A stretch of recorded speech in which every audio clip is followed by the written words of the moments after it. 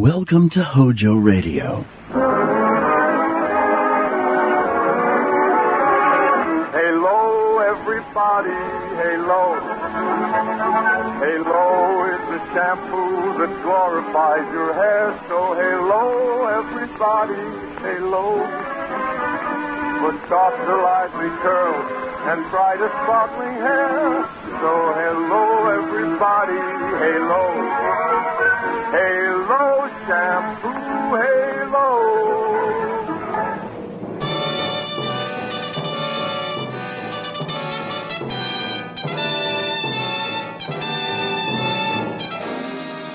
This is Hollywood and CBS presenting Forecast Number 4. Herbert Marshall, directed by Alfred Hitchcock in the first program of a proposed new series entitled Suspense.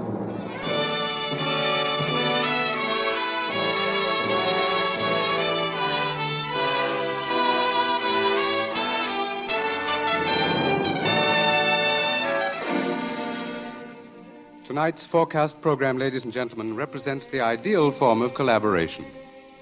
Mr. Alfred Hitchcock, brilliant English director of such outstanding motion pictures as The 39 Steps, Rebecca, and Foreign Correspondent, was eager to create a very special type of radio drama, the suspense story. As narrator and star for his production, he thought at once of the distinguished actor with whom he had been associated in countless British film successes, Herbert Marshall. Mr. Marshall suggested that they dramatize a certain favorite story of his. And that story happened to be the very one Mr. Hitchcock had had in mind. Mrs. Belloc Lowndes' classic in Chills, The Lodger.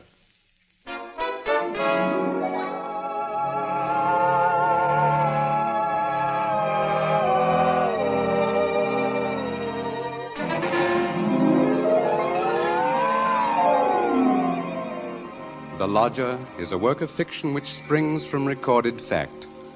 A story which begins in the year 1888 in London. A London terrorized by the fifth in a succession of recent murders.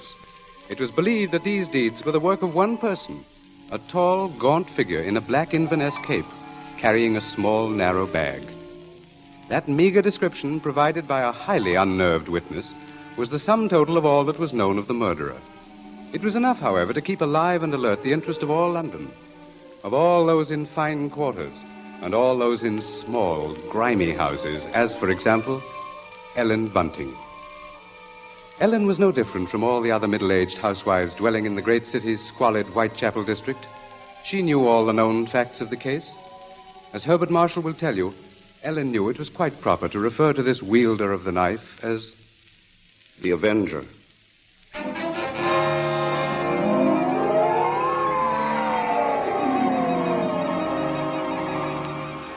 Of course, Ellen Bunting was far more concerned with her personal problems than with thoughts of the Avenger. Yet the case of that strange, elusive killer quite often forced all other matters from her mind. There was that mad, meaningless scheme he seemed to follow. All his victims, for example, had been women. All had been young, attractive, and, oddly enough, blonde. But Ellen could no more understand the motive for his brutal slashings than could the police. This night, she and her husband, Robert Bunting, sat before their fireplace reading the newspaper account of the latest murder. The Avenger had struck again.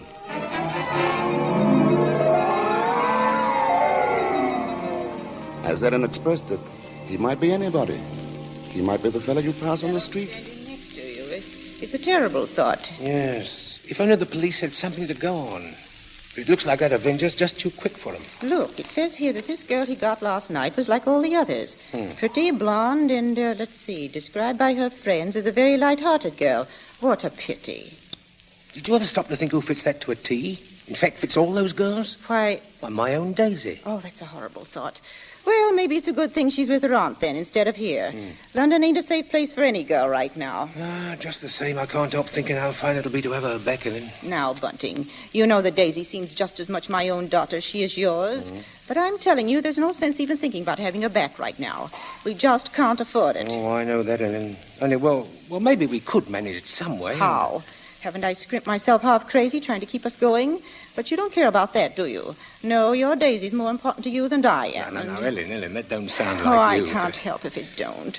What are we going to do? Tell me that. We'll get along, dear. Something will turn up. Oh, we haven't had a lodger for months. Nobody even comes to look at the room anymore. Yes, but things will work out, Ellen. Oh, they ain't never going to work out. Soon we won't even have a roof over our heads and... What? Oh, I'm sorry, Robbie. I didn't mean to take on so... Oh, I know, dear, I know. It's all right. Oh, I didn't think it.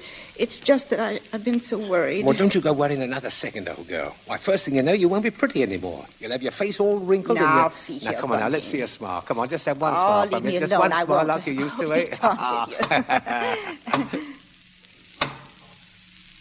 Well, who do you suppose that could be? Awful late for visitors.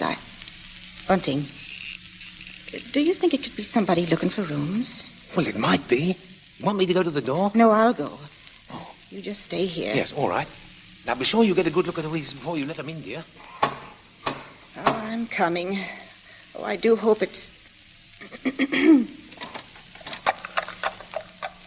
Yes, sir? Is it not true that you let lodgings? Yes, sir. Won't you come in, sir? Thank you. Could I take your cape, sir? There's no need. Now, I'm looking for a quiet room. It must be quiet. Oh, we have that, sir. Above all, our house is quiet. Your bag, sir, may I take it? No, I'll hold it. You'll be so good as to show me the room, please. Oh, yes, sir. It's right up these stairs, sir. This way. Thank you. You see, sir, there's just my husband and me here, and we're ever so quiet, and I'm sure you'll find this room to your liking, sir. Here we are. Now, I'll just light the gas. There. Mm-hmm. Very good. It is pleasant, isn't it, sir?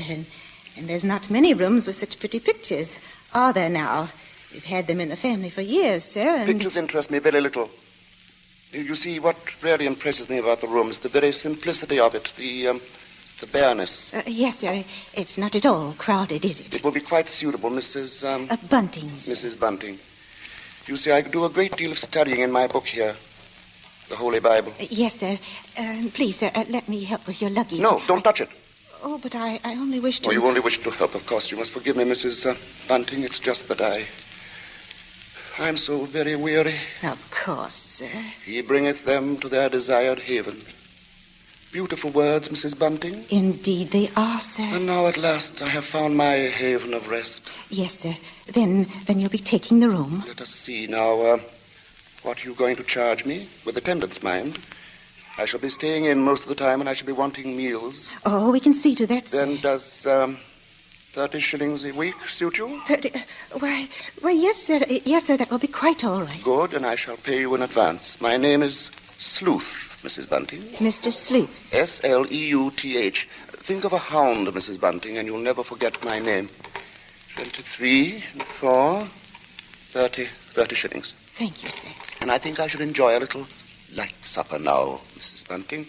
Bread and butter, perhaps. Could you arrange that? Oh, certainly, sir. I'll do that now. And if you'd be requiring any beer or spirits... Certainly not. Oh, sir. What did I say? I thought you understood me, Mrs. Bunting, and I had hoped that you and your husband were abstainers. But we are, sir. We don't keep nothing about. I would have had to go out and... Of course. Oh, I'm sorry, Mrs. Bunting. I fear I spoke sharply. I don't wish you to think me rude. After all, you've been so kind, considerate. I hope I know a gentleman when I see one. Thank you very much. Now, I'll just hurry with your supper.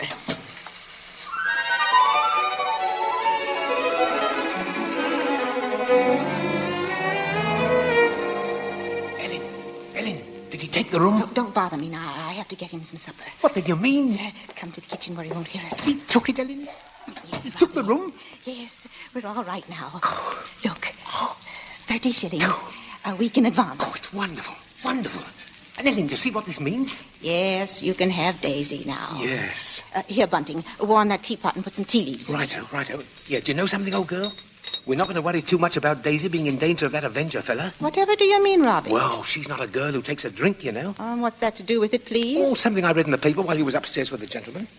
They just found out that every one of the Avenger's victims had been drinking. They figured he must be some kind of a rabid abstainer. What a peculiar chap. Now hurry, Bunting, please. Yeah. Two thoughts only governed Ellen's mind. The lodger's light supper and her own good fortune at having such a lodger. Mr. Sleuth was an eccentric sort, but then he was such a gentleman, so quiet, so very religiously inclined. She started up a staircase to Mr. Sleuth's room, her husband at her side. It won't do no harm to be safe, though, once Blaze is back in London, eh? We'll see she stays closer in the house, Well, I'll be downstairs. Hurry up with his supper, old girl.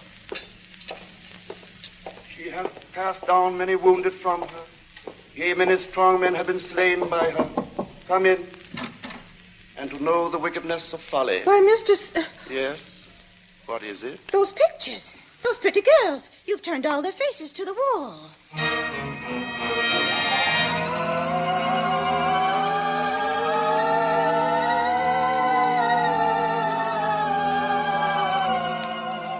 And that maneuver, that strange action, was the beginning of Ellen's concern.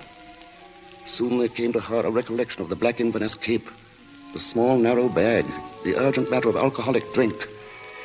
And these details began to shape themselves into a pattern which grew more disturbing with each passing hour. The day following, the lodger did not leave the upstairs room once, nor did he leave the next day. And the oddness of this took its place in the pattern. Then, too, the approaching arrival of Daisy, her stepdaughter, added to her concern. On the second night, her sleep was restless with vague, horrifying images.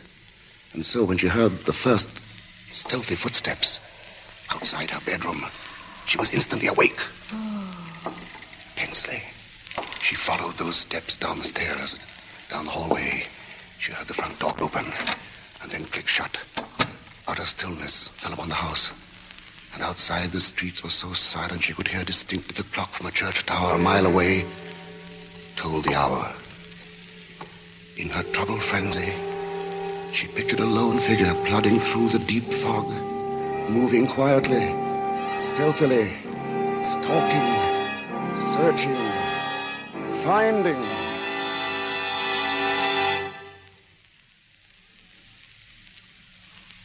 When, soon after she heard the lodger return, she sought to quiet the horrible dread which had possessed her. She assured herself that Daisy's arrival that day was no cause for alarm. Now she reasoned, how could there be anything really evil about so religious a gentleman as Mr. Sleuth? But for her there was no more sleep, merely a tormented state of half-consciousness, a state which suddenly dropped from her shortly after daybreak.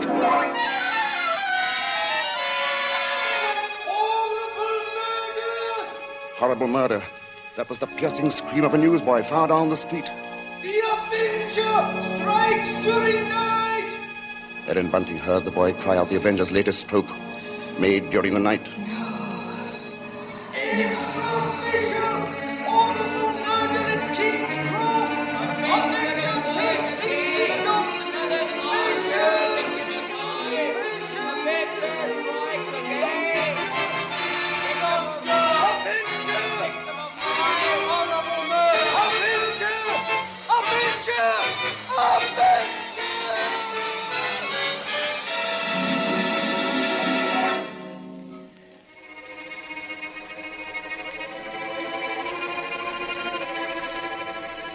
Ellen's first glimpse that morning of the grave-faced lodger brought the sleepless night's warm terror full to the surface. But on the next instant, she saw the pitiable, helpless weariness in his eyes, and curiously the terror began to pass. She found that she was hoping desperately that her fears were unfounded. Earlier, she had determined to tell Bunting of the awful convictions in her mind. Now, however, she felt she must be certain before she spoke to a soul. She knew there was one thing she must examine. That was the lodger's single piece of luggage. She'd thought of it often. What could it hold? Not much in the way of clothing, surely. It was too small, too narrow. It was more like a case. A case for a knife. It was along toward noon that Ellen found her opportunity to search the lodger's room. Soon after Bunting left to meet Daisy, Mr. Sleuth himself walked from the house. Ellen watched the tall, thin figure in the black Inverness cape disappear down the street, and then she rushed upstairs, into the room. Quickly, she moved to the closet. It was no different from what it had always been, utterly empty. She found nothing under the bed. She went then to the chest of drawers against the wall. She opened the top drawer and found inside nothing but a frayed shirt, 2 handkerchiefs. The next drawer, underclothes, socks. The next empty. There remained then only one possible place for the small, narrow bag, the bottom drawer, and it was locked. Tugging at the drawer, she heard suddenly the opening of the front door downstairs. Panic-stricken, she rushed out of the room and down the hall to the head of the stairs. Upstairs, Ellen? Ellen, Daisy's here. Oh, Mother Ellen, it's so good to see you. And whatever's the matter? Yes, you've gone quite white. Oh, well, I'm all right. I wasn't expecting you so soon. Oh, you don't know how fine it is to be back, Mother Ellen. Oh, the country's all right in its way, but there's nothing like London now, is there? No, there isn't. But as long as that Avenger's about, I can see we're going to have to do something about these blonde locks, eh, Ellen? Oh, don't worry about that. I'll dye them maybe, or just pin them under my hat. Daisy, I might as well get you settled. Oh, now, Father, isn't that just like her? She's straight to the point, and no fuss. Well, I'll bet a sixpence you'll have a dust cloth in your hand before you've got your coat off. Mr. Sleuth. Mrs. Bunting, I see my door is open. Oh, we were just leaving, so we... Does this mean that all of you have been in my room? Oh, not at all, sir. What must I do? Keep it locked? But you see, sir, I was just tidying up a bit, and Mr. Bunting, he brought his daughter up, sir. She just arrived. This is Daisy, sir. Pleased to meet you, sir. She's been away for quite a long while, you see, Mr. Sleuth, and that's why we're a bit excited, you might Yes, think. you must have been surprised when you came in, hearing us laughing and carrying on that way. Yes, I must say I was. However, Miss Daisy, there are all types of joy, are there not? Yes, I'm sure there are. The despicable evil joy of the abandoned and the divine happiness of the blessed. A vast difference, that. You do understand me, don't you? Why, yes, sir. Yes, Mr. Sleuth? I devoutly hope so, Miss Daisy. Nowadays, there are so very few young women like yourself who do. In fact, I all but despaired ever of finding one. If you'll excuse us now, sir, we'll be getting Daisy's things put away. Of course, Mrs. Bunting, and I must be getting to my room. Believe me, Miss Daisy, it's been a revelation to meet you. Oh, thank you, sir. I'm sure we shall have much to discuss. He's a queer one, all right. But such a gentleman, isn't he?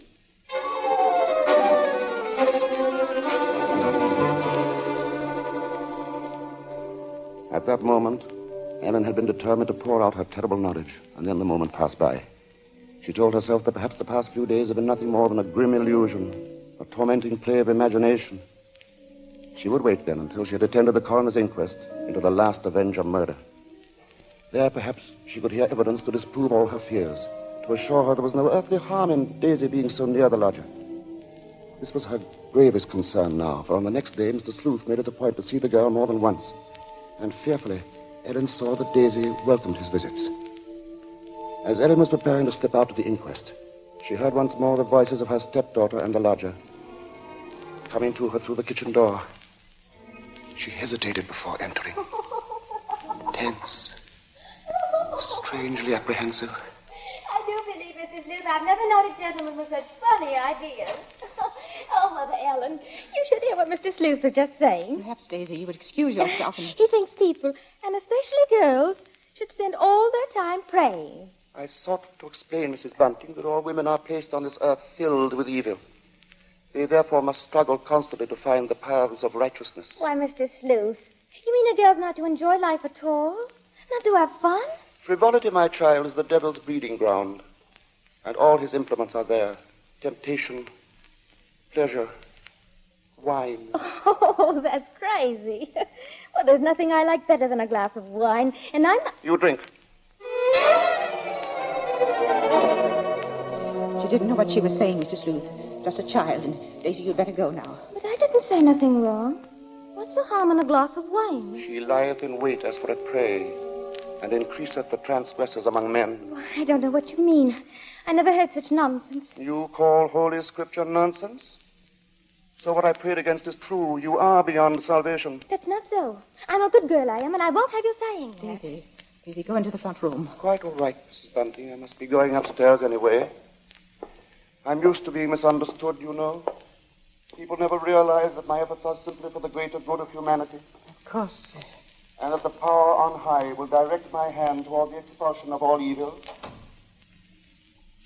Daisy, listen to me. Yes? I've got to tell you about... About what, Mother Ellen? Nothing. I've got to go out for a while now. I'll be back.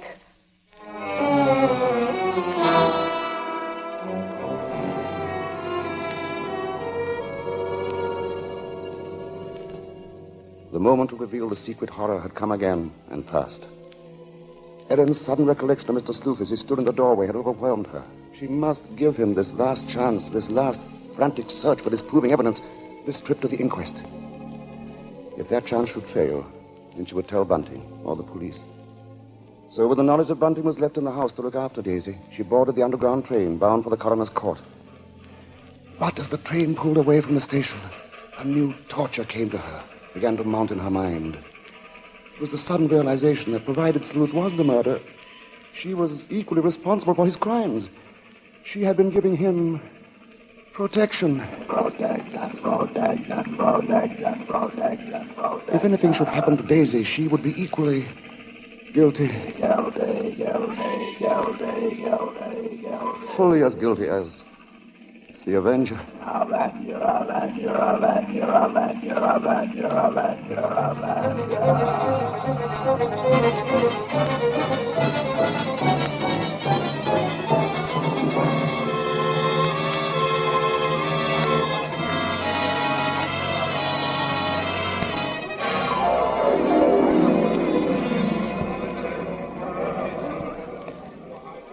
Ellen, seated at the rear of the small but crowded inquest room, listened to each of the witnesses as they were called.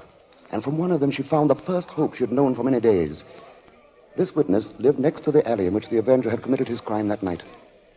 She had seen him from her window, and the man she described in no way resembled Ellen's lodger.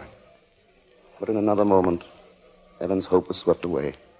It was pointed out that the fog had been so heavy that night that the witness could not possibly have seen the murderer from her window. She left the stand, replaced by a Mr. Cannot. This elderly gentleman was certain that he had not only seen, but talked with the Avenger. It was in Regent's Park, he testified, only a few moments before... the murder, Mr. Coroner. When I saw him, he was quite a tall man, very gaunt-looking, and carrying a handbag. A handbag, you say? Yes, a small, narrow one. Just such a bag, I might add, as might contain a knife. As Ellen heard these words, the tension which had been mounting up within her became almost unbearable. Rigid with horror, she gripped the arms of her chair. She heard the coroner... I shall have to ask for more order in the court. And now, Mr. Cannot, I understand you heard this man speak. Oh, yes. He had a rather high, hesitating voice. An educated man, I would judge, but quite mad. What do you mean by that? Well, as he emerged from the fog, he was talking aloud to himself. Believe me, sir, he was reciting scriptures from the Bible.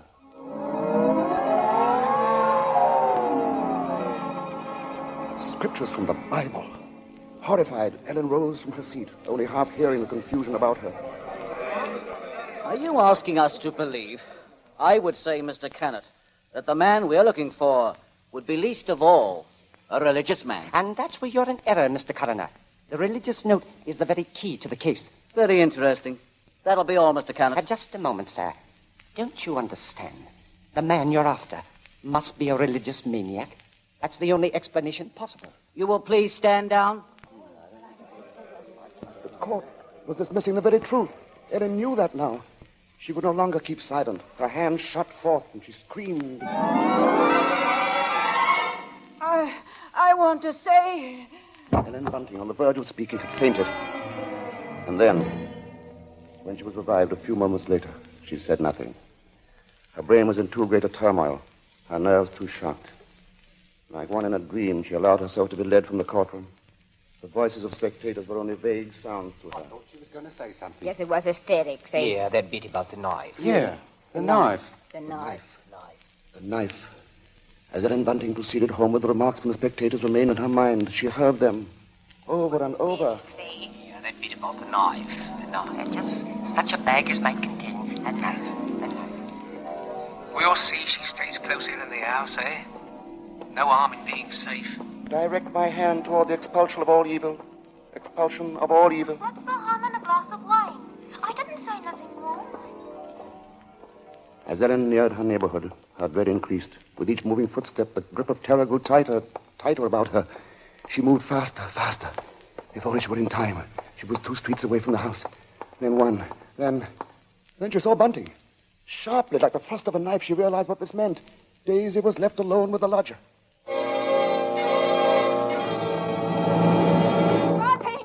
Bunting! Yes, Ellen? What is it? Oh, Bunting, tell me, Bunting. Where's Daisy? Where is she? I say, where? What, home? What? Oh, listen to me. Try to understand. Sleuth is the Avenger. What are you saying? Oh, Lodger, he's the Avenger, Bunting. Oh, but there's no time for that. Daisy's in danger. Hurry, hurry. Yes. Daisy! Daisy!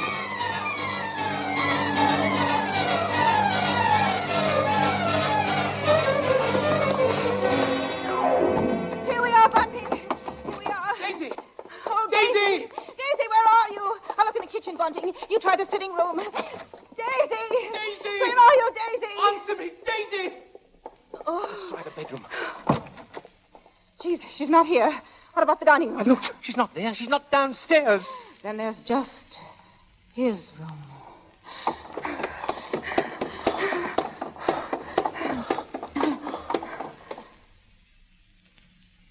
Go on.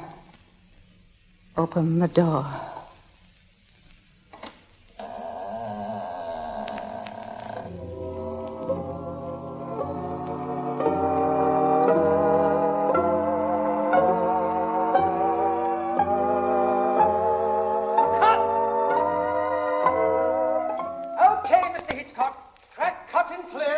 Say, cut. What's the idea, Hitch? I've a few more lines to do.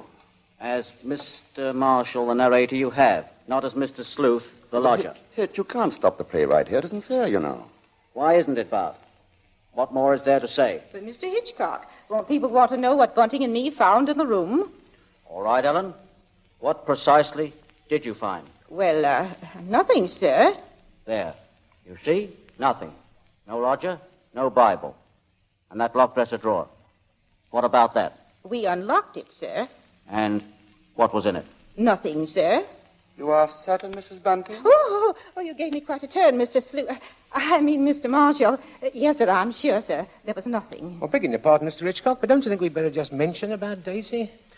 I don't know, Bunting. What do you think we ought to say? Oh, just that the reason she wasn't in the house when Ellen and me got there was, well, she'd gone out for a walk, that's all. Did she enjoy it? Oh, very much, sir. Made it to King's Cross and back in just under an hour, sir. Splendid time, Bunting. Well, there you are, Bart. There's the story. Now, wait a minute, Mr. Hitchcock. You can't do that. That's not the story. Of course it's not. Now, look here, Hitch. Here's the fellow who composed and conducted all our music, Wilbur Hatch. He wants to know about this, too. Everybody does. All right, Bart. What is it they want to know? What became of Mr. Sleuth? Oh, him. Why, he left that afternoon. They never saw him again. And now I think we ought to say something about the Columbia forecast Mr. Hitchcock, so far. sir, will you please... Stop him, Mr. Marshall. Hitch, listen to me. Yes? What is it? They want to know when the Avenger finally was caught. Oh, well, let me ask you something, Bart. Are you acquainted with Loretta Young? Yes, what's that got to do with it? Well, in next week's Columbia preview series, Miss Young will take the starring role in the drama of an American Red Cross nurse. That's good news, isn't it? Oh, that's great. But now listen, Hitch. You've just got to tell that audience exactly when and how Mr. Sleuth was caught. Caught? Why on earth should he be caught? Why? Well, he was the Avenger, wasn't he? Was he?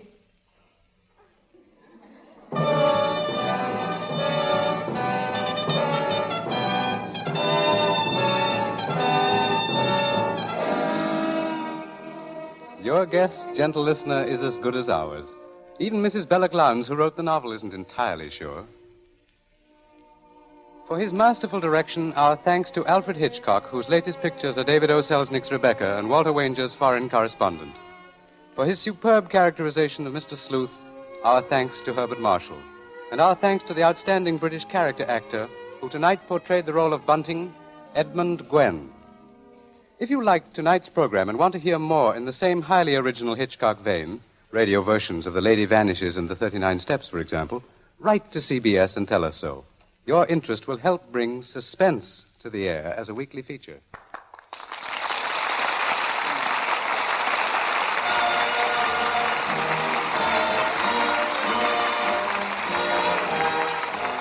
Forecast next week presents from Hollywood, Loretta Young in Angel, first of a proposed series based on the adventures and the romance of a typical Red Cross nurse. From New York, a new sort of comedy show, Ed Gardner as Archie in Duffy's Tavern, with Gertrude Nielsen, Colonel Stoopnagle, Larry Adler, and John Kirby's orchestra. Don't miss Forecast at this hour next week.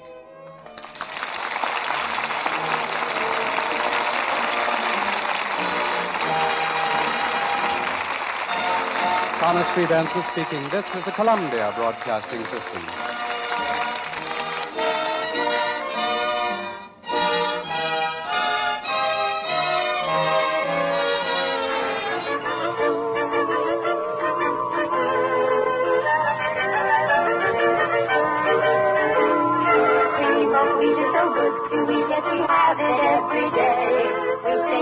It will make us strong and it takes us out. Hooray! It's good for growing babies and grown-ups to eat.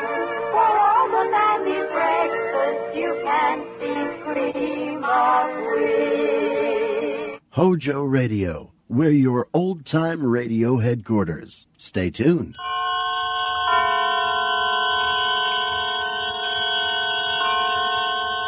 The Columbia Network takes pleasure in bringing you Suspense.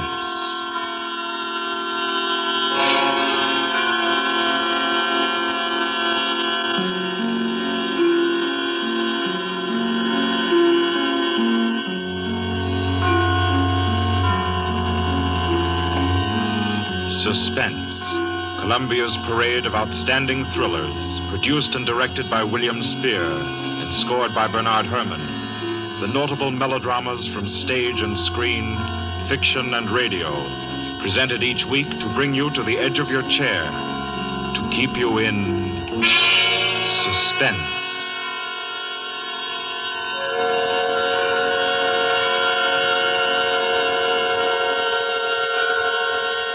Good evening. This is Orson Welles. I'm very happy I am to be back in the United States and back on the Columbia Network, even for so short a visit as this one. Back with old friends like Johnny Dietz, who's tonight's director, and Bernard Herrmann.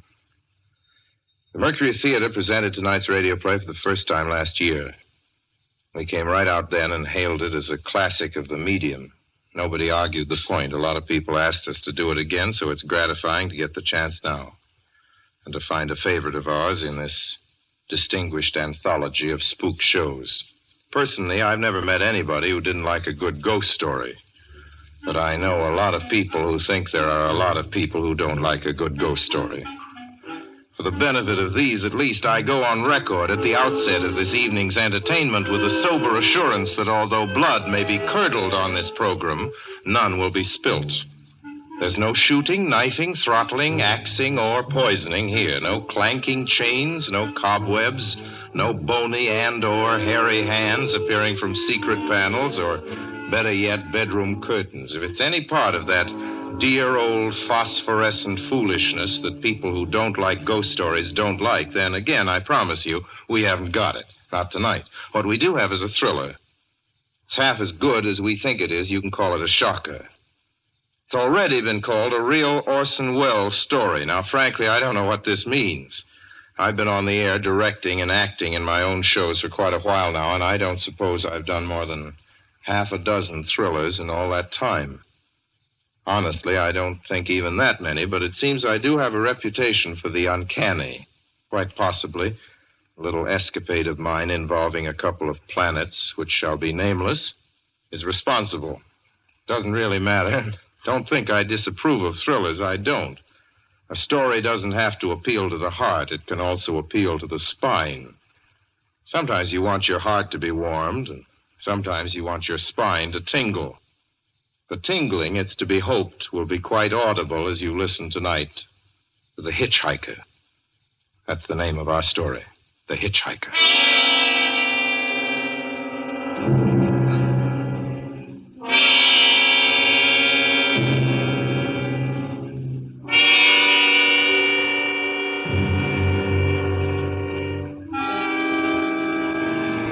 I'm in an auto camp on Route 66, just west of Gallup, New Mexico. If I tell it, perhaps it'll help me. Keep me from going crazy. I gotta tell this quickly. I'm not crazy now. I feel perfectly well, except that I'm running a slight temperature. My name is Ronald Adams. I'm 36 years of age, unmarried, tall, dark, with a black mustache. I drive a 1940 Buick, license number 6Y175189. I was born in Brooklyn. All this I know. I know that I'm at this moment perfectly sane. that it's not me who's gone mad. It's something else. Something utterly beyond my control. I've got to speak quickly. At any minute, the link may break. This may be the last thing I ever tell on Earth. The last night I ever see the stars. 6 days ago, I left Brooklyn to drive to California. Goodbye, son. Good luck to you, my boy. Goodbye, Mother. Here, give me a kiss, and I'll go. I'll come out with you to the car. Oh, no, it's raining. Stay here at the door. Hey, what's this? Tears? I thought you'd promised me you wouldn't cry. I know, dear. I'm sorry. But I do hate to see you go. I'll be back. It'll only be on the coast 3 months. Oh, it isn't that. It's just the trip. Ronald, I wish you weren't driving. Oh, Mother, there you go again. People do it every day. I know, but you'll be careful, won't you? Promise me you'll be extra careful. Don't fall asleep or drive fast or pick up any strangers on the road. Oh, gosh. I think I was still 17 to hear you talk. Oh. And wire me as soon as you get to Hollywood, won't you, son? Of course I will. Don't you worry. There's nothing going to happen. It's just 8 days of perfectly simple driving on smooth, decent, civilized roads with a hot dog or a hamburger stand every 10 miles.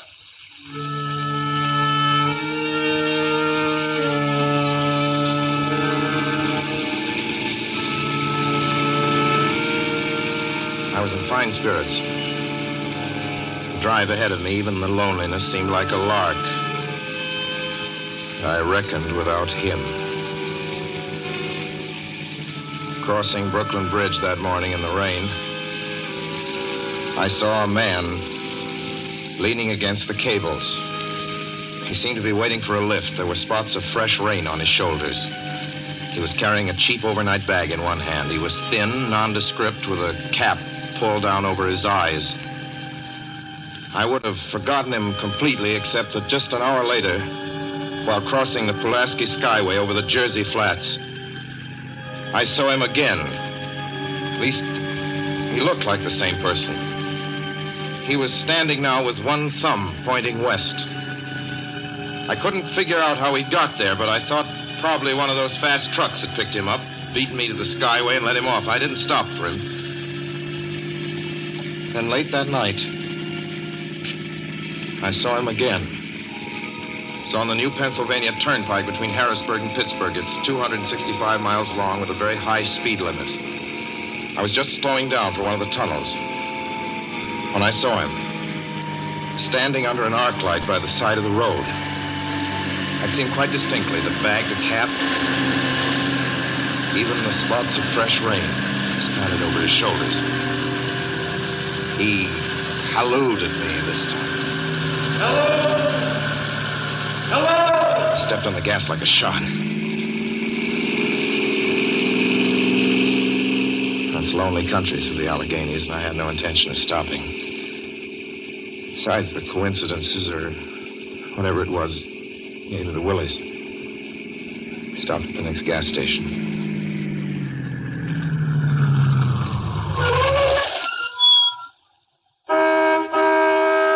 Yes, sir. Fill her up. Certainly, sir. Check your oil, sir? No, thanks.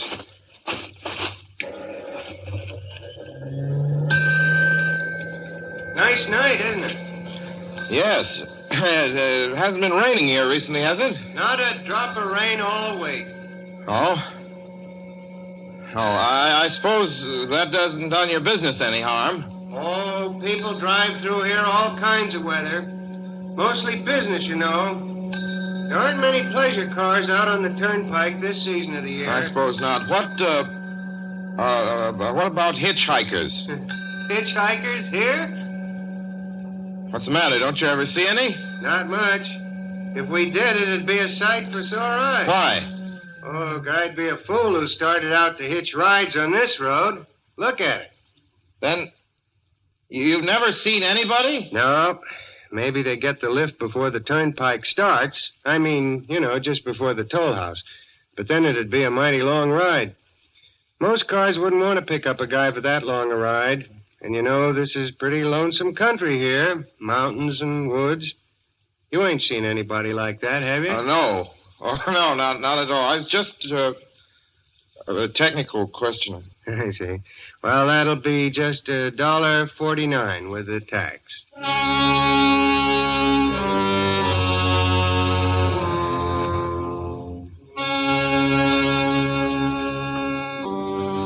Gradually passed through my mind a sheer coincidence. I had a good night's sleep in Pittsburgh. I didn't think about the man all next day until just outside of Zanesville, Ohio, I saw him again. It was a bright, sunshiny afternoon. The peaceful Ohio fields, brown with the autumn stubble, lay dreaming in the golden light. I was driving slowly, drinking it in, when the road suddenly ended in a detour. In front of the barrier, he was standing. Let me explain about his appearance before I go on. I repeat, there was nothing sinister about him. He was as drab as a mud fence, nor was his attitude menacing. He merely stood there, waiting, almost drooping a little, a cheap overnight bag in his hand. He looked as though he'd been waiting there for hours. And he looked up. He hailed me. He started to walk forward. Hello? Hello? Hello? No, not just now. Sorry. Going to California? No, not today. The other way, going to New York. Sorry.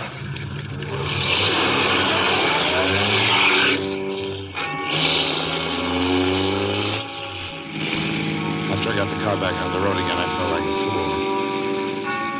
Yet the thought of picking him up, of having him sit beside me, was somehow unbearable. At the same time, I felt more than ever unspeakably alone.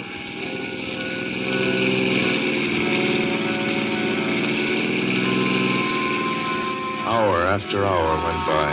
Fields, the towns ticked off one by one. The light changed. I knew now that I was going to see him again. And though I dreaded the sight, I caught myself searching the side of the road, waiting for him to appear.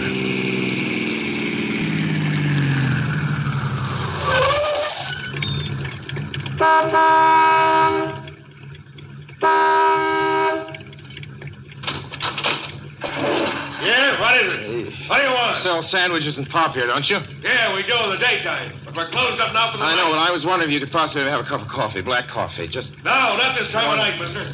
My wife's a cook. She's in bed. No, don't shut the door, please. Listen, just a minute ago... Just a minute ago, there was a man standing here right beside the stand, a suspicious-looking man. I don't mean to disturb you.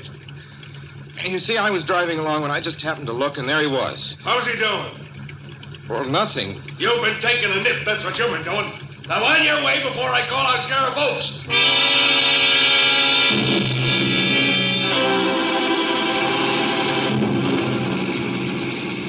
I got into the car again and drove on slowly. It's getting to hate the car. If I could have found a place to stop, to rest a little. I was in the Ozark Mountains of Missouri now. A few resort places there were closed, only an occasional log cabin, seemingly deserted. That's all that broke the monotony of the wild, wooded landscape. I had seen him at that roadside stand. I knew I'd see him again. Maybe at the next turn of the road. I knew that when I saw him next, I would run him down.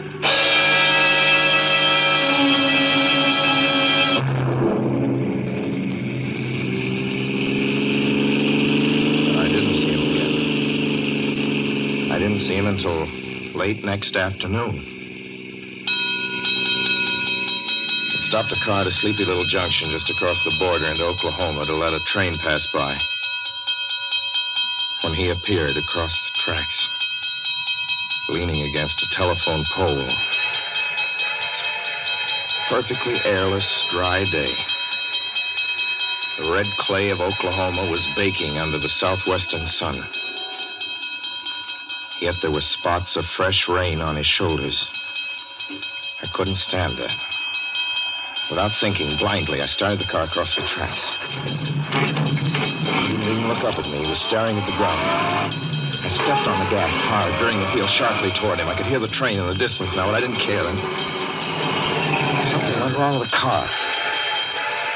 The train was coming closer. I could hear its bell ringing and the cry of its whistle. Still, he stood there. And now I knew that he was beckoning me to my death.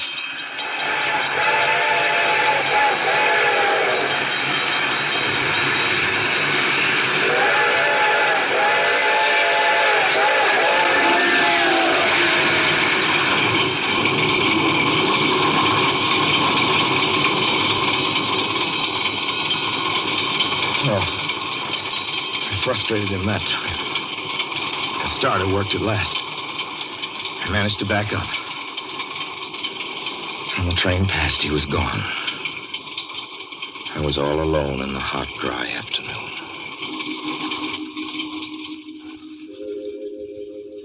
After that, I knew I had to do something. I didn't know who this man was or what he wanted of me. I only knew that from now on, I mustn't let myself alone on the road for 1 minute. Hello there. Like a ride? Well, what do you think? How far are you going? Where do you want to go? Amarillo, Texas. I'll drive you there. Gee.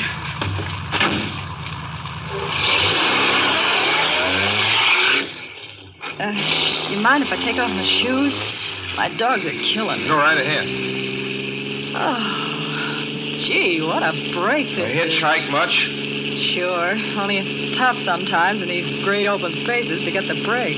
I should think it would be, though I'll bet you get a good pickup in a fast car. If you did, you could get places faster than, say, another person in another car, couldn't you? I don't get you. Well, take me, for instance. Suppose I'm driving across the country, say, at a nice, steady clip, about 45 miles an hour. Couldn't a girl like you just standing beside the road waiting for Liz beat me to town? Or any town, provided she got picked up every time in a car doing from 65 to 70 miles an hour? I don't know. What difference does it make? Oh, no difference. It's just a crazy idea I had sitting here in the car. Imagine spending your time in a swell car thinking of things like that. What would you do instead? What would I do? If I was a good-looking fellow like yourself, why, I just enjoy myself every minute of the time. I'd sit back and relax. And if I saw a good-looking girl along the side of the road... Hey, look out! Did you see him? See who? A man standing beside the barbed wire fence. I didn't see anybody. It wasn't nothing but a bunch of cows and a wire fence. No? What'd you think you was doing? Trying to run into the barbed wire fence? There's a man fence? there, I tell you. A thin gray man with an overnight bag in his hand. And I was trying to run him down. Run him down? You mean kill him? Say you didn't see him back there? You sure? I didn't see a soul. As far as that's concerned... Watch for him the next time and keep watching. Keep your eyes peeled on the road. He'll turn up again. Maybe any minute now. There! Look there!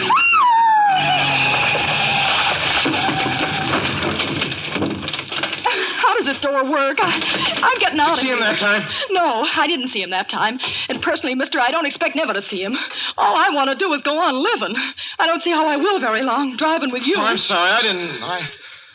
I don't know what came over me, but please don't go. So if you'll excuse me... You can't go. Listen, how would you like to go to California? I'll drive you to California. Seeing pink elephants all the way? No, thanks.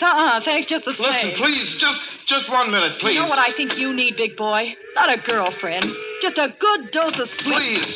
There, I got it now. No, you can't go. Please, come Leave your back. hands off me. Do you hear? Leave your hands off...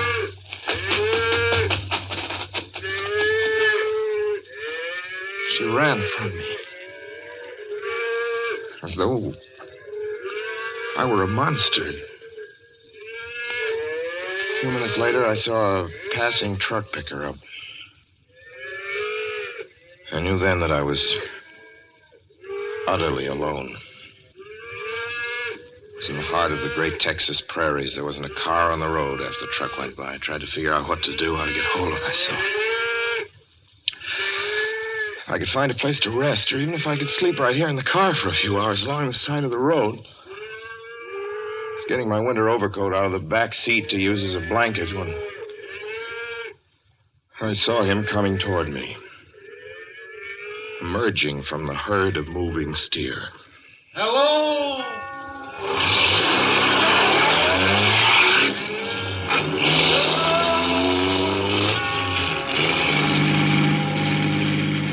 Maybe I should have spoken to him then. Fought it out then and there. For now he began to be everywhere. Wherever I stopped, even for a moment, for gas, for oil, for a drink of pop, a cup of coffee, sandwich, he was there. I saw him standing outside the auto camp in Amarillo that night when I dared to slow down. I was sitting near the drinking fountain of a little camping spot just inside the border of New Mexico. He was waiting for me outside the Navajo reservation where I stopped to check my tires. I saw him in Albuquerque when I bought 20 gallons of gas. I was afraid to stop now. I began to drive faster and faster. I was in lunar landscape now. The great arid mesa country of New Mexico. I drove through it with the indifference of a fly crawling over the face of the moon. Now he didn't even wait for me to stop. Unless I drove at 85 miles an hour over those endless roads, he waited for me at every other mile. I'd see his figure, shadowless, flitting before me, still in its same attitude, over the cold, lifeless ground, flitting over dried-up rivers, over broken stones cast up by old glacial upheavals, flitting in that pure and cloudless air. I was beside myself when I finally reached Gallup, New Mexico this morning.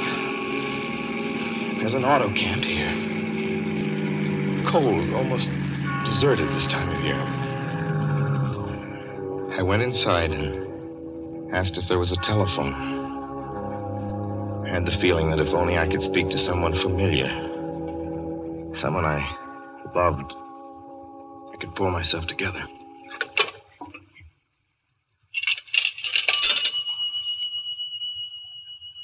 Your call, please. Long distance. Long distance, certainly. This is long distance. I'd like to put in a call to my home in Brooklyn, New York. I'm Ronald Adams. The number is Beechwood 20828. Certainly. I will try to get it for you. Albuquerque. New York for Gallup. New York. Gallup, New Mexico, calling Beechwood 20828. I'd read somewhere that love could banish demons. It was the middle of the morning. I knew Mother would be home. I pictured her tall and white-haired in her crisp house dress, going about her tasks. Be enough, I thought, just to hear the even calmness of her voice. Will you please deposit $3.85 for the first 3 minutes? When you have deposited $1.50, will you wait until I have collected the money?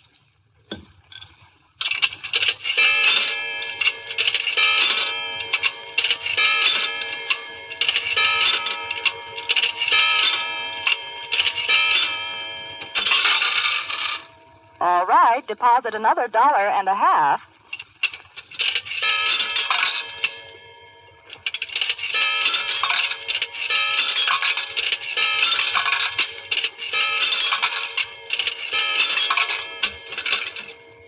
Will you please deposit the remaining 85 cents?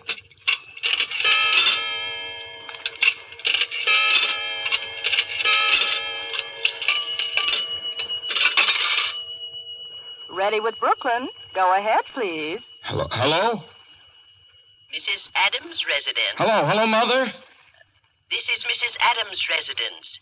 Who is it you wish to speak to, please? What? Who's this? This is Mrs. Whinney. Mrs. Whinney? I don't know any Mrs. Whinney. Is this Beechwood 20828? Yes? Where's my mother? Where's Mrs. Adams? Mrs. Adams is not at home. She's still in the hospital. The hospital? Yes. Who is this calling, please? Is it a member of the family? Well, what's she in the hospital for? She's been prostrated for 5 days. Nervous breakdown. But who is this Nervous calling? breakdown? Well, my mother never was nervous. It's all taken place since the death of her oldest son, Ronald. Death of her oldest son, Ronald? Hey, what's this? What number is this? This is Beechwood 20828. It's all been very sudden. He was killed just 6 days ago in an automobile accident on the Brooklyn Bridge. Your 3 minutes are up, sir. Your 3 minutes are up, sir. Your 3 minutes are up, sir. And so I'm sitting here in this deserted auto camp in Gallup, New Mexico. I'm trying to think. I'm trying to get hold of myself. Otherwise, I'm going to go crazy. Outside, it's night. The vast, soulless night of New Mexico. 1 million stars are in the sky. Ahead of me stretch 1,000 miles of empty mesa. Mountains, prairies, desert. Somewhere among them, he's waiting for me. Somewhere I shall know who he is and who I am.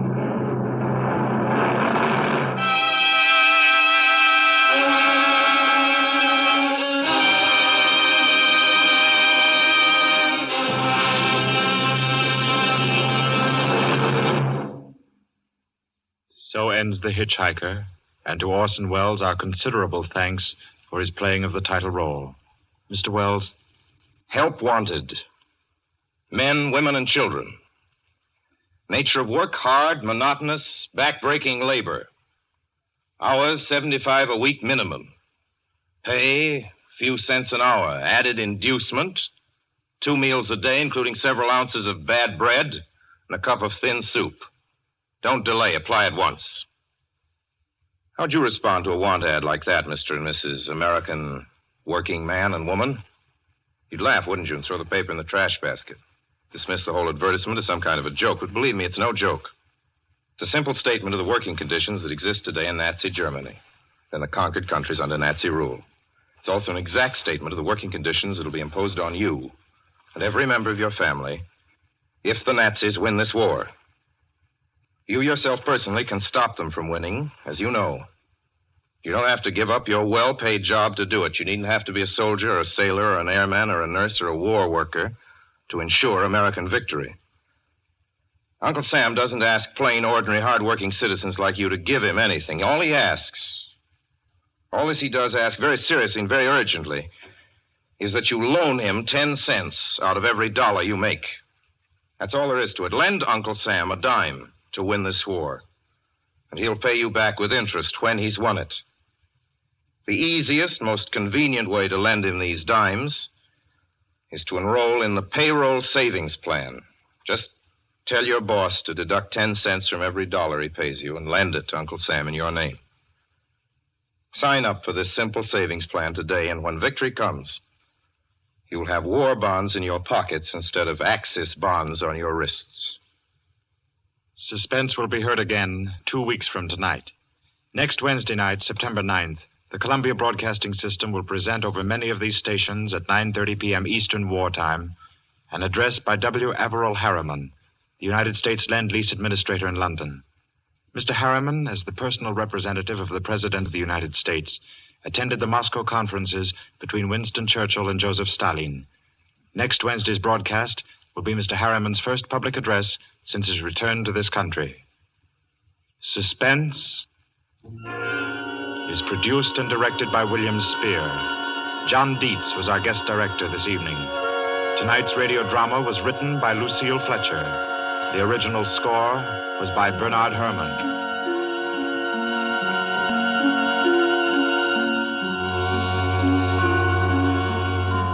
This is the Columbia Broadcasting System.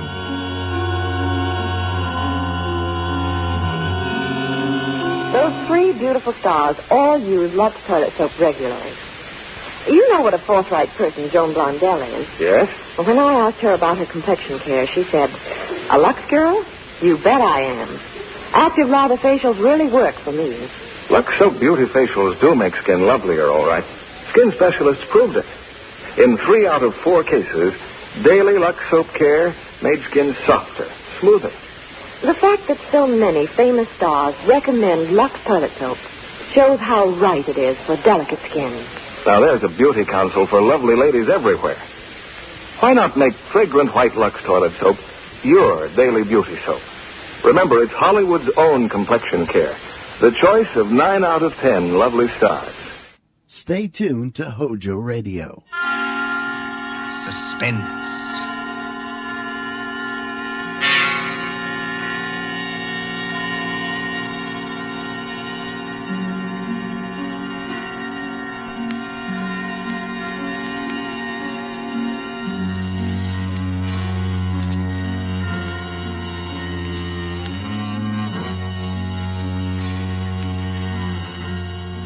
Thrill of the nighttime, the hushed voice and the prowling step, the stir of nerves at the ticking of the clock, the rescue that might be too late, the crime that is almost committed, mystery and intrigue and dangerous adventures.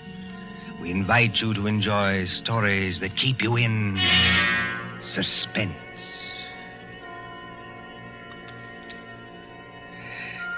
Can a man stake his life against $25,000?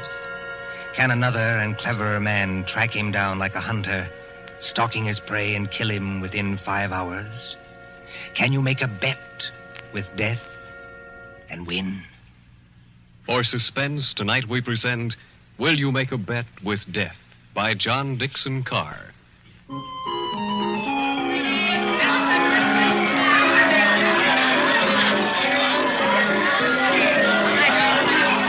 Coney Island on a summer day. There's the beach, bright colored with bathing suits. There's the boardwalk, all straw hats and summer dresses. There's the Ferris wheel and the roller coasters. There is all humanity eating hot dogs and having a good time. And over there, beyond that souvenir shop, is the haunted mill. You get into a little boat. You float through a narrow tunnel into the dark while witches scream. But that fools nobody, does it? There couldn't be any real terror, could there? While the bands are playing and the crowd goes by and... Ladies and gentlemen, a unique attraction. It hurts me to see you stand there and miss this. Only 10 cents, 1 dime, the 10th part of $1 to go through the old haunted mill and get the thrill of your lives. An overstatement, if you ask me. 1 ticket, please. Did you say 1 ticket, lady? That's right, 1 ticket. What's the thrill? Beg pardon, lady? I said, what's the thrill? Lady, the gals who come here with their boyfriends don't have to ask that. 10 cents, please. This way and mind the gate. Thank you. Step right up, ladies and gentlemen. Get your ticket for the old haunted mill where ghosts will walk and corpses... Give me some tickets. Now, Hurry. just a minute, young fella. I know you want to get into the old haunted mill, but there's plenty of time. How many tickets? I don't know. Better give me 10. 10 tickets. Do you hear that, ladies and gentlemen? Here's a young fella who likes the old haunted mill so much he buys 10 tickets. Don't call everybody's attention. Listen, I've got a better idea. Whatever boat comes after mine, I'll give you an extra $1 to send that boat through empty. Now, what's the matter, son? The cops ain't after you, are they? No. It's nothing like that. Will you do it? Well, money talks, young fellow. Okay, go ahead.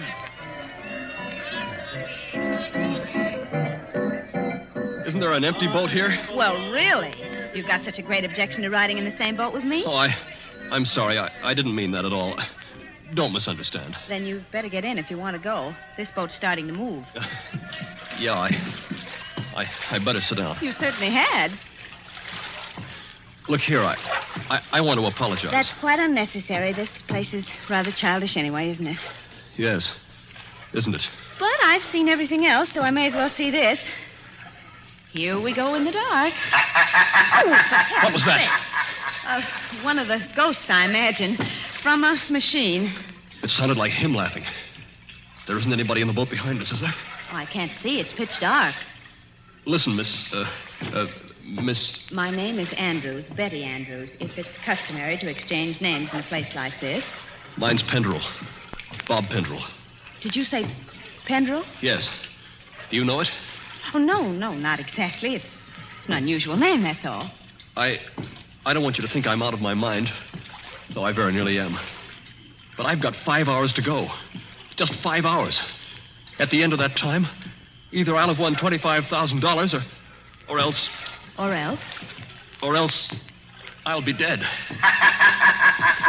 You know, I wish I'd kept you away from this boat. Well, there's nothing to get alarmed about. For you.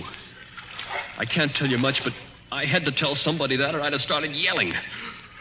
There's just one other thing. Is there? In these places, they've usually got little dim-lighted rooms along the way. Yes, Exhibits. boats and things. Yes. Well, when we come to one, I'm going to get out of this boat and hide there. Just don't get alarmed, and don't tell anybody when you go out. But why should you do that? I think I see a light ahead. There is a light, but... Dim, too. That's all to the good. It's...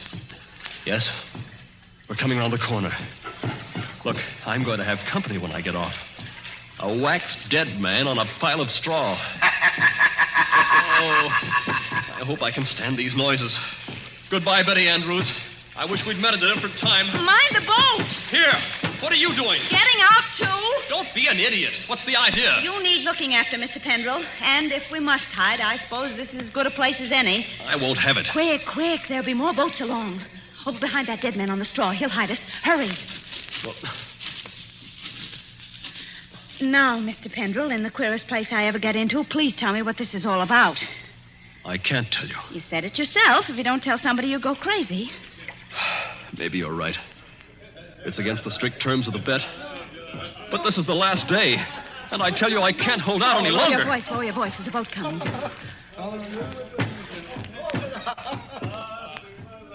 I wonder if you ever heard of my stepfather, John Destry. Yes. I imagine everybody has. He's a millionaire, and I'm not. I'm just a chemist, an analytical chemist. Not very successful. So if I'd had time, if I'd had money, I might have worked out a process that would have... Well, I think it would have helped in the war. But he's got money. Yes, he's got money. Well, my mother died years ago. This Destry's a big, white-haired, fine-looking fella. You'd think butter wouldn't melt in his mouth. He's got an apartment in the East 60s, secretary, I never met her, valet, cook, that kind of thing. Well, he used to invite me there. I wouldn't go. Then he got hold of a book I had to have, a German work on chemicals. So I went. After dinner in that study of his, over the brandy...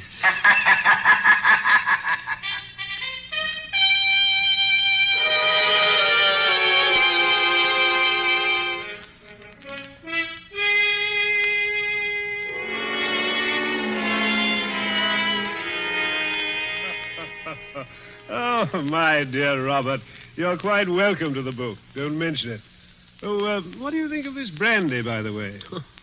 It's excellent, thanks. Yes, I thought you'd like it. And now that we're all relaxed, comfortable after dinner, tell me something. Yes, Mr. Destry? You hate me, don't you? Frankly, I do. And always have. Good. Then you'll be relieved to hear I've always felt the same about you. But tell me something else. Did you ever know me to break my word? No, I never did. I'll give you that. I asked you, Robert, because I want to make a little bet with you. That is, if you have the nerve, which I doubt. Well, I'm afraid I can't afford to make bets. You were always careless with money, Robert. Well, I've been thrifty. I saw that when your mother was alive. But you can afford to make this bet. Look here, in my desk. Well? $25,000, Robert. $25,000 in 5 $100 bills. And what would I have to bet against that? Your life. What? My life? There's the money in the drawer. Look at it. What wouldn't you give for that money? What wouldn't you give to have it for this precious work of yours that you're so fond of and that you've failed in miserably? So far I've failed, yes. Oh, I've had a fairly good life as lives go. My heart isn't as good as it might be, but the doctors say I'll last a little while yet. But before I go, there's one pleasure, one little exquisite thrill for me to experience. I want to commit a murder. Yes, I said a murder. My bet is that I can kill you within 6 months, and that you can't stop me, and that I'll never be punished for it. What do you say? Yes or no? I believe you mean that. Of course I mean it. And just how would you propose to kill me? Ah, that would be telling. You know, if I had time to think this thing over... There's no thinking it over. Now. Yes or no? Yes. You must need the money badly, Robert. I do need it. But oddly enough, Mr. Destry, that isn't why I'm doing this. No? No. I want to show you can't play the Lord Almighty and get away with it. Are you challenging me? Yes. You don't think I can do it? I know you can't. We mustn't get excited, Robert. There will be conditions to the bet, you understand? What conditions? First of all, you'll never mention this matter to anyone. All right. That seems fair enough. You'll remain within the city limits of New York for 6 months. You'll spend at least 1 hour of every day walking the open streets alone. All right. You'll spend at least 1 hour every evening in your own room, alone. I may come to see you, or I may not. Trying to scare me already, are you? Finally, you'll write out a little note and give it to me. There's pen and paper on the desk in front of you. Write it now.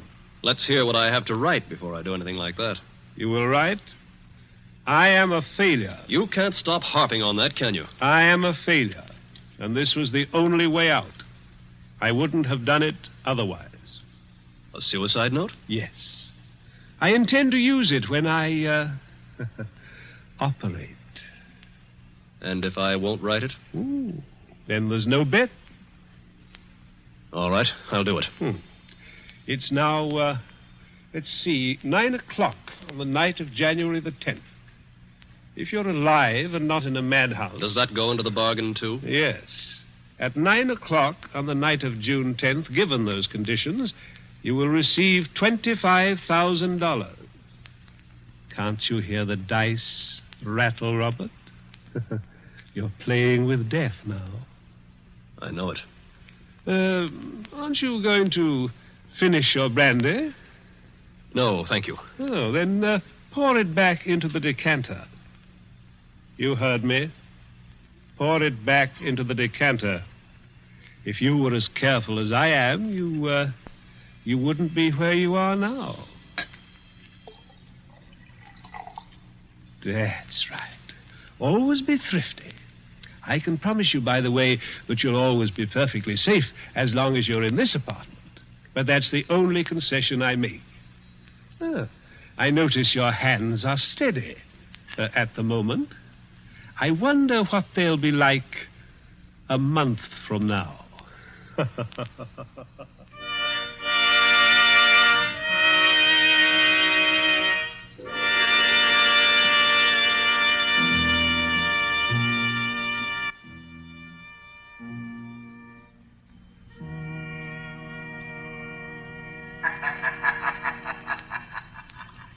So you were fool enough to make a bet with John Destry. Listen, Betty. I want to tell you what else happened the same night. I got on a Fifth Avenue bus and started to look through that book that Destry gave me. It was a book that I wanted about poisons. Well, just as I opened it, I felt something sharp prick my fingers. I looked down, and my hands were covered with blood. He had sewn safety razor blades in a line down the inside edge of the cover. Oh, no. Yeah. A little white card fell out of the book, and I read it. It said, "See how easy it is to take you off guard? Those razor blades aren't poisoned, but they might have been. Take warning."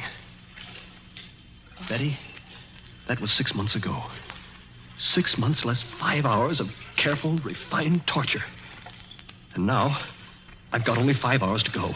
What's he done in the meantime? Nothing. Nothing. I don't understand. Nothing at all. That's the cleverness of it. He's left me waiting. Expecting something. Expecting it every hour of the day or night. Once at the laboratory where I work, I opened a box that I thought was from a chemical supply house. And a Mexican tarantula, one of those furry spiders about as big as your fist, ran out across my hand. It was a toy tarantula. He enclosed a card asking whether I didn't admire it. Bob, this can't go on. I used to think I didn't have a nerve in my body. I could hold a test tube at arm's length absolutely steady for minutes at a time. Now look at me. Don't, please, don't. But the waiting's almost over now. Walking the streets, wondering who's behind you. Sitting alone at night, listening for every step on the stair. He's got very little time left now, and he's got to do something. The question is, what's he going to do? Well, maybe he doesn't mean it. Maybe he's only doing it to scare you. And lose all that money? Oh, you don't know my stepfather. Listen. Huh? I don't hear anything. That's just it. There's no sound of running water. The boats have stopped. Then we're all by ourselves in here. All with him. Yes. Oh, Lord, how I wish I hadn't gotten you into this. Oh, I'm all right. Or at least I think I am. I thought I saw him in the crowd outside, but I couldn't be sure. I'm seeing him everywhere. Now, Bob, just a minute. Just tell me one more thing. Did you ever see Mr. Destry, I mean face to face, after that first night? Oh, many times. He came to see you? He came to my laboratory once, yes, but mostly I went to see him. And why? Because it was the only place in the world I could feel safe. He's promised that nothing should happen to you while you were in his apartment. Don't you see it was part of the torture? Night after night he'd invite me, and I'd go, right up until last night. Last night, we were in that study of his, with the devil masks on the walls, and he was sitting behind the big mahogany desk.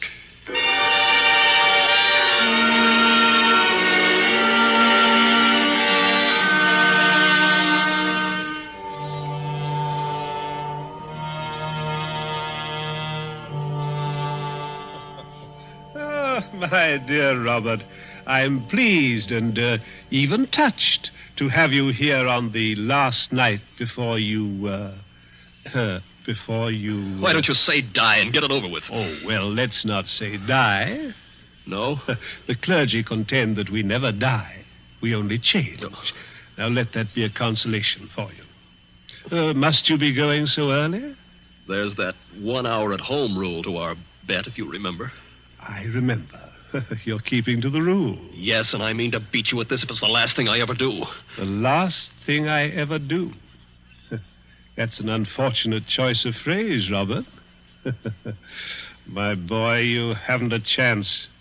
Something's going to happen to you within the next 24 hours when you least expect it. Will you answer me one question? If I choose.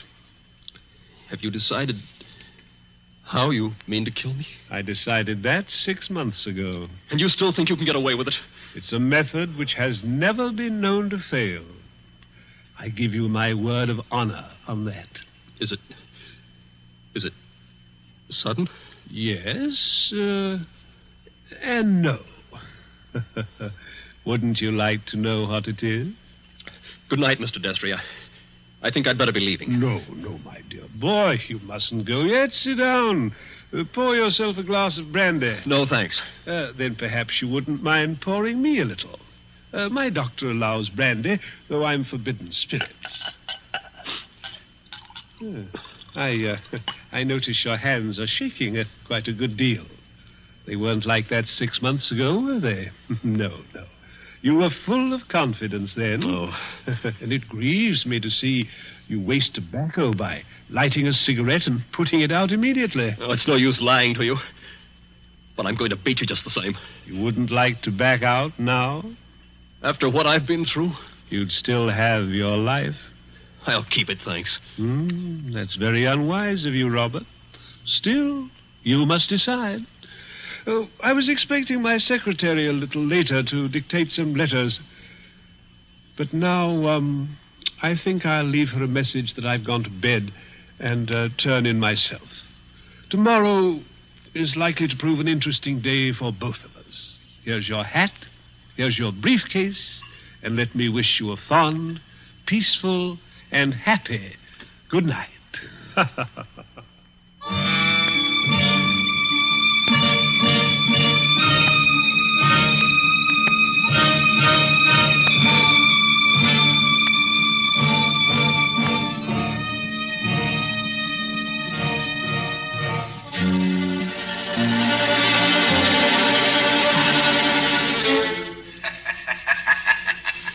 That was last night, Betty. I said I had 5 hours to go. It's less than 4 hours now. If I can keep away from the old devil until 9 o'clock. I wish those boats would start running again. Why? Because it's almost as spooky in here as a real old mill. I know. Even that wax dummy on the straw. Any minute now. You're expecting to see him move? So am I. Now, don't stand up. It doesn't matter. If the boats aren't running, we can hear anybody who comes along. I hope so. Do you think Destry's got in? Bobby can't have got in. He can't even be here. Why not? Because Mr. Destry told me... Mr. Destry told you? I'm his secretary. You know, Betty Andrews, I'm sorry it was you who did this. Did what? You can't guess, can you? Oh, Bob, I didn't come here to trap you or spy on you. If that's what you're thinking, I swear I didn't. No. You only got me to tell you the whole story and lose my bet. I haven't heard a single word you said. Bob, please believe that. He didn't send you here, of course. No. And of course you never saw me at his apartment last night. No, I swear I didn't. I got there late. He'd gone to bed. I didn't even take off my hat or gloves before I left again. Don't you understand, Bob? I hate him, too. I want to see you beat him. You've got to beat him. You mean that? Look at me and see if I mean it. Betty, I almost believe you. You must believe me. And anything else? we better hide behind that dead man. Hurry. Those boats have started up again. I wish I could tell you, Betty, what that means to me. Come on, hurry. Wait a minute, you two. What? Stay just where you are. Where's that voice coming from? Along the tunnel, I think. But it's not Destry's voice. No, it's a man standing up at a boat. He's coming around the corner. I can see him now. Hurry. The old haunted mill, eh? My golly, if this ain't some place to make a pinch, I never heard of one. What do you mean? Make a pinch? Just what I said. Your name, Robert Pendrell? Yes. Who are you and what do you want? Police headquarters. You're to come along with me. I want to see you over in New York. About what? I wouldn't know, lady, but it might be about the murder of John Destry. Oh, no! Did you say the murder of John Destry? That's right. Somebody poisoned him last night with mercury cyanide. I wouldn't have got you at all, maybe, if the barker outside there hadn't thought the cops were after you to start with. Betty. Yes, Bob? He's beaten me. He hasn't beaten you. Oh, yes, he has. And I know now the weapon Destry was going to use in killing me. What weapon?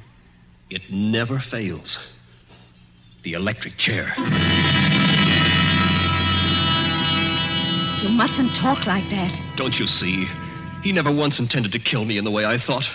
Are you coming quietly, Mr. Pendrell? Just a minute. He's poisoned himself. But he's left evidence to show I did it. He's killing me the worst way possible. He's won the bet. The money doesn't matter now. If I'm in the death house for murder, what use have I got for all the money in the world?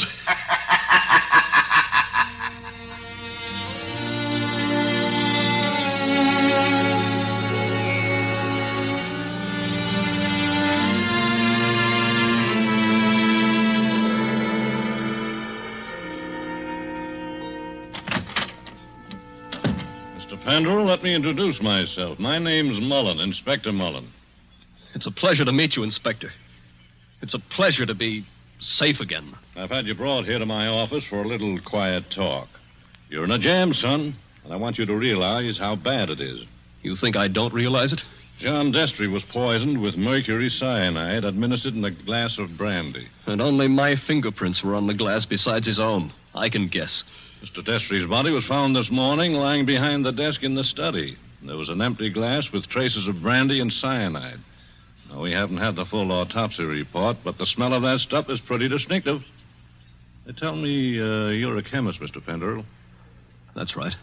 The boys find that 8 grains of mercury cyanide are missing from your laboratory. Where he visited me a month ago. And in your briefcase, which you took away from his apartment last night... He handed it to me. I remember. We found over $1,000 in cash. Now, take a look at this note. Huh? Did you ever see it before? Well, yes. I wrote it. You admit that? Yes. It says, I was a failure, and this was the only way out. I wouldn't have done it otherwise. Where did you find it? Torn up in little bits. You started to write a confession, and then you couldn't face the consequences. But you shouldn't have left the pieces behind. You're intimate, my boy. Unless... Unless what? Now, if you'd like to confess here and now, and maybe we did a little deal about second-degree murder... Oh, Inspector, why bother to string me along? What do you mean, string you along? There's no second-degree murder on a poison charge. It's the death house or nothing. He saw to that. It's too bad you had to go and kill him, son. Didn't you know he had an aneurysm? A what? Fatal heart disease. He said that he had heart trouble, but... Heart trouble? His doctor says he couldn't have lived 8 or 10 months anyway. And you might have got something in the will. So that's why he did it. Did what? Killed himself. You still stick to that crazy story you told the boys? He's going to kill me, isn't he? With 3,000 volts of electricity. Inspector Mullen. What are you doing here, Sergeant? Didn't I say I wasn't to be disturbed? All the same, Inspector, I thought I'd better do it. There's a young lady here, a Miss Betty Andrews. I think you'd better see her. I'll see her when I'm good and ready. And I think you'd better see her, Inspector. We've just heard from Mr. Destry's lawyer. Well? He said that young fellow there, Mr. Pendrell, inherits $25,000 in Mr. Destry's new will. Did you hear that, son? Do you see what you'd have gotten if you hadn't gone and killed him? He was keeping his promise, that's all. And a fine lot of good it'll do me now. But look, Inspector, I've just talked to the medical examiner, and he says there's no poison in Mr. Destry's body. Say that again? There's no poison in the old man's body. Somebody's kidding you. An empty glass with the smell of mercury cyanide and a dead man with a congested face behind the mask? What did kill him then? Well, if you'd like to listen to Miss Andrews, Inspector, she's right here now. I think you'd better listen, Inspector. I've been trying to tell you all afternoon. Go ahead, Miss Andrews. I've been over and over it. But until they got the medical report, nobody would listen. Can you tell us what killed John Destry? Yes. Poison killed him. But the sergeant's just been saying there was no poison in the body. Inspector, will you listen? I was at Mr. Destry's apartment late last night. Well, so what? You didn't kill him, did you? The servant said he'd gone to bed. So I looked into the study to see if there were any instructions. Was Mr. Destry dead then? I don't know. I couldn't see his body because it was hidden behind the desk. I didn't even learn he was dead until late this afternoon. But I did see a full glass of brandy. A full glass, did you say? Yes. So I picked up the glass and poured the brandy back into the decanter. That's what he always made us do. And I didn't leave any fingerprints because I was still wearing my gloves. And that was the same glass you later found empty. But you still are not telling us what was the poison that killed John Destry. It was the poison in his own system. He worked out this plot to convict Bob Pendrell. Only just as he stretched out his hand to drink the cyanide... Inspector, I think I see it. It was his last great hour. He couldn't resist such gloating as he'd never known before. That's it. His heart wouldn't stand it, and he fell dead behind the desk. And I think, if you study the expression on his face, you'll find he died laughing.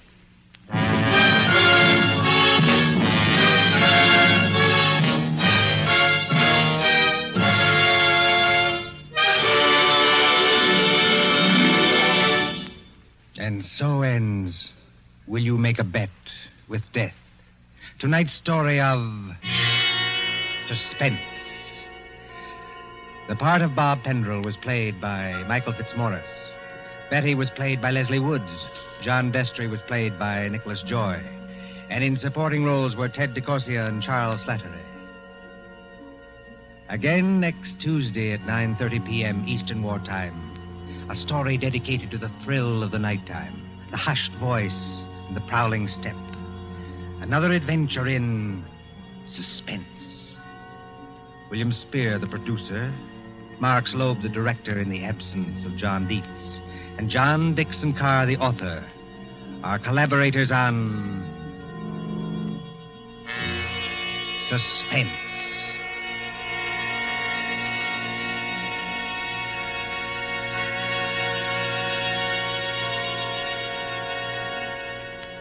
This is the Columbia Broadcasting System.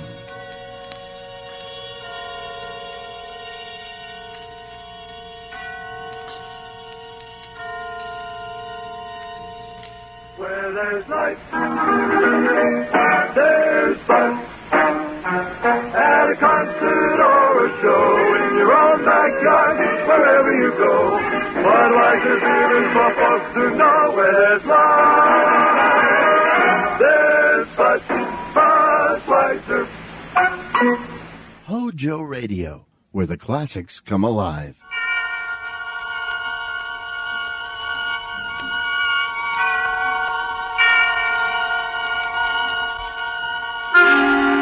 Suspense.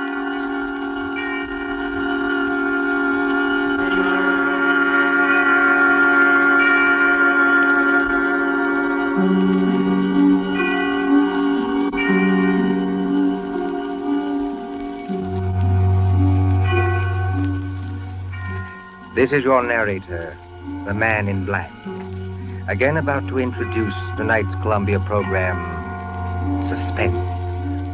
The story is The Pit and the Pendulum by Edgar Allan Poe, the adaptation by John Dixon Carr. Our guest is the distinguished American actor, Mr. Henry Hull, who plays the part of a prisoner of the Spanish Inquisition.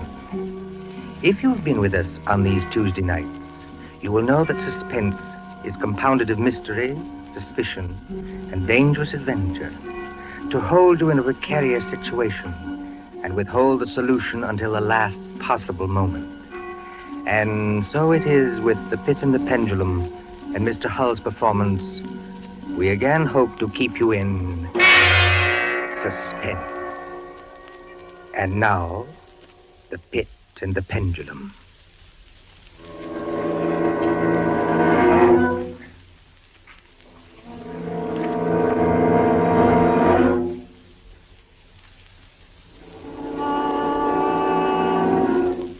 I was sick unto death with that long agony. And when at length they unbound me and I was permitted to sit, I felt that my senses were leaving me. The sound of the inquisitorial voices seemed merged in one dreamy, indeterminate hum. Yet, for a while, I saw, but without terrible an exaggeration, I saw the soft and nearly imperceptible waving of the sable draperies on the walls of the room. I saw the flames of the 7 tall candles which burned on the table. I saw the lips of the black hooded judges, and these lips appeared to me white as paper, white as horror. I saw them writhe with a deadly locution. I saw them fashion the syllables of my name. Jean Delbray, Captain Jean Delbray. Good fathers, gentlemen. We hear you, my son. I am very weak and infirm. I've been confined for many months in a dungeon. I've been tormented by nightmares. Conscience, one trusts. Pray silence, Fra Antonio. Even now, I have no knowledge of where I am or to whom I may be speaking. You are speaking to me, my son. I am Fra Pedro de Espela, prior of the Dominicans of Segovia and Grand Inquisitor of all Spain. Is this the court of the Inquisition? It is. Oh, then God help me. He will help you, my son, if you trust him. But I am a French officer. That is true. A soldier and creature of the arch-fiend Napoleon Bonaparte. But a French officer nonetheless. A prisoner of war. By what right do you try me in this court? Let the clerk read the charges against this prisoner. Pray silence while the clerk reads the charges. The charges against the prisoner are as follows. Imprimis, that he is one Jean d'Albret, a captain of artillery in the army of Bonaparte, so-called Emperor of the French. This means nothing, as the prisoner says. It is no crime. Proceed. Item, that on the 4th day of September in the year of our Lord 1808, that said Jean d'Albret did wed, espouse, and marry the most noble lady, the Doña Beatriz Valdez, niece of and ward of the illustrious... One moment. Your Excellency spoke. Fra Antonio, was any cheat employed to trap this girl into marriage against her will? No, we have no actual evidence of any cheat. Was the girl of age? I believe so. Then wherefore is the prisoner here? This marriage was a deplorable thing, if you like. Bonaparte himself is almost at the gates of Madrid. His general, Lasalle, menaces our city of Toledo itself. But lawful marriage, however regrettable, is no sin or crime. There are other matters in the indictment, I think. Then continue, but give us nothing that is not material. Item, that on the 12th of October, 1808, the Sergeant d'Albret, being in command of a 5-gun battery of light artillery, did direct the fire of his guns against the Holy Church of St. Martha the Innocent. What? And thereby of his wicked malice destroyed that church utterly. Captain d'Albret, is this charge true? It is, yes. You admit it? Good father, hear what I have to say. The church blew up, I think. Would you boast of your sin, young man? It blew up because it was stored with kegs of gunpowder for your army. I had every right to fire on it. And that is all the defense you have to make? I tell you, I had every right to fire on it by military law. Is military law above God's law? I don't know. I did my duty, that's all. Long live the Emperor! Captain d'Albret, mark what I say. No man, however great his heresy, is ever condemned to be burnt in the fire. Fire! Fire! If he first recant and acknowledge the error of his ways. But for you, Jean d'Albret, there can be no mercy, no pity, no atonement. The only sentence of this court can be death. Death. Yes. The secular or government arm to which we must release you has devised 2 ways of punishment in cases such as yours. You hear the tolling of the bell? I hear them. It is the procession of the condemned going to the auto da fe. Soon the yellow light of the flames will stream through the windows and flicker on floor and ceiling. Nunc et in hora mortis intuit manibus Domine. Most of those condemned out of mercy will be strangled before they are burned. It cannot be so with you, Jean d'Albret. You must die in one of 2 ways. Either with the direst of physical agony. A slow fire of green wood. Iced bandages about the head and the heart, so that the fire does not approach too quickly. Or else, Jean d'Albret, you must die in a certain other way. Have done with this. Pass your sentence and let me go. The law does not permit me to tell you now what this other way is. The sentence of this court, therefore. I had swooned. Yet still I would not say that all of consciousness was lost. In the deepest slumber, no. In delirium, no. In a swoon, no. In death, no. Even in the grave, all is not lost. There are shadows of memory which tell us indistinctly of tall figures that lifted me and bore me in silence down, still down, until a hideous dizziness oppressed me at that descent into the earth. Then, as consciousness swam back to my wits, darkness, a stone floor, and darkness. Oh, Beatrice. Beatrice, my wife, Beatrice. Did you call me, Jean? Beatrice, was that you who spoke? Yes, Jean. You were here in the dungeons of the Inquisition. I am not really speaking to you, my poor Jean. I am only in your imagination. Am I mad, then? No. But your brain is fevered. You only think you hear me. No, I do. I hear you clearly. As clearly as I once heard you. In the little church near the Ebro where we were married. Yes. I destroyed that church, Beatrice. I had to. It was my commanding officer's order. I know, Jean. Be comforted. There are those who care. You won't leave me. As long as I am in your heart, I shall be here. I was strong once. Now I am weak. Once I was reckless. Now I'm afraid. Where am I, Beatrice? What are they going to do to me? I cannot tell. Remember, my voice comes only from your own brain. Are you fettered? Fettered? No. They've not chained you to the wall. No. They've taken away my uniform. They've given me sandals and a robe of what feels like coarse serge, but I'm still free. Free. Take courage, Jean. Free. And in the grasp of the Inquisition. Beatrice. Yes, Jean. It's completely dark. There's hardly any air. I dread to get up. I dread to stretch out my hand. Suppose they've buried me alive. Courage. Can you stand up? I think so, yes. Then walk.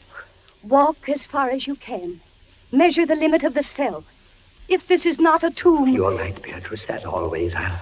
I'll try. Are you on your feet? Yes, now pray. Pray for a poor devil who always meant well. 1 pace, 2 paces, 3, 4. You are very weak, Jean.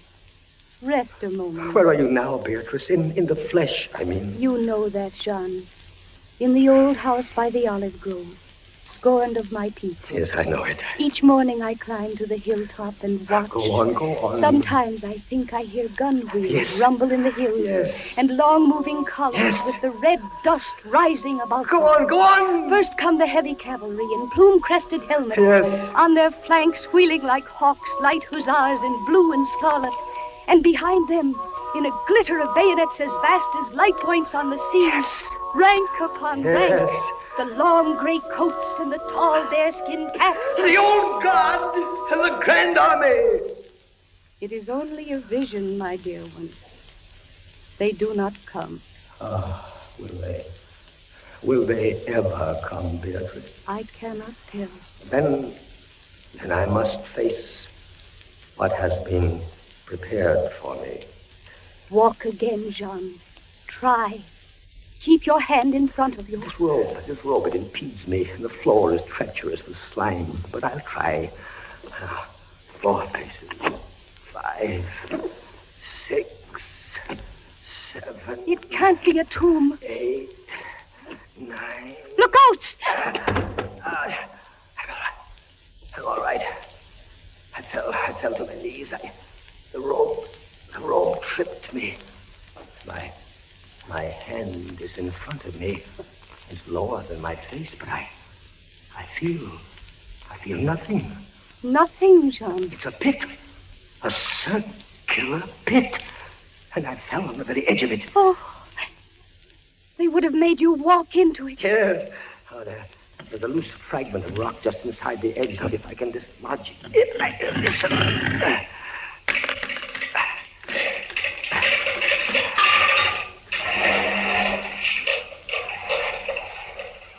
Water. There's something down there. Rats, it may be. Rats, yes, but something else. I heard it move. So did I.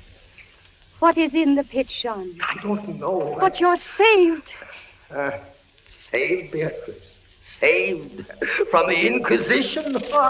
My torture has been merely postponed.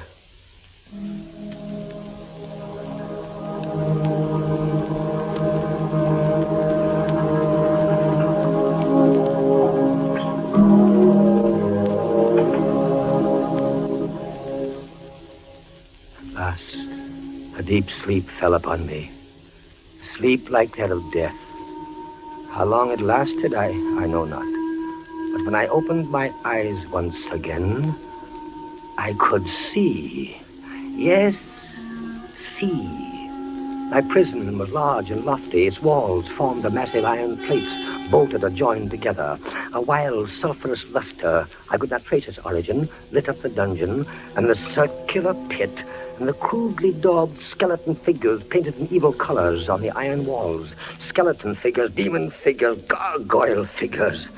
Their colors a little blurred, as from the effects of the damp. It must approach you slowly and force itself into your mind. It must stalk you like a tiger. It must bring you face to face, at last, with the king of terror. When I regained consciousness, I lay on my back and at full length on a low framework of wood. To this framework, I was securely bound by a long fastening resembling a surgical bandage. Bound? But why? Why? The bandage passed round and round my body, leaving at liberty only my head and my left arm. With much exertion, I could supply myself with food from an earthen dish on the floor beside me. It was meat, highly seasoned, but there was no water. Beatrice! Beatrice, where are you? Here, Jean, as always. Your voice sounds stronger. Does it, Jean? And I can see you now. I can see you as clearly as I saw you months ago. How I wish it were true. Your bonnet and the parasol you carried in summer, and the high-waisted blue dress. You are weaker, my dear, and more fevered. Have I been asleep? Yes, John. They must have been here while I slept. They've bound me. Why? Stop those voices! Stop them! Mine too, Jean. I am not here either, you know. Don't drive me away. Beatrice, look. Where? At the ceiling of this room, 30, 40 feet up. What do you see? I see painted on the ceiling a figure of Father Time. Anything else? But Father Time carries no sign. No. He carries instead what looks like a gigantic pendulum from an ancient clock. About one thing, I swear I'm in my right senses. I saw that pendulum move. A painting cannot move. Yet I swear the pendulum did move. It swung a little back and forth, just like a real pendulum. Try not to trouble your brain. That pendulum is real. Beatrice, take care. Take care of what? You're not looking at the pendulum now. Take care of the rats from the pit. I see them. They're swarming out in dozens. You can see their eyes glitter. One of them ran across the hem of your dress. Did it, Sean? What did they want? They caught the scent of the meat in the dish beside you. But they'll not get it. Go away, you vermin! Move your hand above the plate, Jean. Move. Beatrice, where are you going? I could hardly hear you. You are sending me away, Jean. Sending you away? My poor loved one. You can't bear to see the rats running about my feet. Beatrice!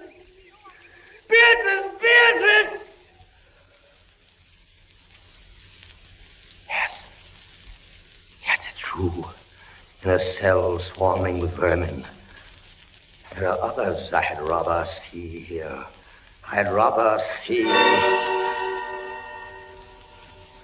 Did you call me, Captain Dalbray? Then in spirit, I am here. Who are you? Don't you recognize me? No, I do not. I am that second Inquisitor, Fra Antonio, whom you thought unfair at your trial. But we were not unfair. We administer the law, that is all. Go. I command you, go. Not until I have first told you what you already get. Which is? There are two forms of death for such as you. One, death with its direst physical torture. The other, death with its direst mental torture. And I have been condemned to the second? Your guess is good. Listen. Do you hear anything? Yes, I do. I hear something. Turn your eyes upwards.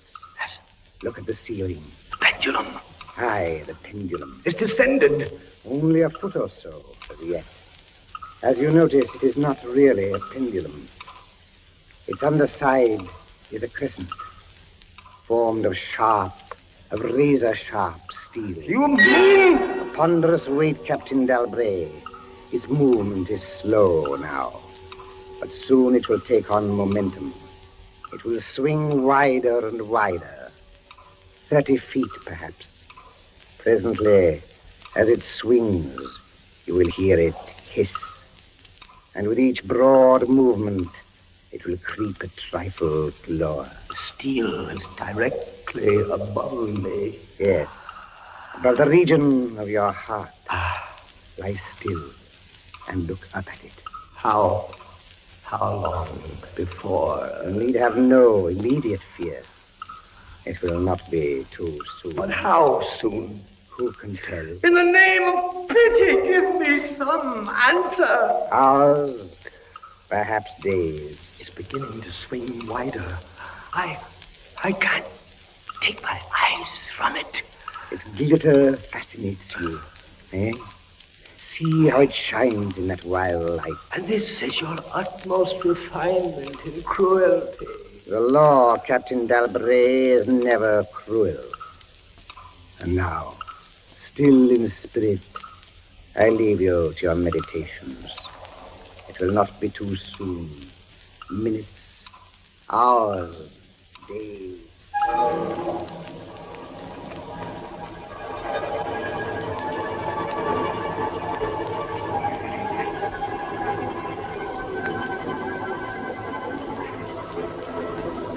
Down. Steadily down it crept. Days passed.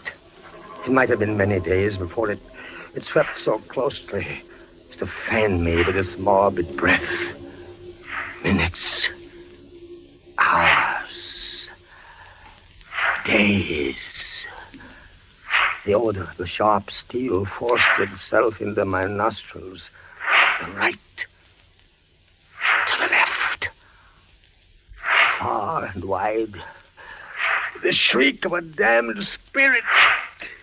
To my heart, with the stealthy pace of a tiger. Down. Certainly, relentlessly down. I prayed.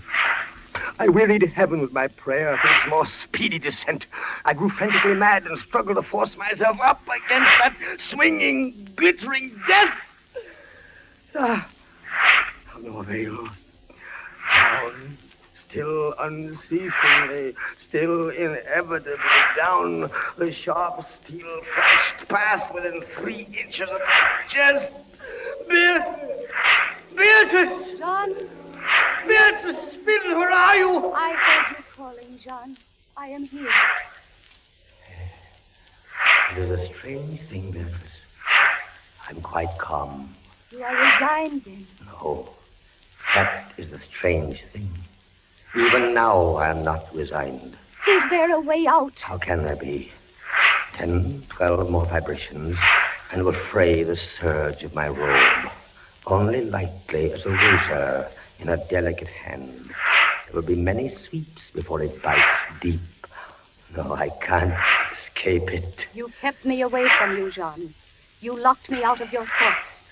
If I am here only in your thoughts, why should I fear the rats? The rats! You open your eyes and your eyes blaze. What is it? The rats! Do they still swarm here? Across the floor and over the meat platter. They have taken nearly all your food. Yes, of course, they're ravenous, and they have sharp teeth. Well... The meat is oily and spiced. If I take what remains of it, scatter, you vermin! And rub that meat from the bandages that hold me here. Try it, John, try. It may be too late. If I leave my body a fraction of an inch up. Try it, I tell you, try. Ah, but look, they scatter as soon as I do try. But they are watching you. I can see their eyes glitter.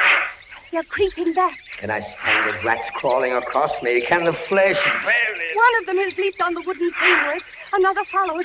They're gnawing at the bandage. 7, 8 more sweeps of the pendulum. The bandage give way. A little. Lie still, Jean, lie still. 10, 12, a dozen rats now.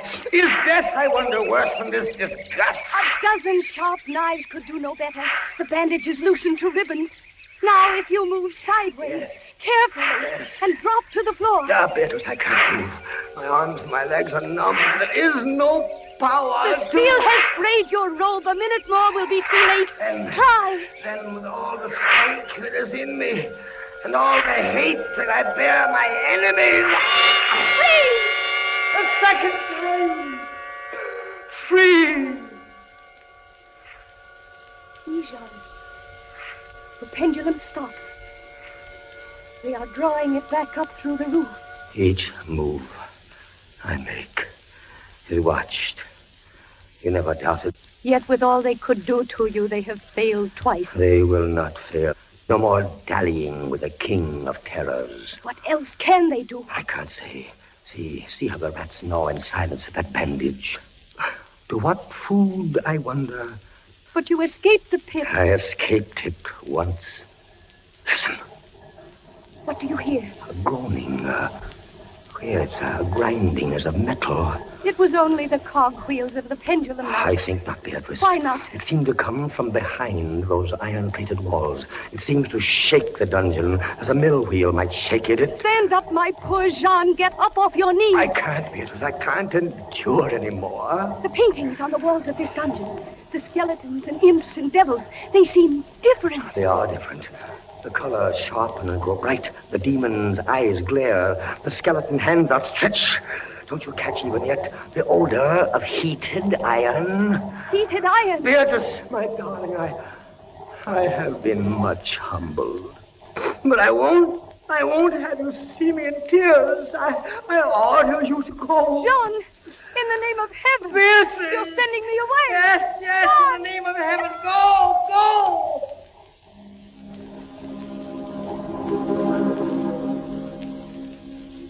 A suffocating heat pervaded the prison. A deeper glow settled in the painted eyes that glared at me. I could draw no breath of air into my lungs.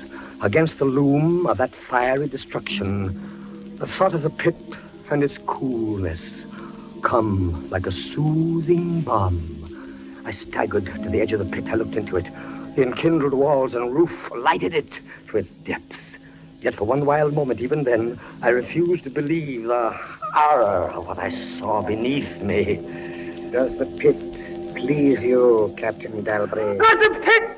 Merciful God, anything but that! And how shall you avoid it? Look. This dungeon has changed its shape. That is true. The walls are closing in.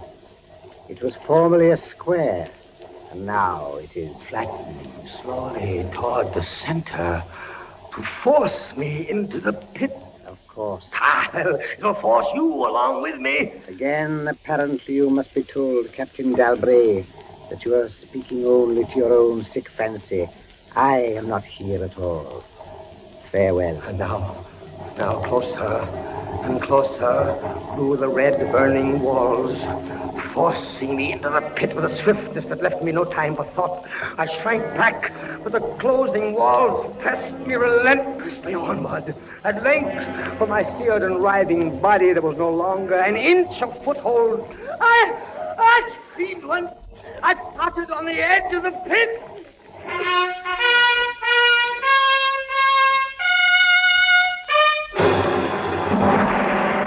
The walls rushed back. An outstretched arm caught my own as I was about to fall fainting into the abyss. It was that of General LaSalle. The French army had entered Toledo. The Inquisition was in the hands of its enemies. Vive la France!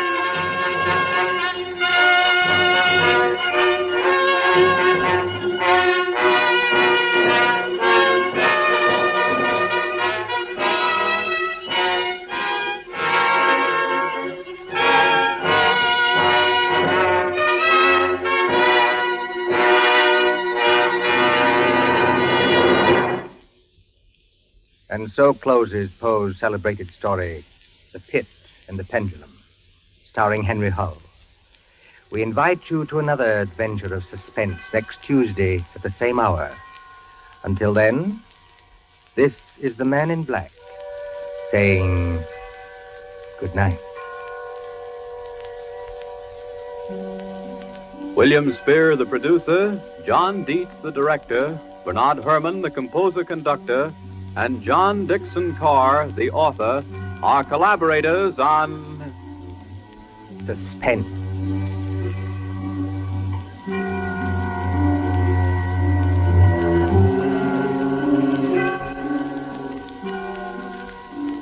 This is the Columbia Broadcasting System.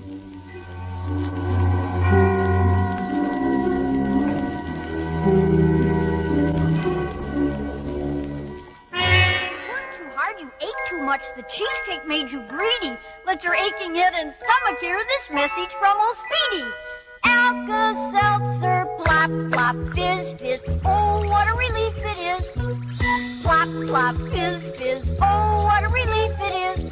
Ah, those Speedy Alka-Seltzer bubbles burst into action to relieve your upset stomach and aching head fast. Use only as directed. Oh, what a relief it is. What a relief. Keep it tuned right here to HOJO Radio for more classic old-time radio.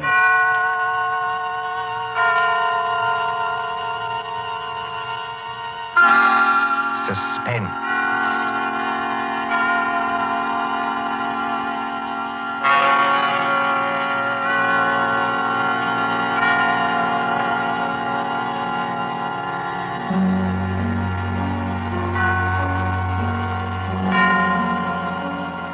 This is the Man in Black, here again to introduce Columbia's program, Suspense. Our star tonight is Peter Lorre, playing the part of the Hungarian Count Stefan Kahari, a gentleman of sinister aspect. The story is by John Dixon Carr, who calls it The Devil's Saint. If you have been with us on these Tuesday nights, you will know that suspense is compounded of mystery and suspicion and dangerous adventure. In this series are tales calculated to intrigue you, to stir your nerves, to offer you a precarious situation, and then withhold the solution till the last possible moment. And so, it is with The Devil's Saint and Mr. Peter Lorre's performance we again hope to keep you in suspense. The Devil's Saint. Paris, 15 years ago. Paris as it used to be, when lights twinkled from the old Trocadero to the hill of Sacré-Cœur, when taxicabs honked and the beat of tangos swayed, and Chinese lanterns gleamed above the lake in the Bois, when, in short, you and I were young. Come then to the President's Ball at the Opera, St. Catherine's Day, 1927. A fancy dress ball at the Opera, filling these marble halls with a multitude of masks and a multitude of dreams. The mosaic decorations are no less bright than the colors that weave here. Harlequins and Columbine, Cleopatra and Musketeers. In the great marble foyer, remember it? They have set out little tables and lines of palms behind which you may sit screened. Look at one such table. A young man wearing the scarlet and gold uniform of an English Guards officer in Wellington's day. A dark-haired young girl in the costume of a bacchante.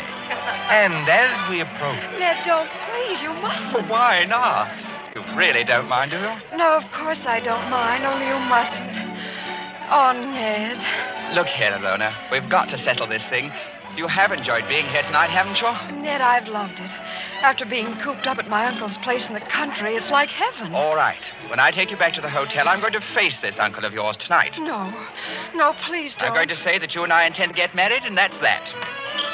I can't marry you, Ned. I've told you that. But why not? Just give me one good reason. Because I can't. My uncle, he would never allow it. Never. And that seems to you a good reason enough? Yes, Ned. This uncle of yours, what's his name? Count Stefan Kahari. He's a Hungarian, I think you said. Yes, so am I. My mother was an American. What's he like, actually? Oh, he's a little eccentric. Oh, please don't misunderstand. He's a great scholar and a historian, only he's a little strange. Ned. What is it? There he is now. Your uncle? Yes, that elegant man in plain evening clothes, with the Order of the Golden Fleece across his chest. Oh, I see him. Oh, he looks as black as a thundercloud. He's throwing those two dressed as devils aside as though they didn't exist. Give me my mask quick before he sees us. No, Alona. Why not? We'd better face this out now. Sit still. Good evening, Ilona. Good evening, Uncle Stefan. Uncle, may I present Edward Whiteford? How do you do, sir? How do you do?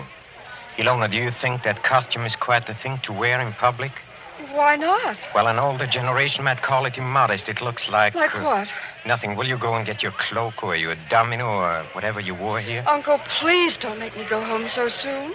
It's hardly 11 o'clock. I was not asking you to go home, my dear. I was merely asking you to put on a wrap. All right, I'll get it. You stay and talk to Ned. I shall be delighted. Will you sit down, sir? Thank you. You seem to have quite a gathering at this table. Oh, yes. Some friends of mine from the embassy. They're upstairs dancing now. Well, look, glasses, and still more glasses. You know, I was quite an adept once at musical gases. Have you ever tried it, young man? Well, it's very easy. You take a spoon like this, you see, and... Like it? Well, forgive me, sir, but there's something I'd like to ask you. Yes? I don't know exactly how to say this, so I'd better say it in the shortest way. I want to marry your niece. Well, look out, sir. You smashed one of the glasses. A few francs will pay for that. But there are other things of higher value. At least to me. Well, maybe I ought to mention first that my full name is Lord Edward Whiteford. My father's the Earl of Grey. Indeed. Why, I only mention that to show we're, well, respectable enough. Or the British ambassador will vouch for me, sir, if you'd like to ring him up. And perhaps I ought to mention that I've always kept Ilona carefully guarded from the world. Almost too carefully guarded, don't you think? That, Lord Edward, depends on my reasons. Sorry, sir. You have known Ilona about how long? 4 days. 4 days. You wouldn't even choose a business partner in 4 days. Yet to want to marry my Ilona after 4 days. But we know our own minds, sir. You do, huh? Then you know more than the wisest man in this world. However, as one whose dearest wish is Ilona's happiness, I hope it is, Count Kohari. Do you doubt what I say? Oh, no, sir. Well, I will make you a proposition. I own an estate in Touraine, not far from Paris. A little chateau, a few hundred acres, fishing, very good stable of horses. I know. Ilona told me. Oh, she did? Well, then here is my suggestion. Why not come down and visit us for a week or two? Why, that's very decent of you, sir. Oh, not at all, not at all. And if at the end of that time you're not cured of this infatuation... Oh, it's not an infatuation. I swear it's not. No?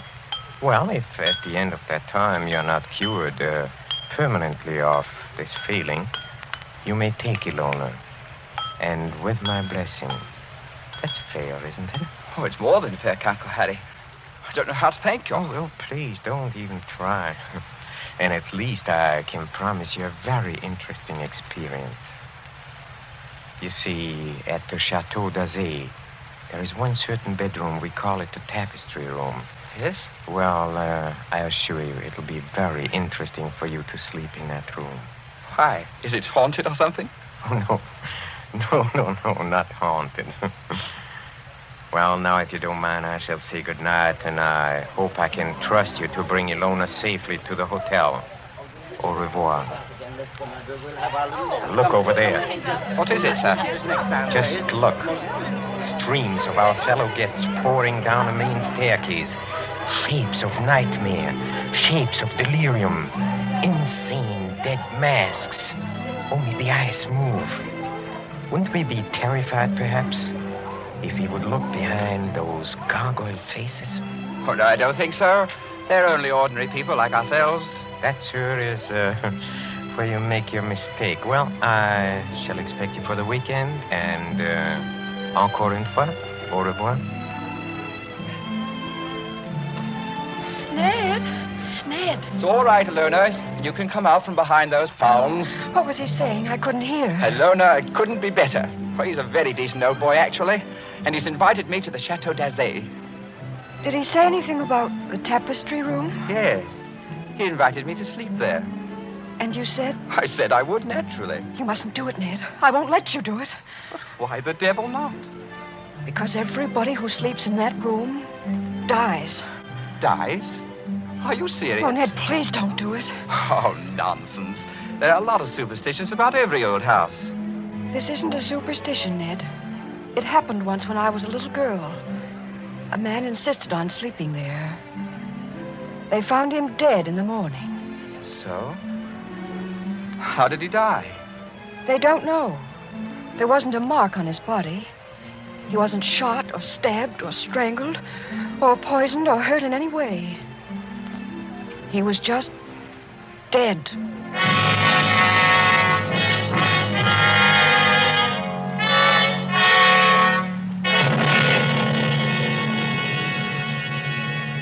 Two nights later, in the province of France now known as Indre-et-Loire, but once called Touraine, the ancient land beloved of Rabelais and Balzac. But now, as the wind moans down the valleys, and rain flickers across the apple trees, and thunder stirs in those haunted hills, it can bring little comfort to a young man driven in an ancient carriage from the railway station along snake-like roads. To what destination? Ahead, a lift of lightning shows the gray walls and conical slate-roofed towers of a chateau set some distance back from the road. Lights shine from its narrow windows, dimly seen through the rain as... Driver! Coachman! Oui, monsieur. Is that the Chateau d'Azay up ahead? Oui, monsieur. I will take you to the very door if... If what? Why do you cross yourself? If I am permitted. What should stop you? Only fear, monsieur. And I am not much afraid. Listen. What was that? Only the dogs, monsieur. They keep many dogs, large dogs, at the Chateau d'Azay. Well, here we are. Bonsoir, monsieur. And if I may be permitted a word of advice... Well? Beware of the tapestry room.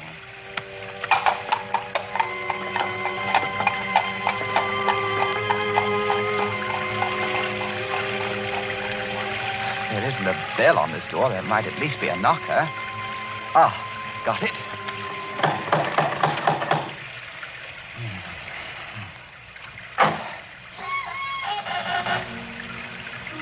Et alors, monsieur? Vous cherchez? Je cherche le Château d'Azay, et perhaps it would be better if monsieur spoke English, yes? You are Lord Edward Whiteford. Yes. Monsieur is expected. Please to enter. Monsieur's hat and coat. Thank you. Ned. Hello, Ilona. Oh, N'importe pas, ma petite. Votre uncle. Oh, you'd better not kiss me, Ned. Madame Flay says to look out for my uncle. Madame Flay is our housekeeper. Oh. Well, where's your uncle now? In the drawing room. He's playing the piano. Come along. Ilona, is anything wrong? Oh, everything's wrong. 2 of my dogs were in horrible pain this afternoon. Dr. Solomon had to put them out with chloroform. You don't think that... I hope nobody's practicing, that's all. Well, here we are. Oh, nice tiger skins on the floor. I say, who's the little old man with the gray beard sitting over there by the fire? That's Dr. Solomon. Oh, hasn't he funny-looking eyes? He watches and watches and watches. He's an old friend of the family. Shh, come along. Let's get this over with.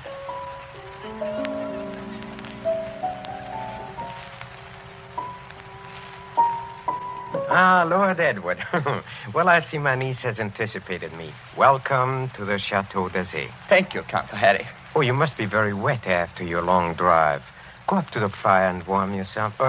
Madame Flay. Yes, monsieur? Please tell Antoine to take our guest's luggage up to the tapestry room.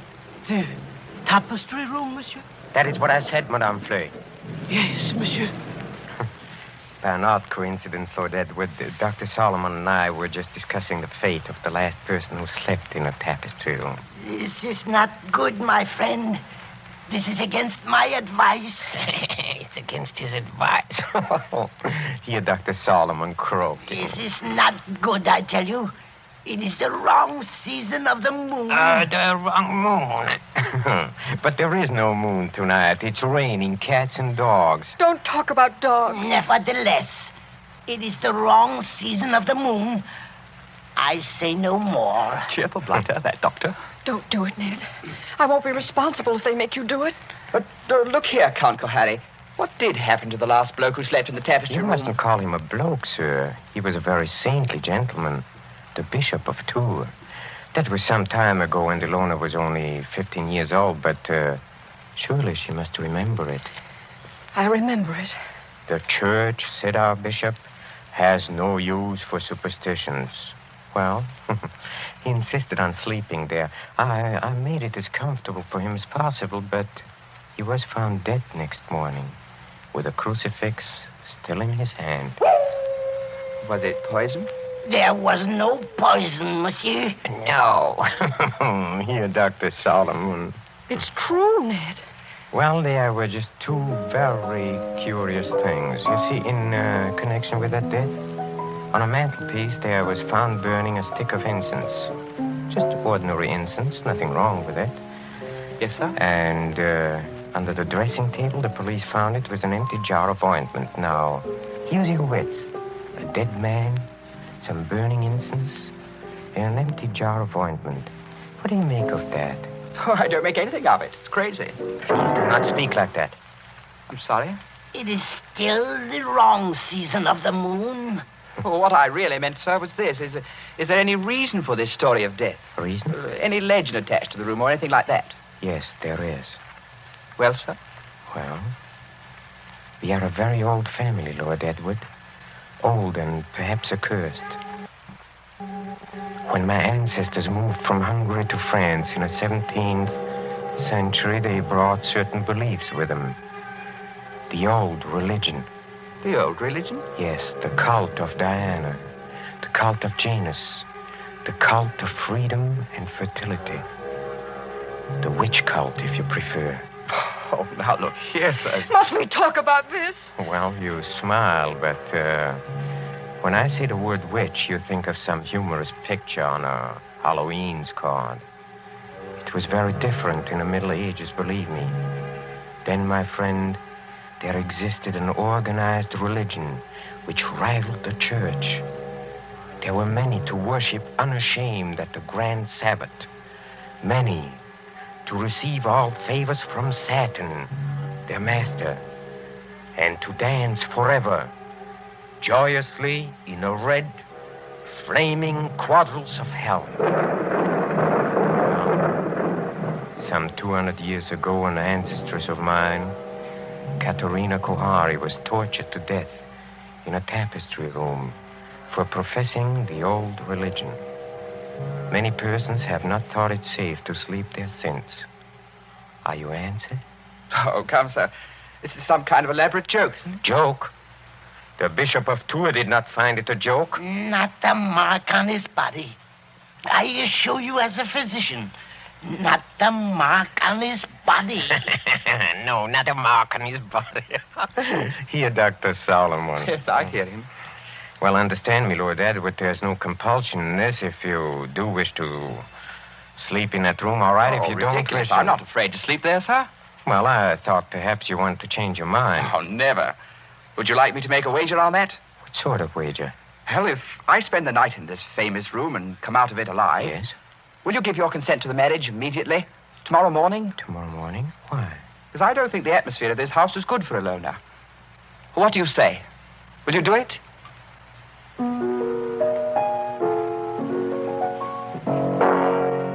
Very well, Lord Edward. I accept the terms of your wager. Don't do it, Ned. For the love of heaven, don't do it.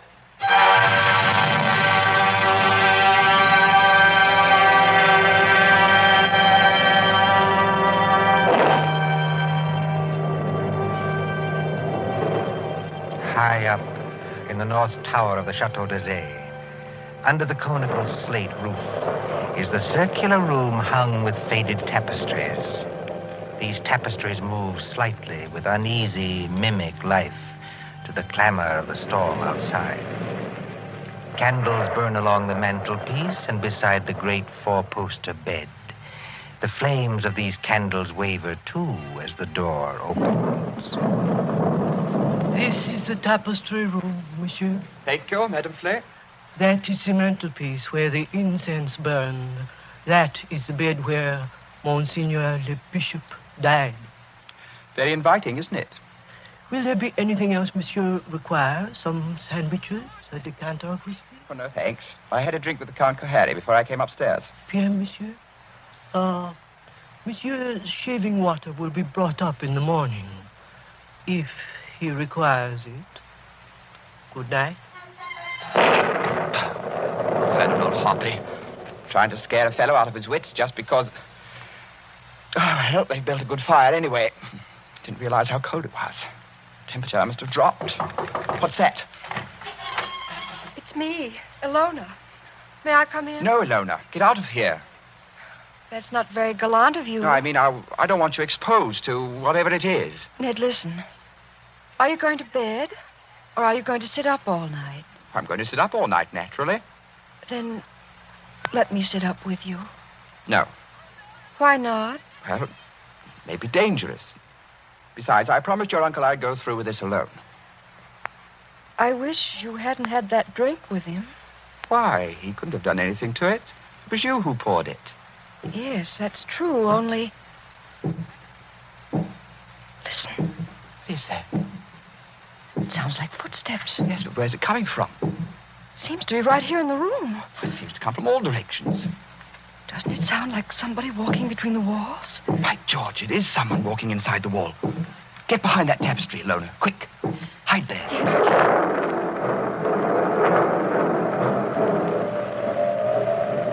Count Kohari. Where did you come from? Oh, forgive me, Lord Edward, for seeming to appear out of the wall and between the tapestries. Like Mephisto appearing to Faust, huh? And this red dressing gown perhaps adds to the effect, too. How'd you get here? A passage between the walls? Yes, exactly. Little device my ancestors for visiting this room. You know, they invented that when its occupant was so unmannerly as to bolt the door. Door's not bolted. You could have walked straight in. But I couldn't have done it unobserved. No. Maybe not. Have you had any other visitors, Lord Edward? No. Are you quite sure of that? Quite sure. Well, then, since nobody saw me come here, I'll just sit down by the fire. Please sit opposite me. Is this the showdown, sir? I don't understand. Well, there's got to be a showdown between us. Is that why you're here? Oh, I'm here, young man, to explain certain things to you. Will you have a cigarette? Thank you. Oh, they're perfectly all right. If that is what you're afraid of. I'll have one, yes. A light? Thank you. Well, when I was discussing the witch cult a while ago, you didn't appear to think I meant what I said. Do you want a perfectly frank answer to that? Yes. I think you're mad enough to mean anything. What you say, in a sense, is quite true. See, in an old and inbred family like ours, the mind can crack and the fantasies of witchcraft become as real, well, more real than the living world. Let me give you an example. Go on. The saucer on a table beside you is Ming porcelain. It was once owned by Katerina Kohari, a martyr of the old religion. Yet you are using it as an ashtray. Oh, I beg the witch lady's pardon. I'll blow off the ash. Well, that's a very dangerous remark, sir. Don't you understand that the worship of evil can be as strong and compelling as the worship of good? That the devil can have his saints, too? That to a sick brain which knows but can't help itself, you have profaned this room merely by entering it. And therefore, you deserve to die. Like the Bishop of Tours? Exactly. You're not going to tell me the devil killed him? The devil's agent may be flesh and blood. Then it was murder. Oh, of course it was murder. Murder so cunningly contrived that no one ever saw through it. Go on. I asked you before to use your wits on this problem. Well, look, incense was burned in this room. You know why? Suppose you tell me. Well, obviously, I think to conceal something else, which would be too easily noticed. To conceal what? For instance, the smell of chloroform. Chloroform? Yes. A drug not very well understood by laymen. Dr. Solomon, by the way, was using chloroform this afternoon to dispose of some dogs. So I've heard. Well, Dr. Solomon is old and very forgetful. You mean chloroform could be stolen? Oh, yes, it could be easily. Now, suppose I take a pad saturated with chloroform. I place it over the mouth and nostrils of a man already sleeping or drugged so that he gets no air. Wait a minute. That won't do. Why not? Chloroform burns and blisters when it touches the skin. You'd leave marks. Oh, not at all, my friend. Not at all. If I first covered the mouth and nostrils with some substance like... Ointment. Yes. Now you're waking up. Hi. Now observe what follows. In a few seconds, unconsciousness. In 2 minutes or 3 minutes, death. Certain death, yes. Oh, but chloroform, you see. It evaporates very quickly. There is no trace in the stomach since nothing has been swallowed. Well, delay your post-mortem for 24 hours.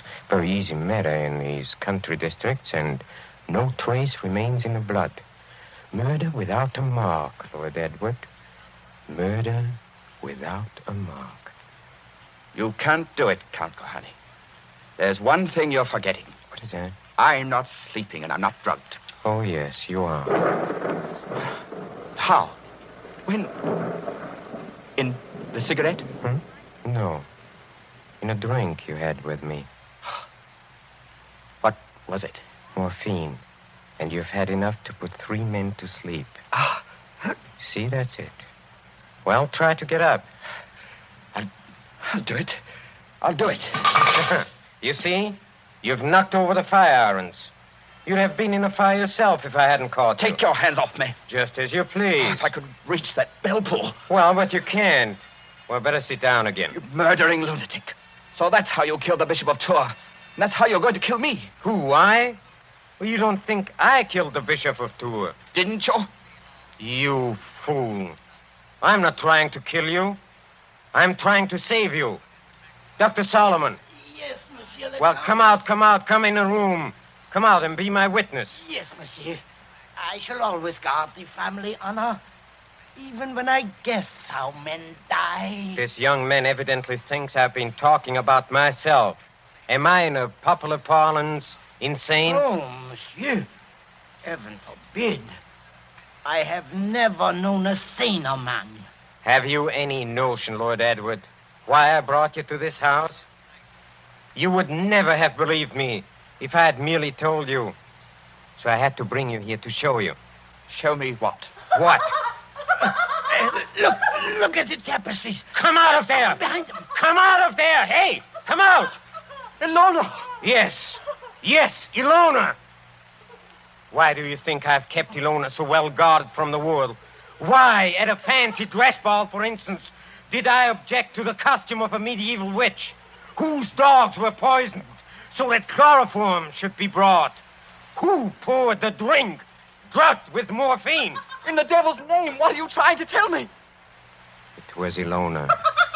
She's been helplessly, hopelessly insane for more than 10 years.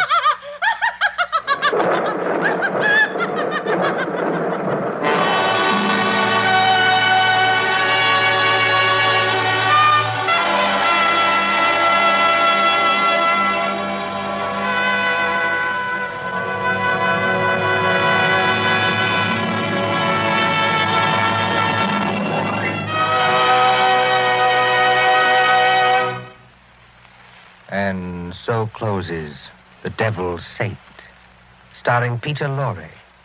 Tonight's tale of suspense. This is your narrator, the man in black, who conveys to you Columbia's invitation to spend this half hour in suspense with us again next Tuesday.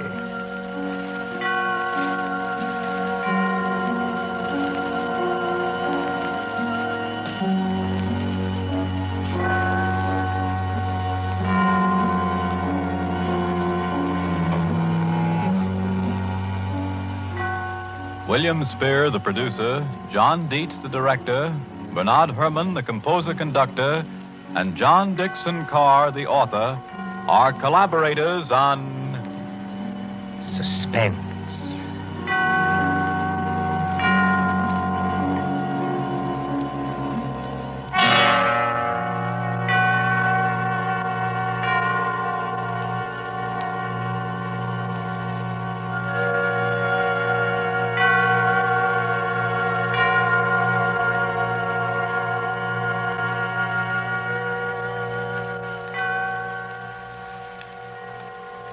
This is the Columbia Broadcasting System. Why has Hollywood star Merle Oberon switched to new improved Dreen shampoo? Because compared to dulling soap shampoos, this wonderful new Dreen reveals up to 33% more sheen. Follow Merle's secret for shining hair. It's new dream for Hollywood sheen. Improved dream for Hollywood sheen. Your hair can have that Hollywood sheen. The very first time you use new dream, get wonderful new green shampoo. Stay tuned to HOJO Radio.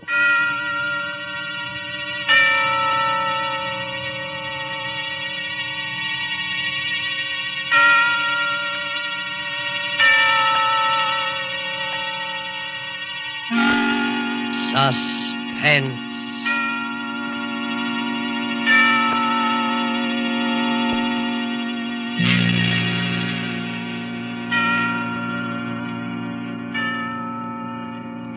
This is the Man in Black, here again to introduce Columbia's program, Suspense. Our star tonight is Bela Lugosi, playing the part of Professor Antonio Basile, psychologist.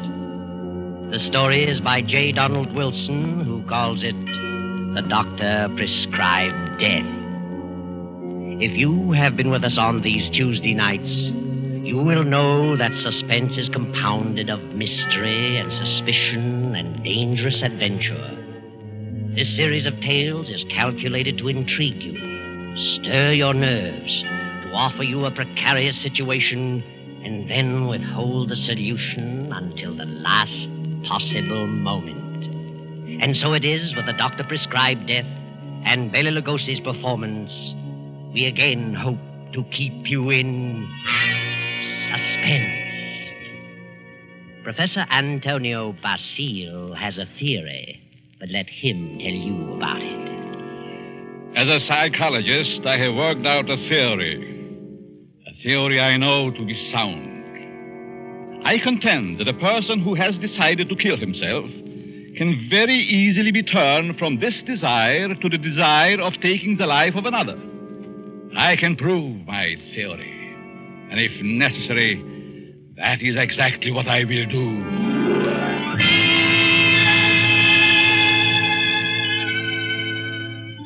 Yes, Professor Antonio Basile has a theory, but only a theory. And he's worried about what his publisher will say, so he visits the editor, whose name is Hellman. Hellman finishes the manuscript and tosses it on the desk. Professor Basile leans forward eagerly and... Well, Hellman, what do you think? Professor Basile, it's purely conjecture, simply a theory, and I wouldn't advise publishing it. I worked on that theory for a long time. I'm positive of it. I know it'll work. Suppose it will. What good is it?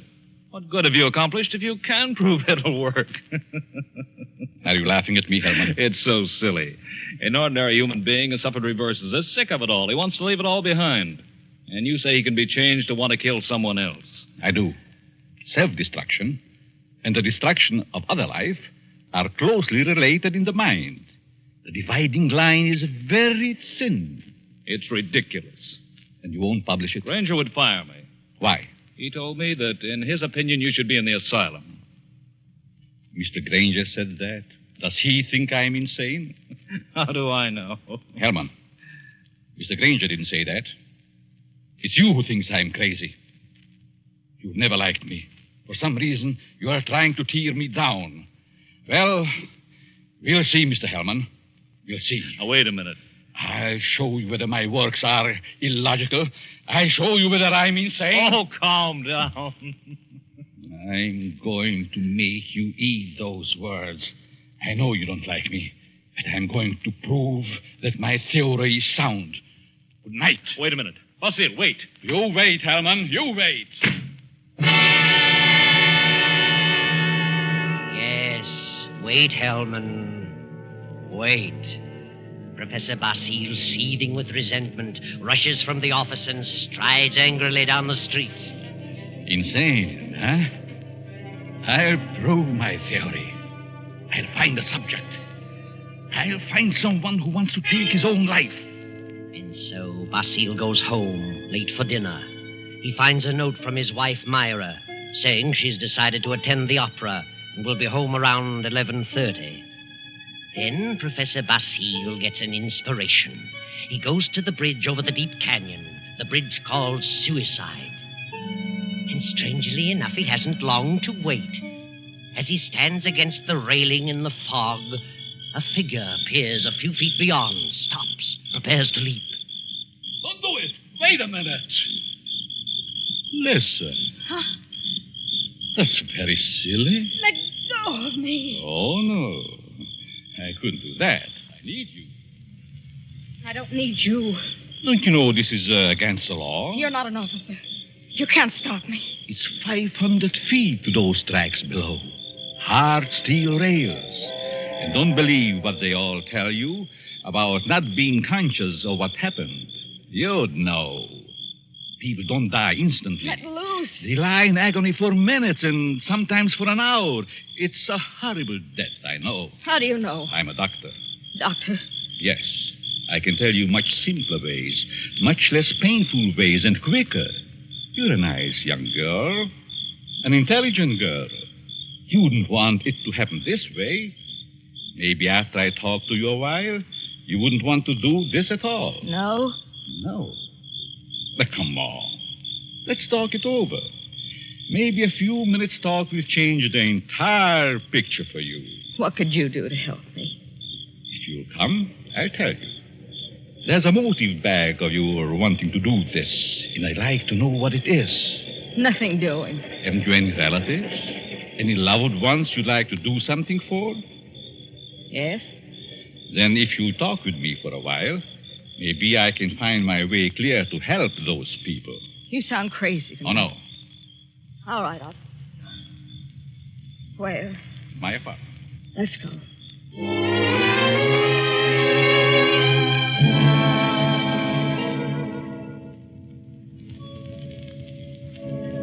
Well, here we are. Come in, please. Well, what do you want to know? Sit down first. Are you hungry? No, I'm not that broke. It isn't poverty. I knew that. I could tell by your clothes.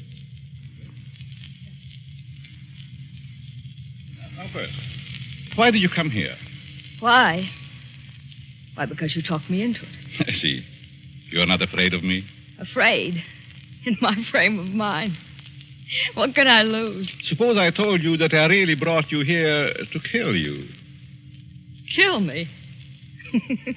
You know, you're a very pretty girl, don't you? Yeah. That doesn't always mean so much. The right man, it might. That's what I thought. But I found out it didn't mean a thing. Ah. Then it was because of a man. I knew it. Really? How did you guess? I'm a student of psychology. I'm Professor Antonio Basil. I see. And you want to know what makes me tick. You want to know the reason behind my action tonight. That's right. I would like to know what happened to make you want to kill yourself. Suicide is a mental aberration. Yeah? I'd like to know what preceded the decision to destroy yourself. And what you thought about until the moment I stopped you on the bridge. What good will that do me?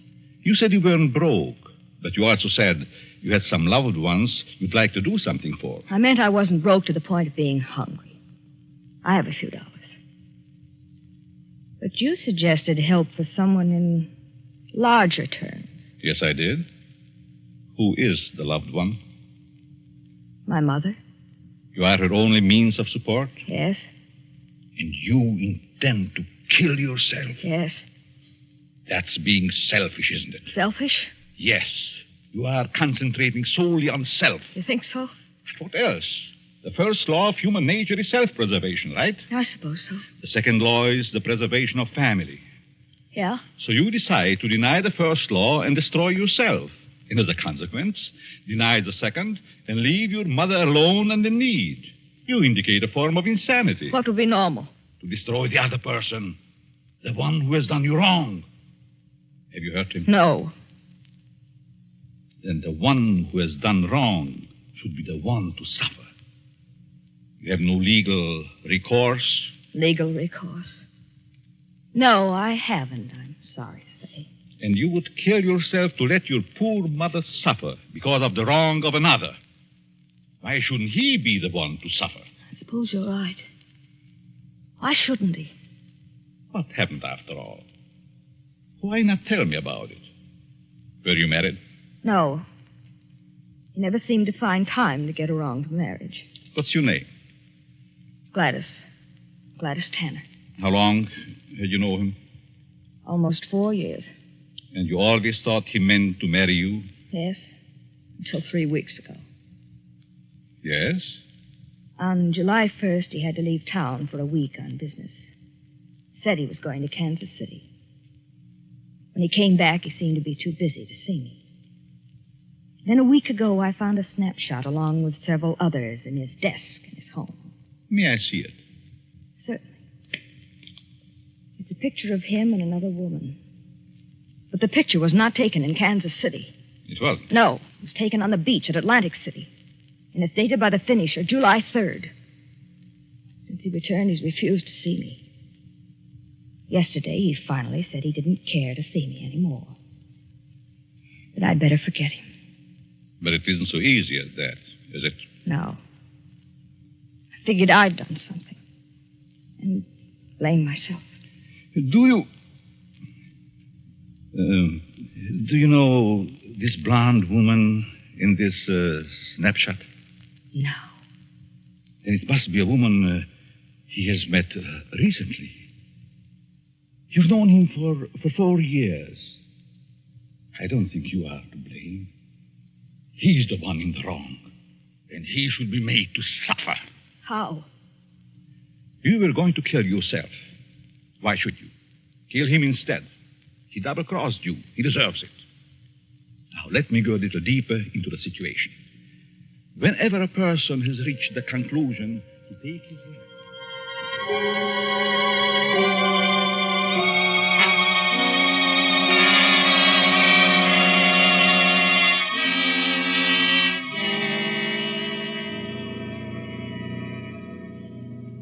Sure you have made up your mind, Miss Tanner? Positive. Now, if you're careful, you won't be caught. No. But whether you are or not, I'm giving you this check for $1,000 made out to cash to be sent to your mother only after the man is dead. Write his name on this pad. There you are. I will know what has happened by the newspapers. And I will be told payment until I learn that you have gone through with it. It'll happen tonight. Very well. You are sure? You are determined? Absolutely. Nothing could stop me. Very good. But just what would happen if I did get caught? You won't get caught if you follow my instructions. I know. Now, here is a small revolver. It'll fit easily in your purse. That's all you need. Be sure to wipe your fingerprints off and leave the gun near the body. Yeah. Well, goodbye, Dr. Basile. Goodbye, Gladys, and good luck.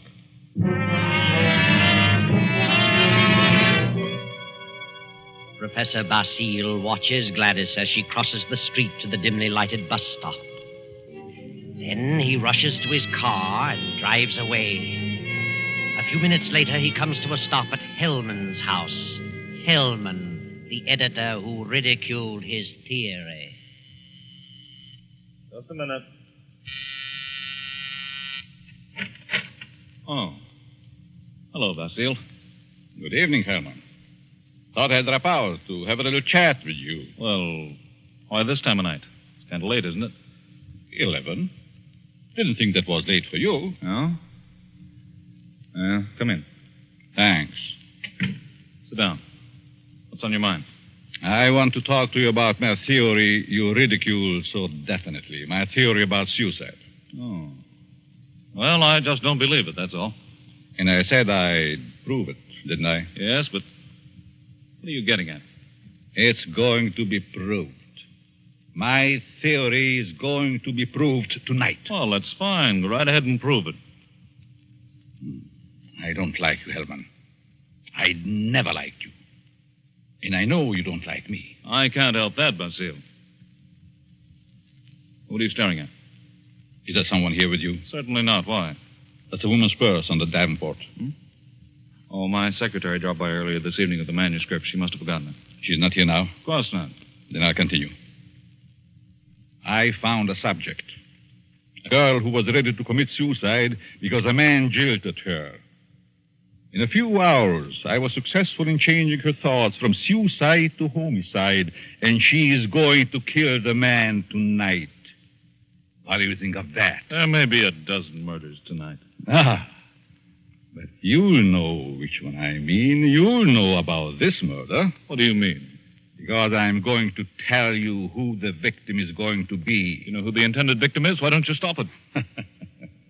But then I wouldn't have proved my theory. If you put this girl up to it, you're as guilty as she is. You're insane, Basile, hopelessly insane. You think so, Herman? The whole idea is mad, too utterly ridiculous for words. No sane man would ever think of such a useless, senseless idea. And for heaven's sake, stop laughing. I'm thinking about the victim when he learned. Who is the victim?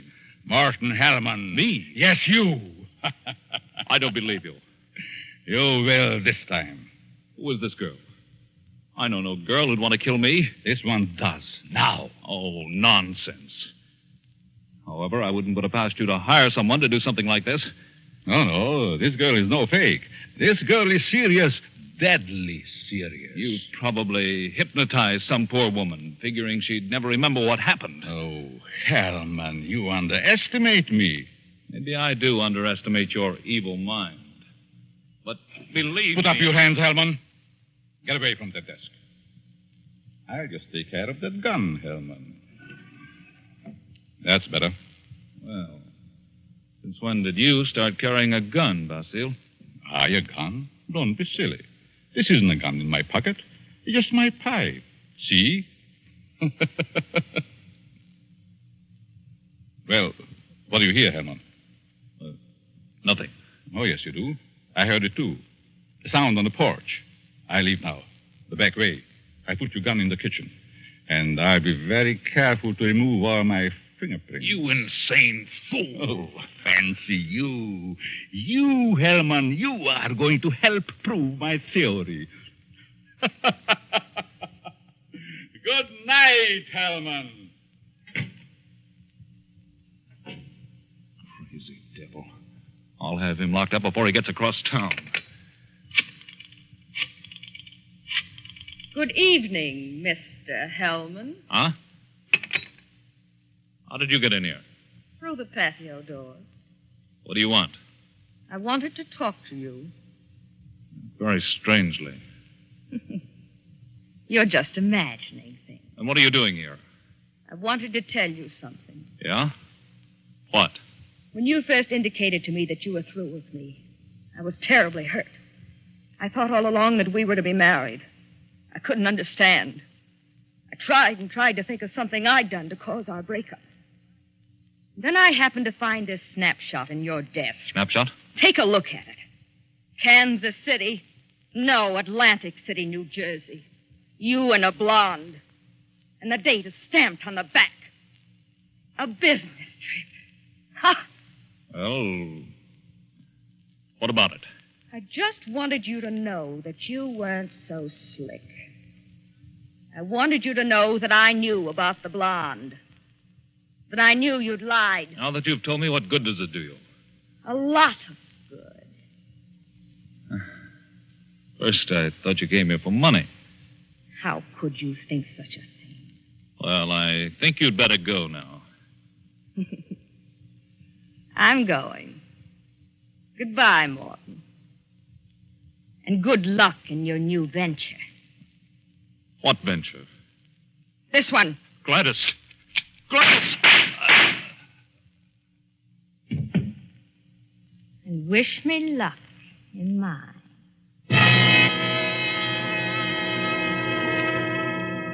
Gladys stands staring a moment at the body of Hellman, then wipes off the gun, drops it to the floor, takes the professor's check from her purse, steps to Hellman's desk and writes a note.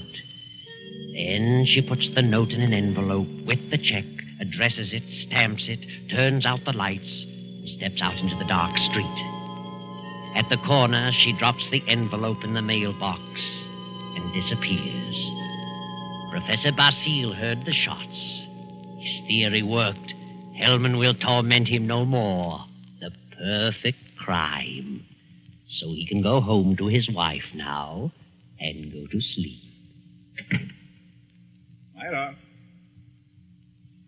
Myra. Huh? What? Oh, Antonio. What are you doing asleep on the Davenport? Do you know what time it is? It must be after midnight. I've been waiting for you. How was opera? Oh, fair. Nothing to brag about. Who sang the lead? Belchiati. He wasn't very good. Belchiati. Mm-hmm. He's a poor Othello. Othello? I thought they were doing Aida tonight. No, they switched because someone was ill. Oh, I just as soon have stayed home. Have a nightcap, Myra? No, thanks. I'm tired. I think I'll go to bed. I'll be along presently. Good night.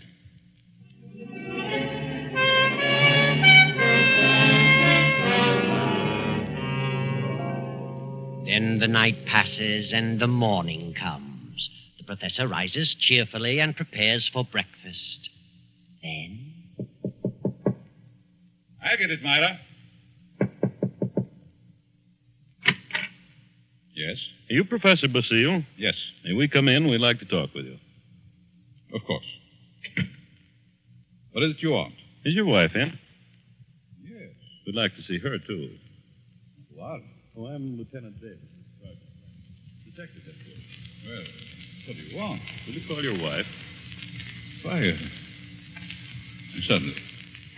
Myra! But what's this all about? What is it, Antonio?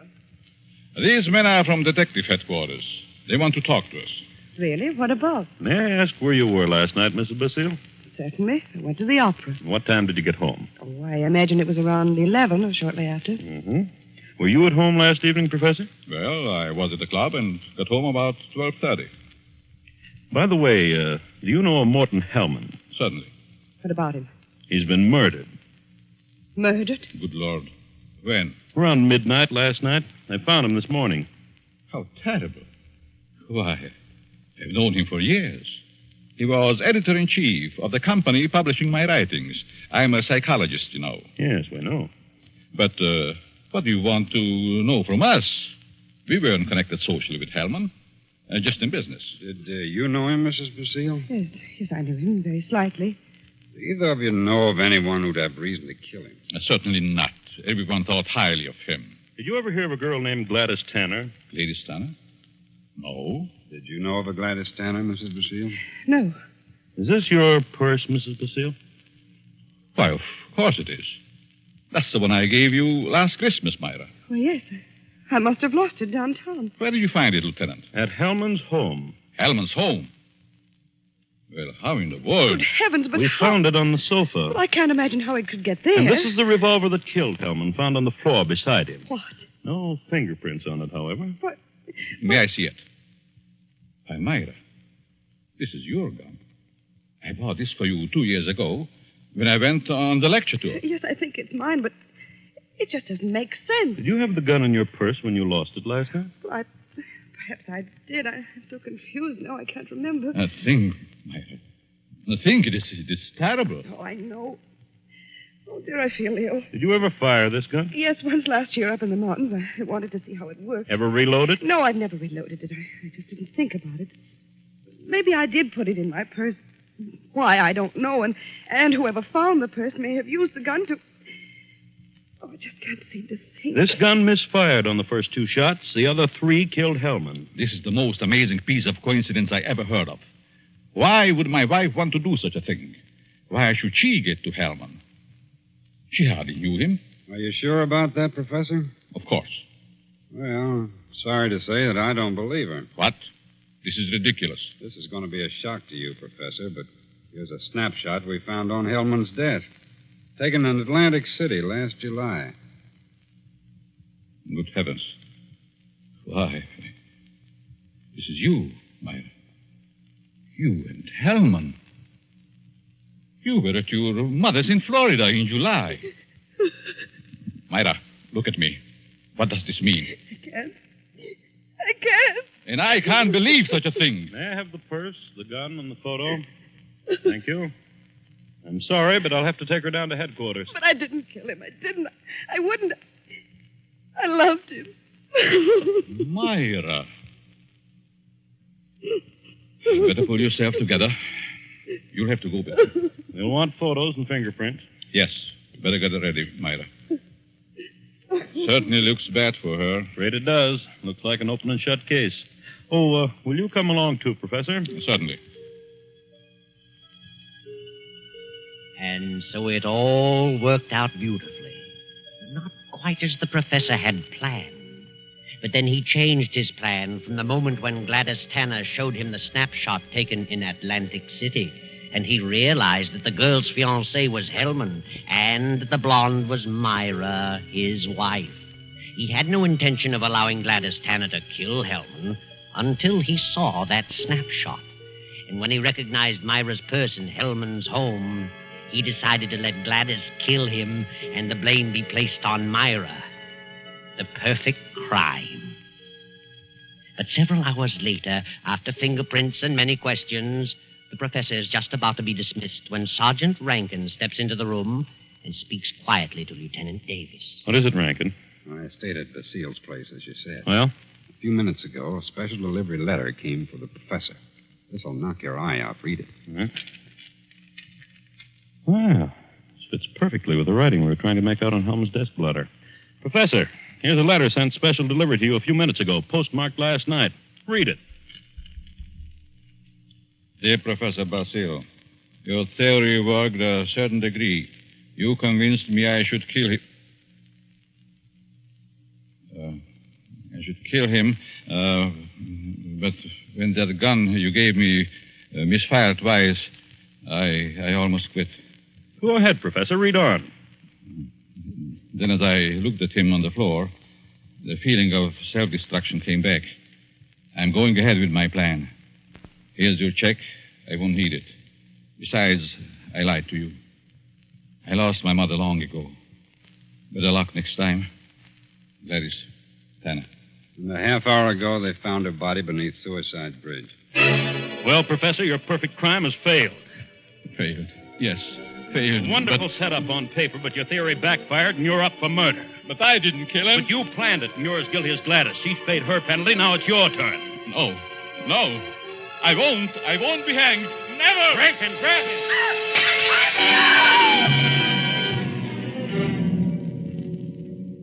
And now the doctor lies on the sidewalk 17 stories below. His entire theory worked in reverse.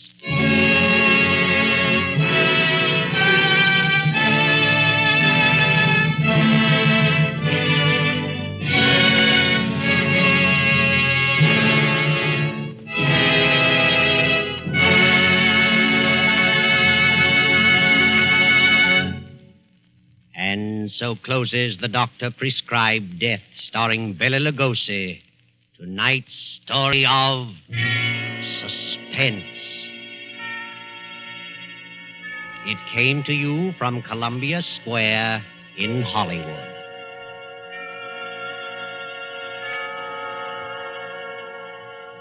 This is the man in black who conveys to you Columbia's invitation to spend this half hour in suspense with us again next Tuesday when we present the noted actor, Mr. Sidney Greenstreet, in The Hangman Won't Wait.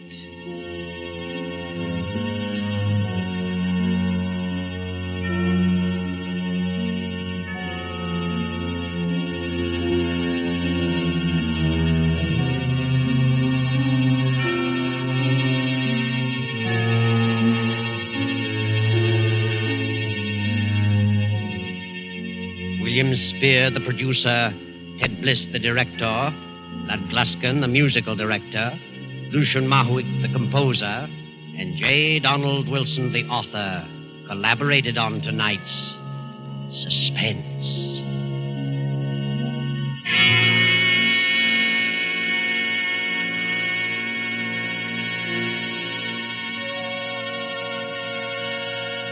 Every one of you undoubtedly has a headache or pain remedy that you swear by. But haven't you noticed that on some occasions it fails you? That there are times it does not seem to work? On these occasions, let me suggest that you try Anacin, for here is a remedy that I'm sure won't fail you. You'll find the fastest and most complete relief in Anacin you have ever experienced. The reason is simple. Anacin contains not one pain-soothing agent alone, but 4, one of which is in all probability the remedy you now customarily take to relieve pain. You can get Anacin at your druggist for a few cents. Your money back if you're not pleased. I'll spell the name. A-N-A-C-I-N. Keep it tuned right here to HOJO Radio for more classic old-time radio.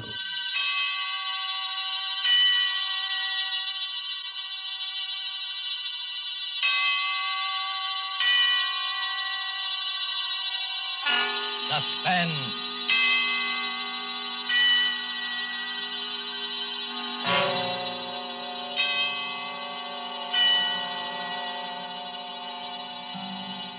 This is the Man in Black, here again to introduce Columbia's program, Suspense. Our distinguished stars tonight are two of the world's acknowledged masters of the art of suspense. They are Mr. Charles Lawton and Miss Elsa Lanchester. Mr. Lawton, who will soon be seen in the Metro-Goldwyn-Mayer picture, The Man from Down Under, is here to play a remarkable character created by England's noted thriller author, Agatha Christie. A mild-mannered character whose initials were ABC, and about whom revolved a series of savage murders, all neatly and alphabetically arranged. ABC was stamped upon all his belongings, those being his rightful initials. And ABC was stamped, too, upon the large railway timetable he always carried. But there was nothing so odd about that detail, since no traveler in the British Isles would dream of planning a journey without consulting this famous railway schedule, the ABC. And so, with the ABC Murders by Agatha Christie, written for radio by Robert Tallman and William Spear, and with the performance of Charles Lawton, we again hope to keep you in suspense.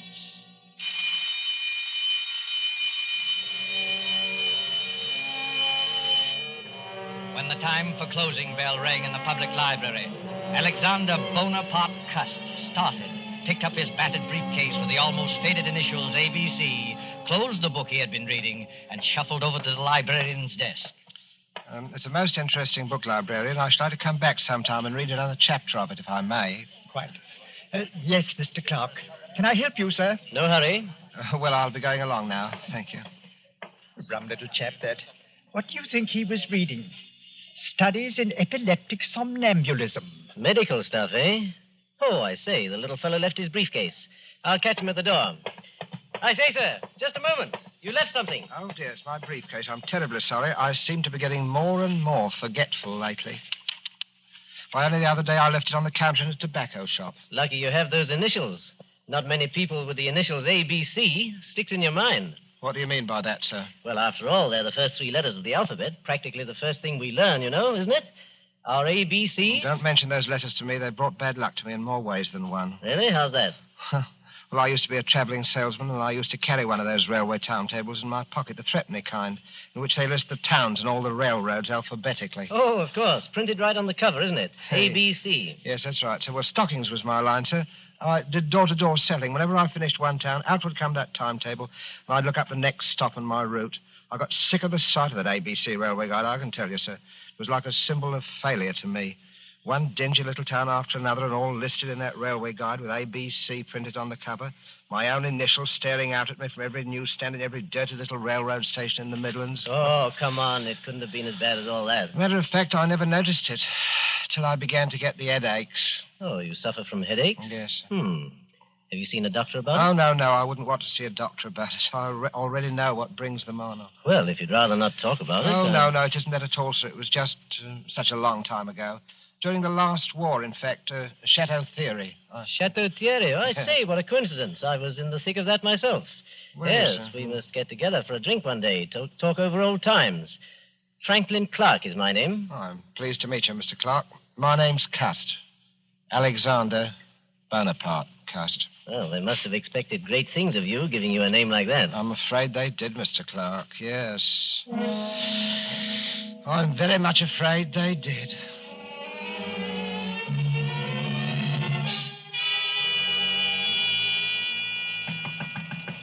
Mr. Cust. Oh, Mr. Cust. Who is it? It's me, Mr. Cust. I've brought you up a spot of tea. Oh, it's you, Miss Marbury. That was very thoughtful of you. Oh, nonsense. You know, Mother dotes on you. You're her favourite lodger. In fact, why, Mr. Cust, you're packing your things. You're not leaving us, are you? Oh, no, I'm just taking a little trip over the bank holiday, you know. Now, don't try to deceive me, Mr. Cast. You're embarrassed about owing us, aren't you? No. You needn't be, Mr. Cast. Really, you needn't. Oh, you are a nice girl, Miss Marbury. You really are a nice girl. As a matter of fact, I'm not going just for the bank holiday. I've something rather important, some very important matters to take care of. You know, it's very possible that my mother didn't have me christened Alexander Bonaparte. Cast for nothing. Oh, have you got a position, Mr. Cast? Well... What is it? Well... Oh, come, Mr. Cast. You can tell me, can't you? Well, Miss Lily, I can tell you this much. I shall be travelling quite a lot. In fact, where did I leave that ABC Railroad guide? Oh, yes, here it is. First stop, Andover. Andover? That's not very far. No, but I must be getting on if I don't want to miss that train. Now, let me see. Have I got everything? There's my spectacles and my overcoat, my typewriter, my walking stick. Did I ever tell you the history of this walking stick, Miss Marbury? It's a Scottish piece, very old. It's always it's antique. You know, they used to kill people with these back in the days of the old clan wars in Scotland. I wonder how many heads this one has bashed in. Oh, Mr. Cast. Oh, please, what a terrible way to talk. Yes, I'm sorry, Miss Marbury. I am a little bit surprised at myself talking like that. It must be my new job. It's gone to my head a bit. That's it. It's gone to me head. Have you got an aspirin by any chance? I've got an all.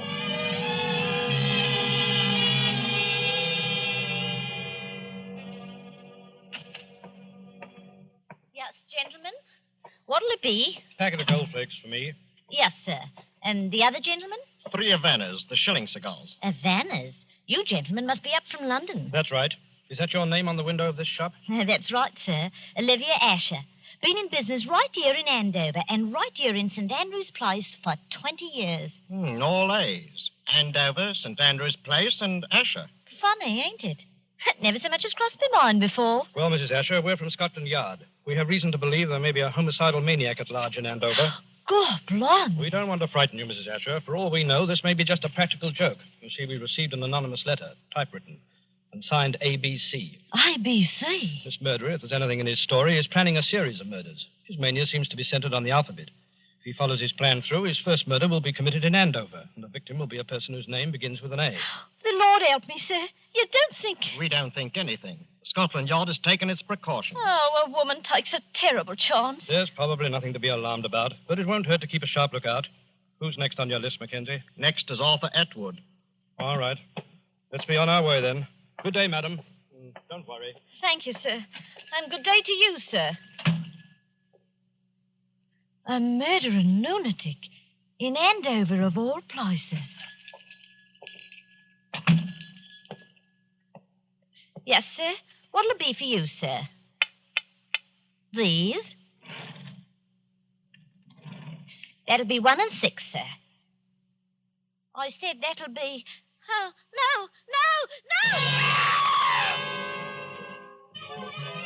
6:30 newspaper, sensation, homicidal maniac in Andover, alphabet murderer destroying necks at Bexhill, latest on ABC. Oh, boy, let me have one of those. Oh, yes, will a you? news standard, sir. Both. Here you are. Oh, thank you, sir. 6:30 newspaper, sensation. Nasty business, eh, mister? Oh, yes, very, very. You never know with lunatics. They don't always look bomber, you know. Sometimes they look the same as you on me. Eh? Yes, I suppose they do. Oh, it's a fact. Sometimes it's the war unhinged them. Never been right since. Yes, I expect you're right. You know, I don't hold with wars. I hope this will be the last. You don't hold with wars, eh? Well, young man, I don't hold with plague and sleeping sickness and famine and cancer, but they happen all the same. And murder happens all the same. They can't prevent them. I'm sorry, sir. I expect you had a rocky time of it in the last one, eh? Yes, my poor head's never been the same since. I get terrible headaches. Oh? Well, I'm sorry about that, sir. Sometimes I hardly know what I'm doing. You don't say. I forget things. You know, for instance, I could have sworn I had an ABC railway guide in my pocket an hour ago. Do you know they found one of them ABC railway guides on the poor tobacconist lady that he murdered? Who? Him. ABC, whoever he is. Maybe he don't know himself. Ever stop to think of that? Maybe he's so bum he don't remember. I wonder. Bexhill, did he say Bexhill? That's my train.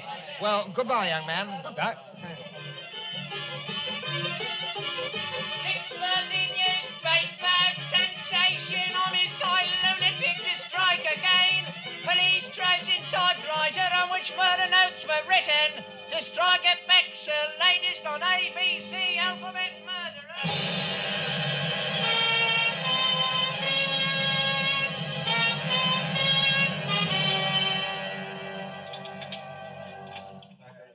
May I have your order, sir? Well, I don't think I'll have the ham. I'd ham for breakfast. Yes, I think I'll have the mutton pie. One mutton pie. Yes, sir. What's the matter with you? You're trembling, young woman. Is something wrong? Oh, sir, if you only knew. I have to walk home tonight after they close up here. And there ain't hardly a light in Benson Terrace where I live. Benson Terrace in Bexhill? Yes, sir. You're afraid of the ABC murderer, aren't you? He follows the alphabet, don't he? That was the way he done in Andover. Hey, and does your name begin with a B? Barnard's my name. Mary Barnard. Oh, dear me, Miss Barnard. Well, I don't like to appear forward. Well, anyway, I'm old enough to be your father. Would it make you feel easier if I saw you home tonight? Oh, you don't know, sir. You just don't know what it would mean. Oh, well, what time do they close up here? 9 o'clock. All right, I'll wait outside for you. At 9 o'clock? All right.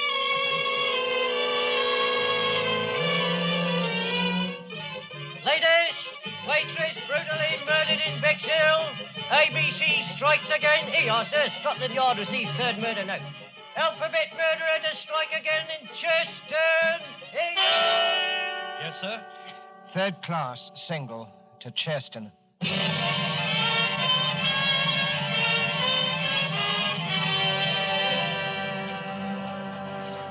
Give me a pint of half and half, please. Yes, sir.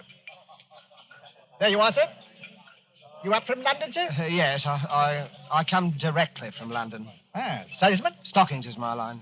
Rough going these days, what with rationing, eh? Well. It isn't my old friend Alexander Bonaparte Cuss. I'm sorry, I'm afraid I don't remember. We met in the library, remember? Oh. In London. Yes, had quite a talk. Yeah. Franklin Clark, remember? Yes, of course. You'll forgive me, Mr. Clark. My memory, it seems to be getting worse and worse. But you must have come under better times, Mr. Cuss.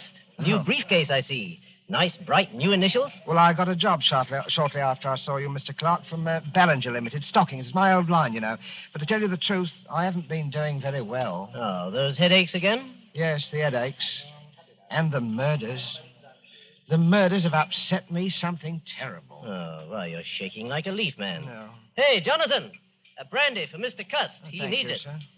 The trouble with you, Cust, is you're inclined to be morbid.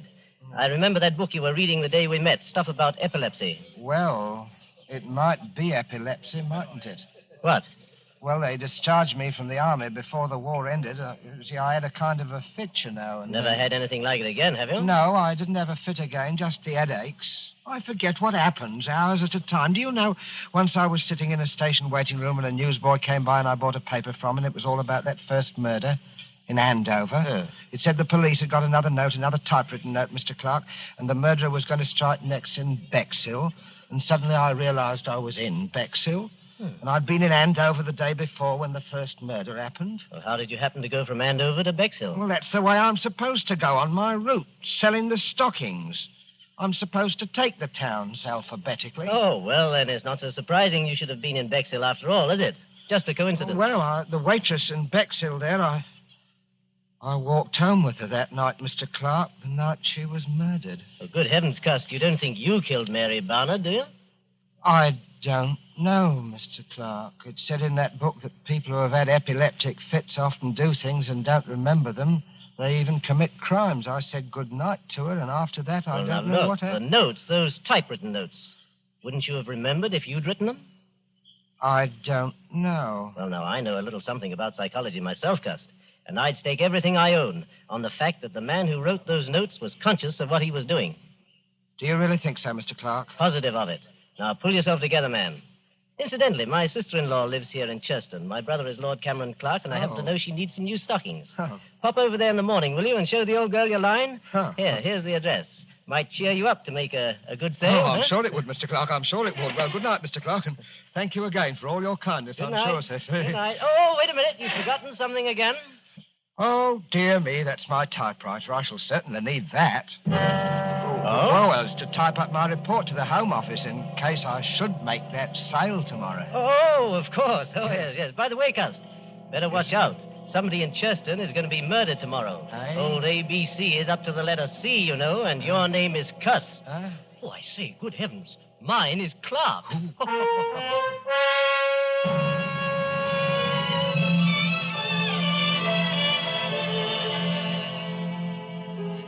Well, thank you again for your generous order, Lady Clark. I hope you'll be pleased. This line of woolen lined stockings is one of Ballinger's best buys right now, Lady Clark. My brother-in-law told me that you'd had some unfortunate times lately, Mr. Cust. Yes. But I really did need the stockings, and I should Hello be again, Cuz. Hello, I've sir. been stuffing myself with bacon and eggs. Make a sale, old boy? Oh, yes, Mr. Clark. Thank you very much. Good, good. Louise is filthy with money, and her ladyship's legs are in constant need of recovering. Oh, I wouldn't say that, Yes, sir. really. She wanted the stockings.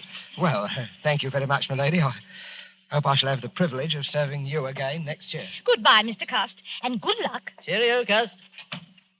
Such a nice little man, Franklin. He's a bit off his nut, I'm afraid. Last night he tried to convince me that he was the ABC murderer.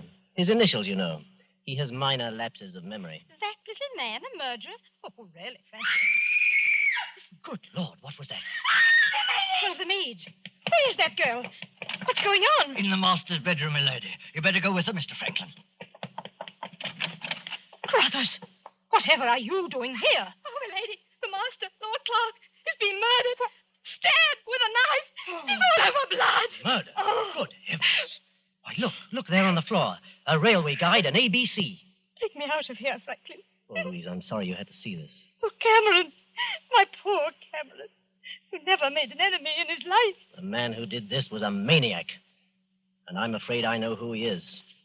He always carried a walking stick with a heavy carved handle. That's how the other murders were committed, with a heavy stick. But he wasn't carrying his stick today. Must have grabbed a knife up there somewhere to kill Cameron with. But when? Were you with him every minute? Well, I went upstairs to get my checkbook. It took me a little while to find it. That gave Cust his opening. Oh, to think that all that time. Oh, no. No, I'll never forgive myself, No, Franklin. none of that now, Louise. The important thing now is to stop him before he can commit another murder. But what are you going to do, Franklin? I'm going to the police and see if they'll let me help. Let's have a look at this ABC railway guide he left beside poor Cameron. Look here. All checked. See there? Andover, Bexhill, Churston. Each with a check mark after it. No. Oh, where's the next one? See? See London. He's through with ABC, he's gone home, and I'm going after him.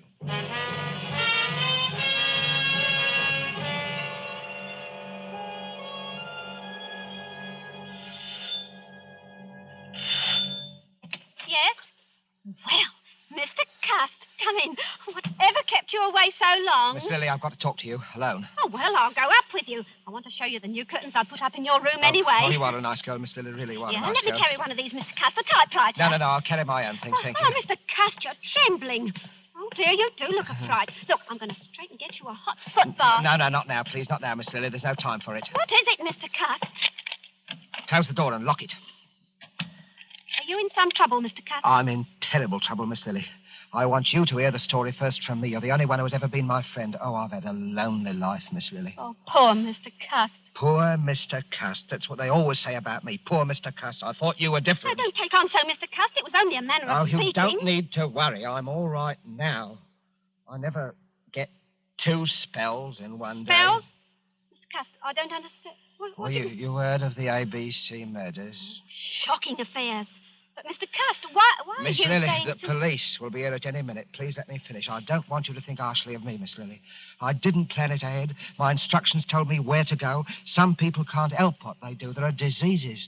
Epilepsy, for instance. You do things you don't remember. You commit crimes. And I'm like that. Oh, Mr. Cust, I can't believe it. When I was a child, Miss Lily, they used to badger me about my name. My mother worshipped strength. She named me after the strongest people she knew about in history. Alexander and Bonaparte. But nobody ever called me by those names. They called me ABC. ABC. I used to dream I was boiling in a kettle of alphabet soup. I was a terrible disappointment to my mother. Mr. Cust, you're unsettled and tired. You've got to hear me out, Miss Lily. Oh, You've got... my Now, listen to me, Miss Lily. I could have been a hero once in the army in the last war. I was happy. I could have made something of myself. Then I started getting the headache. No, Mr. You must hear me out, Miss Lily. I started forgetting things after they discharged me from the army. Shock, they called it. I used to have dreams. I was a great ruler. The destiny of men was in my hands. I had the power over them of life and death. Let me go. Oh, please let me go. First, there was Andover, that tobacconist. I can't even remember what she looked like. Then there was Bexhill. I walked home with a waitress from the station restaurant. She was murdered, too. In Cheston, I sold a dozen pair of stockings to a lady, and while she was upstairs getting her checkbook, her husband was murdered on the floor where I was waiting. And now I've come back here. Maybe the alphabet charm is over. Or is it? This is London. L. Your name is Lily. Are you trying to frighten me, Mr. Cust? I am trying to convince you. You, murderer? I'd as soon believe it as my own mother. What about this? Look at it. Oh, no, no. Look closely at it. I found it in my briefcase when I came on the train, Miss Lily. This knife murdered a man in Churston just 3 hours ago.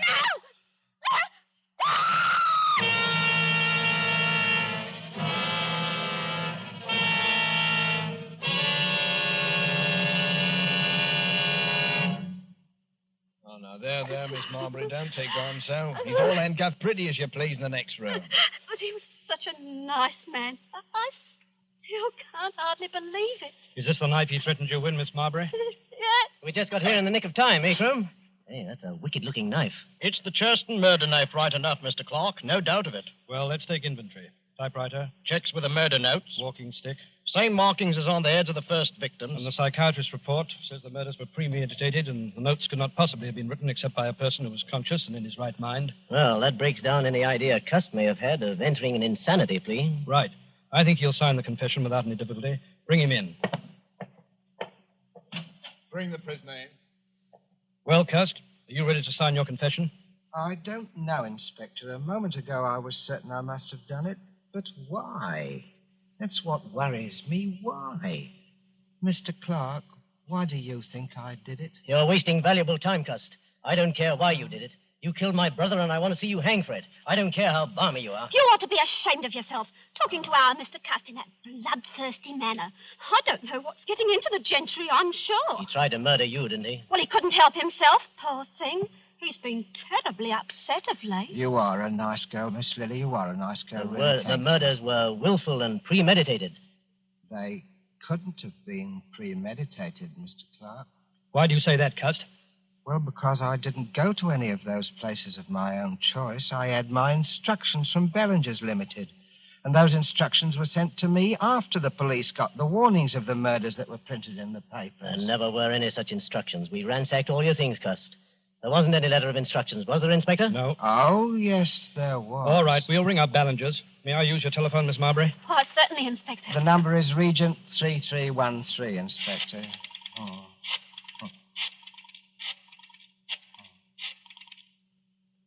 Ballinger's, are you there? Put me on to personnel. Oh, Mac, start packing those exhibits, will you? Oh, right, sir. Crome speaking, Scotland Yard. At what date did you employ a commercial traveler named Alexander Bonaparte Cust? No, Cust. A.B. Cust. Initials A.B.C. Yes, yes. Never employed by you. You're absolutely certain? Did you send a man to Andover or Bexhill last week? Not on your route. Thank you. That's all I wanted to know. Too bad, Cust. I guess this knocks out your last ghost of a chance, doesn't it? No, Mr. Clark. Because, you see, the instructions were in a letter, and that letter is right in this room. Well, let's have a look. Come on, Mackenzie. Give me a hand. Let's go through these things again. It won't do you any good to look there, Mr. Clark. I have the letter. Would you like to see it, Mr. Crome? It's here. Well, I'll be... Where did you get that? It wasn't on him, Inspector. I'll swear to that. Where did you have this hidden? Well, Inspector, it isn't generally known, but I do wear a small hairpiece. Not out of vanity, mind you. I find it necessary for the business. Let's see that letter. Oh, gladly. Dear Mr. Cust, enclosed find advance. Typewriter is being posted today. You will... What a lot of nonsense, Inspector. Look at the typeface of that letter. It's obviously written on Cust's typewriter.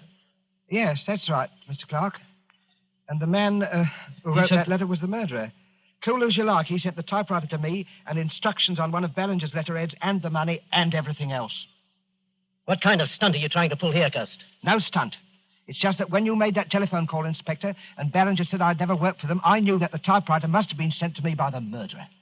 And the more I thought about it, the more it seemed to me that the murderer must be Mr. Clark. What? Why, this is too utterly fantastic, Inspector. Really, the murderer would have to had to know something about me. Something I'd never confided to anyone but to Mr. Clark about my headaches. I'd been reading a book in the public library, Inspector, a book on epilepsy, and it seemed to me that what I suffered during the last war might have been epilepsy. And it was on my mind, see? It said that epileptics might commit crimes and not remember them under certain conditions. Without that to go on, the murderer couldn't possibly have pinned the crime on me. That works two ways, Cust. You might have told me that story deliberately, just so you could cook up this story now. Well, I couldn't cook up your fingerprints, Mr. Clark. And I'll wager anything. Your fingerprints are on that letter. Oh, come now, really. Well, that's easily settled. We can do it right here. Won't take a moment. Take a set of Mr. Clark's fingerprints, Mackenzie. You examine the prints in the letter meantime. Right, Inspector. Just press your fingers down firmly on this ink pad, Mr. Clark. What is it, Mr. Clark? It's quite simple, really. Yes, it's so simple it isn't even necessary. I'm afraid this is necessary, Mr. Clark. Only a matter of routine, you know. But I tell you it isn't necessary because Cust is right. I am the murderer. You? But wait, then you killed your brother Cameron Clark so that you would inherit the estate? Yes, exactly. But the others, the A and B murders in Andover and Bexhill and... I committed them, all of them. Yes, but... Come now, gentlemen, surely you'll give me credit for thinking this thing through. If only my brother Lord Clark had been murdered, I, being the only heir, would have had a lot of explaining to do. So I invented my own little crime wave to make it appear as though he were just one of the victims of a homicidal maniac. And I must say, it almost came off, thanks to the unknowing cooperation of Mr. Cust here. Thank you just the same, Mr. Cust. You're very welcome. Oh, Mr. Cuss, I knew you couldn't be a murderer, not really. Oh, you are a nice girl, Miss Lily. Really, you are About a those nice headaches, girl. Mr. Cuss, why don't you go to an oculist? Those headaches, maybe you just need a new pair of glasses. I think I'll do that, Miss Lily. Do you really think? Of course, I'll wager that's what's been the trouble with me all along. You know, you need someone to take care of you. Oh, I do, Miss Lily. I do, really. If only you... Oh, but no, you couldn't ever think What, Mr. Cuss? Well, I mean, Miss Lily, I was just thinking it'd be really too much to ask anyone. Mrs. Alexander Bonaparte Cust. But when we're married, please don't wear that toupee. It's very conspicuous. Oh, you are a nice girl, Miss Lily. Really, you are. I do hope people won't call you Mrs. ABC.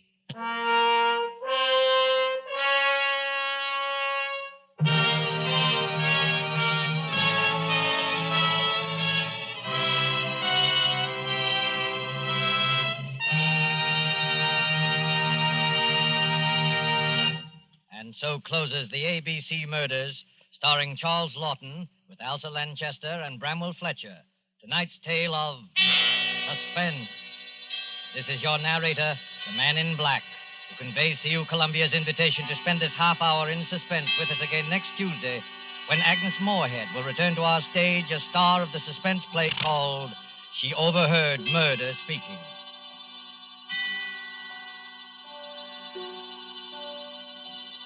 Producer of these broadcasts is William Spear, who with Ted Bliss, the director, Lud Gluskin and Lucian Mahowick, conductor and composer, and Robert Tolman, the radio author, collaborated on tonight's Suspense.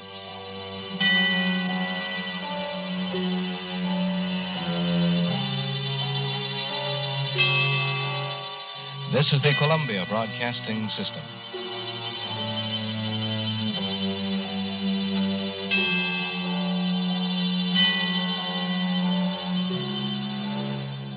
But first, here's a mighty swell suggestion. Kellogg's Pep! Say, gang, you'll want to spread the news around to all your friends that you're collecting those slick new comic buttons that now come in packages of Kellogg's Pep. Because that's the only way they'll know you can trade duplicates with them. And you wouldn't want to miss out on that fun. You want to be sure you round out your collection of all 18 different buttons.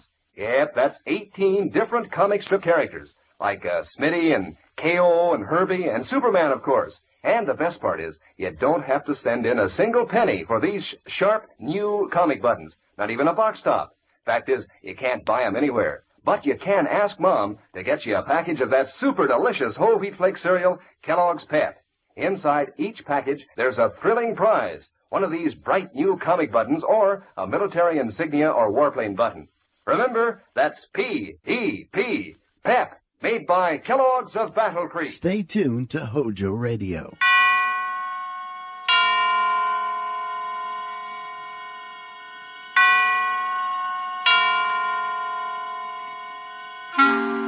Suspense. 1,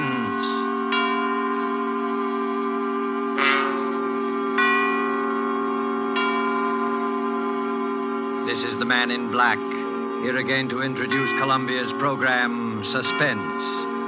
In our starring Hollywood cast tonight are Mr. John Sutton, who appears as a young English doctor, Jim Norwood, who knew a great deal more than he admitted concerning the strange events which we are about to relate, and Mr. George Zuko, who plays the village curate, the Reverend Arthur Morley. Our story, and it bears none but a coincidental resemblance to H.G. Wells' famous short novel, The Invisible Man, is by John Dixon Carr and is called The Man Without a Body, tonight's tale of suspense. If you have been with us on these Tuesday nights, you will know that suspense is compounded of mystery and suspicion and dangerous adventure. In this series are tales calculated to intrigue you. And so it is with The Man Without a Body and the performances of John Sutton and George Zuko. We again hope to keep you in suspense.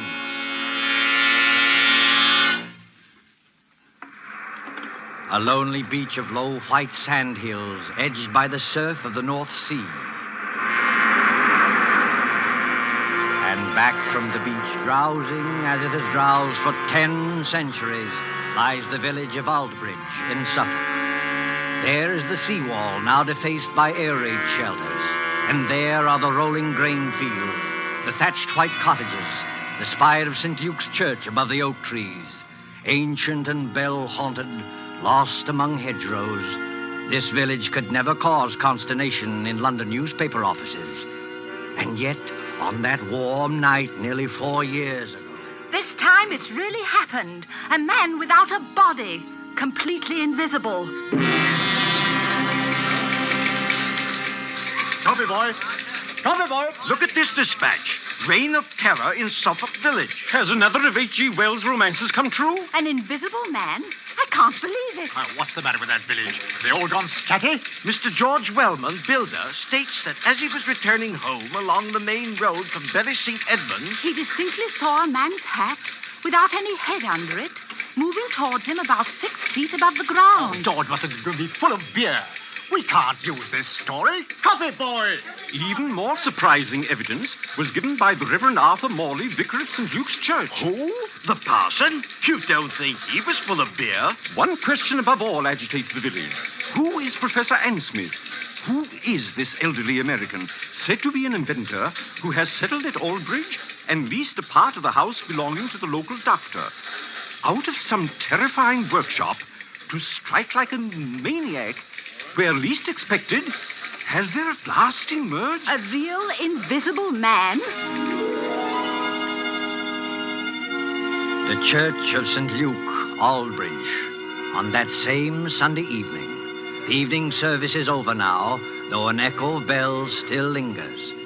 In the vestry at the rear of the church, where white surplices hang like ghosts, the Reverend Arthur Morley sits with his daughter Janice. It is a stone room of painted windows, now many-colored in the sunset. And here, as the drowsy summer light turns to dusk... Janice, I don't believe it. I know, Father. I saw it with my own eyes, yet I don't believe it. You don't think we were dreaming, do you? No, Father. We weren't dreaming. If this goes on, the whole village will be in a frenzy. But what can I do? We could go to Professor Ansmith and ask him straight out. Ask him whether he's responsible for these... Yes. I wonder, Janice. The man isn't hurting anybody, you know. You couldn't ask for a quieter person or a better neighbor. And yet... What's that? Father, you are upset. It's only Mr. Emmett coming down from the belfry. Emmett? Oh, yes, of course. Is that you, Mr. Emmett? It's me, all right, sir. And very much in the flesh. Did you think I was the invisible man? Mr. Emmett, I forbid you to mention that subject. Very good, sir. But there's others, begging your pardon, that do mention it. Oh, yes, forgive me. I spoke too sharply. Oh, that's all right, sir. No harm done, no bones broken.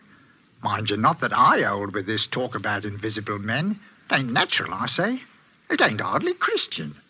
I'm a greengrocer by trade, and I believe in what I can weigh and feel and... What's the matter, Mr. Emmett? Is anything wrong? Excuse me, sir. And you too, miss. Do you see anybody in this room except us? No, of course not. Why, Because I could have sworn something brushed past me just now. You're imagining things, Mr. Emmett. Yes, sir, I dare say, There's but... nobody hidden in the Belfry Tower, I hope. No, sir. I had a look-see. And what's more, there's not going to be anybody up there once I've locked the door. Now, let the blighter try and get in. Oh, please, Mr. Emmett. And you too, Father. You're talking about this invisible man as though he actually existed. There's something funny going on, miss. You can't deny that. No, none of us can deny it. And what's more, sir, it's getting pretty dark in here. Hadn't you and Miss Janice better get along to the vicarage while I lock up? No, we can't go just yet, Mr. Emmett. We're expecting Dr. Norwood. Dr. Jim Norwood, sir? What does he say about all this? Oh, you might ask him yourself, Mr. Emmett. I think that's probably him now. Come in. The vestry door's not locked. Oh, hello, Padre. Hello, Janice. I'm sorry I'm late. Hello, Jim. You seem a good deal out of breath. I am out of breath, Janice, because there's blue blazes to pay down in the village. Not more trouble. Yes, I'm afraid so. They're holding a mass meeting at the Coach and Horses, and they're ready to murder Professor Ansmith. If this invisible man cuts any more capers, we may see a real old-fashioned lynching in an English village. Now, look here, my boy. This has got to stop. I know that, Padre, but how are we going to stop it? Sit down there, Jim, across the table from me. Yes, sir. First of all, what do you know about this Professor Ansmith? Nothing, sir. Nothing at all. But you rent part of your house to him. Oh, my dear Padre, that house is twice as big as I can possibly manage. I was only too glad to get a tenant. He gave you references, I imagine? Yes, but I didn't bother to check him. He's a quiet old boy. Pays his rent on the dot. Never does anything except read and go for long walks. Are you quite sure of that, Jim? The village has war nerves, that's all. With the camouflage aerodrome in the neighborhood, they're apt to imagine anything. True, perhaps, but... That talk about dynamos humming in the old boy's room and blue lights flashing is rubbish out of a sensational film. They imagine the whole thing. Finally, this crazy story about an invisible man playing the gramophone. Why, It's not a crazy story, Jim. Janice and I saw it happen. You what? Last night, about 9:30, Janice and I were out for a walk in the lane that runs past your house. On the way, we met Willie Kendrick, and he joined us. Well, sir? Listen, Jim. On that side of the house, there's a little square room with 2 windows and no furniture except a round table and a couple of chairs. Do you know the one we mean? Yes, of course. Professor Ansmith uses it. What about the room? It wasn't quite blackout time. The windows were up, the curtains weren't drawn, and the room was brightly lighted. On the table stood an old-fashioned gramophone with a horn and a crank handle. Beside it lay a pair of white cotton gloves, like gardener's gloves. The gramophone was playing away for dear life, but there was nobody in the room. Janice thought that was a bit odd, a gramophone going full tilt with nobody there, and called my attention to it. Just then, the gramophone started to run down. We could hear the record slow and go off-key. As it did so... Well, sir, go on. As it did so, those white gloves got up off the table. Got up off the table? Got up off the table, took hold of the gramophone, and wound it up again. Mr. Emmett, what on earth are you doing? I dropped some candlesticks. So I see. Please pick them up again. Yes. Padre, are you serious? Perfectly serious. A pair of gloves without any hands inside them? Yes. But what did they do exactly? The left-hand glove steadied the gramophone. The right-hand glove wound it up. Then they both hung in the air, beating time to the music. It should have been funny. I can only assure you it was not funny. So what happened then? Oh, Jim, it was horrible. Willie Kendrick let out a yell and ran down the lane between the apple trees as though the devil were after him. I can't say I blame him. Father and I just stood there and... Stared is the word, my dear. Yes, stared. I can't forget any of it. The 3-legged table and the whirling record and the blue flowers on the wallpaper. But there was nobody there. We could see past the table and under the table and all over the room. And there was nobody there. Except the man You know what anybody. happens when you take a fish out of water? Sure, it dies. Well, by Cornelius, the same thing happens when your car's battery runs out of water. It lies right down and quits. No water, no life. So what did the Autolite people do? They made the Autolite Stay Full battery with an extra-large liquid reserve. Gave it more room for more water. Result, the Autolite Stay Full battery needs water only 3 times a year in normal car use. So, friends, be right with Autolite. Switch to an Autolite Stay Full battery tomorrow. Keep it tuned right here to HOJO Radio for more classic old-time radio. Exactly. But the mere force of suggestion, nothing more, might lead you to believe. That's not suggestion, Father. Oh, stake my Bible oath, there's nobody in that belfry. Bells can't ring by themselves, old man. There's somebody pulling the rope up there, and we're going to find out who it is. Now, one moment, all of you. What's wrong, Padre? You're as white as a ghost. This blasphemous mockery, it seems, extends even to the church. Very well.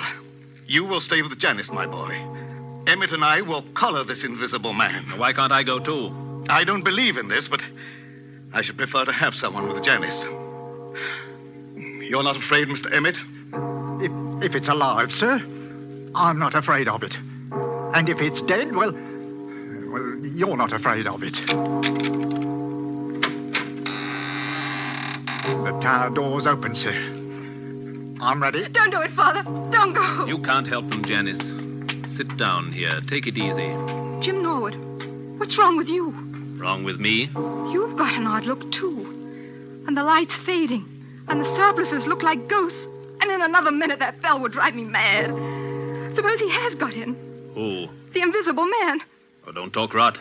As there are sounds that the ear cannot hear, so there are colors that the eye cannot see. I read that somewhere. He hasn't hurt anybody yet. But suppose he turns nasty and does hurt somebody. He can't hurt anybody. How do you know? Janice, listen to me. Take my hand. Oh, but Jim... I want to tell you a few things you won't understand. I don't ask you to understand. I just ask you to remember. Well, what is it? The first is a question. If you were a government official and wanted to find an expert on camouflage, where would you go? An expert on camouflage? Yes. And the second point is this. I studied medicine in Germany. Oh, I know that, but that's One night on a bet, I hid backstage at the Winter Garden Theater in Berlin. I saw the whole show from backstage, and I learned a great deal. Jim Norwood, what on earth are you talking George about? Wellman and I have talked the whole thing over. In a way, Janice, there is an invisible man. I can tell you who he is and how he works. But there's no danger, do you understand? There's no danger at all. Jim, what was that? I don't know. You do know. I can see it in your face. You do know. I think somebody's fallen Fallen? from the top of the belfry. Father! Stay here, Janice. You can't do any good. Let go of my arm. I'm going up there. No, you're not. I didn't think what the danger might be. Besides, there's somebody coming down the stairs now. Stay just where you are and don't move until... Oh, Father. Father, are you all right? Steady, sir. Take it easy now. I'm perfectly all right, yes. But you'd better go into the churchyard and see to Emmett. He fell? No, Janice, he did not fall. He was thrown. Oh. Thrown? By whom? There's no time to argue now. You're a doctor. Go out and see to him. Well, is he in... I don't know. Go. Yes, sir. For I will work a deed in your days which ye will not believe, though it be told you. Janice, this is incredible. Why? You heard the bell ring. I saw it ring. Without anybody there? I was as close to that bell as I am to you now. No hand held the rope. There were no strings or wires or any tricks to make it move. Yet it clanged back and forth alone in the tower.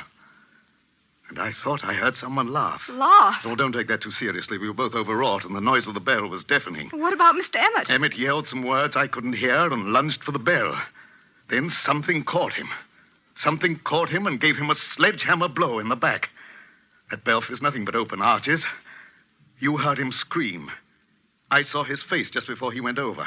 Lock the door to the tower, Father. Lock it. I can't lock it. Emmett has the key. But why should I lock it? Because he's still in there. He? He hadn't done any harm before, but he's done harm now. There's no telling what might happen if he gets loose. You mean? I mean Professor Ann Smith's protege, whoever he is. The man without a body. Under the red sunset, some quarter of a mile away, a grass-carpeted lane winds between rows of apple trees. The lane is dusky, though lights shine into it from the windows of a large stone house, Dr. Norwood's house beyond the apple trees. Up and down, a shadowy figure is pacing. An elderly figure, a dejected figure, tall and frail as a shadow among shadows, muttering to itself, shaking its head, now and then raising one fist in bewilderment or anguish. Sometimes the light gleams on large spectacles and a kindly mouth. Up and down, endlessly up and down strides Professor Ansmith. I'm not guilty. I'm not guilty. How can I convince them that I'm not guilty? Who's there? I saw you dodge behind that tree. Stand out, sir. Did you call me Professor Ansmith? Yes, I did call you. Who are you? You probably won't recognize me, Professor Ansmith. Nevertheless, my friend, may I ask what your name is? My name is Wellman, Professor. George Wellman. Wellman. I've heard that name. Maybe you have. I'm a builder by trade, and a great friend of Dr. Norwood's. Wait one moment. Aren't you the young man whose firm is putting up these air-raid shelters along the seawall and making such an unholy din with your riveting machines? That's me. And come to think of it, aren't you the one who first started this alarm about an invisible man? Yes, because I met him. You did not meet him, sir. This whole thesis is scientific nonsense, and I won't have it. You won't have what? I'm an old man, Mr. Wellman. I never did anybody the least harm. As God is my judge, I know nothing whatever about this... What's that? It looks like the vicar's car, Professor. You'd better stand back. This is a pretty narrow lane. Ansmith! Professor Ansmith! Yes, Mr. Morley, I hear you. Well, we thought you'd better drive over here straight away. I think you've met my daughter. And, of course, you know Dr. Norwood. Yes, but there's no time for any social formalities. Get into your house, Professor Ansmith. Get in quickly and close the shutters. But why should I do that? Because there's a mob coming, sir, and we can't stop them. Hurry, do hurry. A mob coming here? Why? Haven't you heard the news? I've heard nothing, my friend. The only person I've seen has been that young man there who chews a toothpick and hides behind the trees. George Wellman? What on earth are you doing here? Watching, Janice. Watching and waiting, just as usual. Listen to me, Professor Ansmith. Henry Emmett, the head verger at St. Luke's, was thrown from the belfry window not 20 minutes ago. Not by me, sir, I assure you. I had nothing to do with it. No, not by you, but apparently by the invisible man. Oh, Father in heaven, will this never stop? Not till we catch the fellow. No. Be quiet, Mr. Wellman, please. I'm sorry, Padre. I take it back. I myself can testify that no visible person laid hands on Emmett. He was struck as though with a gigantic fist. What's the matter, Professor Ansmith? Is anything wrong? No. I was just thinking. Is Emmett dead? Fortunately, no. I'm glad of that, my friend, for a certain person's sake. He's not even seriously hurt. The bell tower isn't high, and a tree broke the force of his fall. But he's badly shaken up, and that crowd at the Coach and Horses means trouble. If you haven't anything to say to us, if you haven't a word of explanation to utter... Listen, Padre, don't you hear anything? Yes, I thought I heard voices. Can't be that crowd from the village. We're too far ahead of them. It's a crowd, all right. And they've been here for hours. But where? I don't see anybody. Jim, look, behind the trees. Look behind the trees. Look beyond the hedgerows. Look for any place where a watcher can hide. And may I ask what they're doing here? They're watching you, Professor Ansmith. More of your spies, you mean? You can call them anything you please. But they're getting impatient and they want a showdown. If I as much as hold my hand up like this... What's that? Don't throw stones at the windows, you fools! You're only breaking the doctor's windows! Gentlemen, I can't have any more of this. Be quiet, all of you, and listen to me. Well, sir, we're listening. I'm a peaceful man. I like to live in peace with my neighbors. I have nothing to do with this so-called reign of terror. But you don't believe that, do you? No. Then I must expose a fraud. Now, don't blame me if I expose the trickster, too. I have made preparations to show you the invisible man. The man without a body. Quiet, everybody. Mr. Morley, I believe you and your daughter walked through this lane last night while I was away at the Bury St. Edmunds. I don't know about your being away, sir. My daughter and I were certainly here, yes. Good, good. Miss Janice Morley. Yes, Professor Ansmith. Will you look toward your right, please, at the house? What do you see? It's the same room. What room? The room with the little round table and the gramophone. It's a three-legged table, you notice. Yes, of course. But there's nobody in the room. No, nobody at all. Are conditions exactly as they were last night? Yes, except there aren't any gloves on the table. No, but the invisible man is there. Oh. A living presence, ready to act and breathe and even kill. With your permission, I shall now address him. Hello in there. Hello in there. Hello in there. If anybody answers him, Father, I'm going to scream. Quiet, Janice, quiet. Father, look. The gloves are appearing on the table. I call out to him, and I speak as follows. Hold the phonograph with your left glove. That's it. Turn the handle with your right. One turn, 2, 3, 4. That's enough. Touch the spring with your left hand. Push the record. Lower the needle with your right and...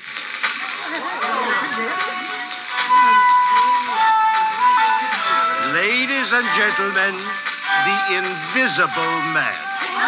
Hold him off! Hold, you fools! Don't you see? On the contrary, let them throw all they like.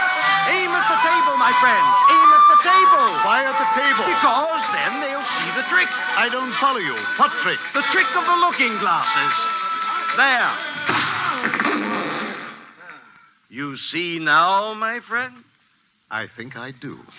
The legs of the table form a triangle with its point toward you. Panels of looking glass are fitted in the two sides facing you. What do you know about that? You think you can see under the table, but what you actually see are the side walls of the room reflected in those two mirrors. Oh, wait a minute. You mean... I mean that my old servant, hidden behind the mirrors, has just been working the gloves to a panel in the tabletop. It's a very old trick, first shown by Colonel Stadair at the London Polytechnic. And that's what happened last night? Yes. And you had nothing to do with it? Nothing whatever, nor had my servant. Then who did do it and why? What is the explanation of all this? Well, I can't tell you why. That's what beats me. But I can tell you everything else.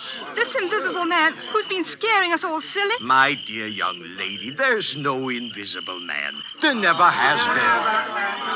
I might believe that, Professor Ansmith, if I hadn't seen a church bell ringing where there was no hand to ring it. And poor old Emmett flung out of the tower as though a giant hand had got hold of him. You're not saying that was done with the looking glasses? No, my friend, not at all. That was really clever. Strings? Wires? Ropes? No, they weren't necessary. But the thing's impossible. Oh, no. The same principle was used by my old friend J.N. Maskelyne to make mechanical figures work. Psycho played whist, and Zoe drew pictures. I myself... Go on, sir. You yourself... What are you going to say? The secret I was about to say remains unknown even today. You were right, in a way, when you tell us that Emmett acted as though a giant had got hold of him. A giant had got hold of him. At least, a gigantic force. Oh, before we all go completely mad, would you mind telling us what this gigantic force was? Not at all. It was compressed air. Compressed air? But don't you see it even yet, any of you? No. A compressed air pipe with 1,000 pounds pressure behind it was run up into the tower facing the bell. It could be operated from the ground outside. The pressure was turned on and off in bursts. It made that heavy bell swing like a toy. Emmett, don't you remember? Emmett rushed forwards towards the bell. And the air pressure? The air pressure struck him like a sledgehammer and flung him headlong out of the tower. There's your miracle, gentlemen. That's all there was to it. Sir, I can't doubt what you say. It's too circumstantial and too right. But what, my friend? The compressed air tanks. the mechanical apparatus to work this trick. Well, what about it? Well, where did it come from? Such things don't grow on bushes. No, but they do grow on riveting machines. Riveting machines? Yes, such as the riveting machine they're using on the air raid shelters along the seawall.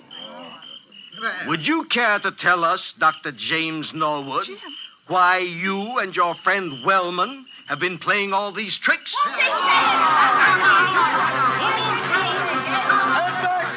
All of you. Jim Norwood, is this true? Why, of course it's true, Mr. Morley. Don't be so gullible. Jim and George Wellman doing all this? I don't believe it. Take a look at their faces, young lady. Did you ever see a guiltier-looking pair? So we look guilty, do we? Frankly, you do. We played the whole game and convinced the village there was an invisible man. Is that it? Yes. You worked the glove trick in your own house. And Wellman worked the air trick with his own equipment. Everything else was nothing but a pack of lies and a lot of atmosphere. Playing conjurers and making a blasted hash of it. Is that all, Professor Ann Smith? Well, remember, you brought this on yourselves. I didn't want to expose you. No, Professor. I bet you didn't. Easy, George. Take it easy. Jim, is this true? Before you start pitching into me, Janice, let me have my word first. Do you remember what I said to you at the church tonight? At the church? Yes, I asked you to remember something, even if you didn't understand it. All right. Can you remember what it was? Oh, Jim, please. You're only trying to evade this. Oh, I'm so confused now, I don't remember anything. All I can think of is this horrible business and what's behind it. Father can't believe his ears, and I'm not much better.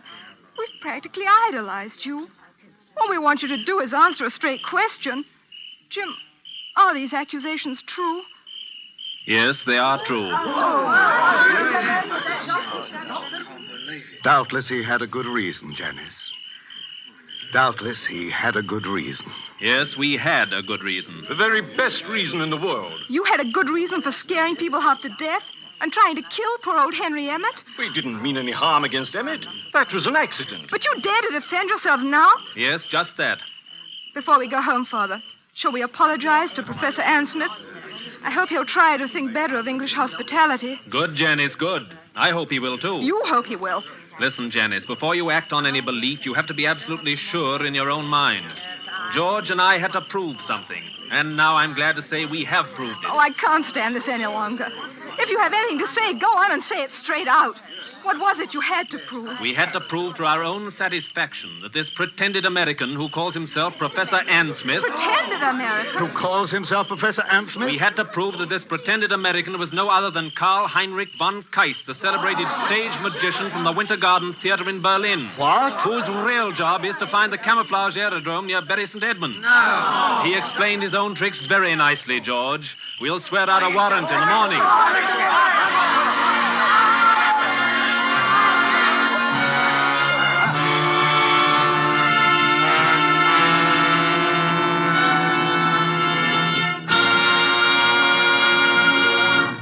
And so closes The Man Without a Body, starring John Sutton and George Zuko. Tonight's tale of suspense.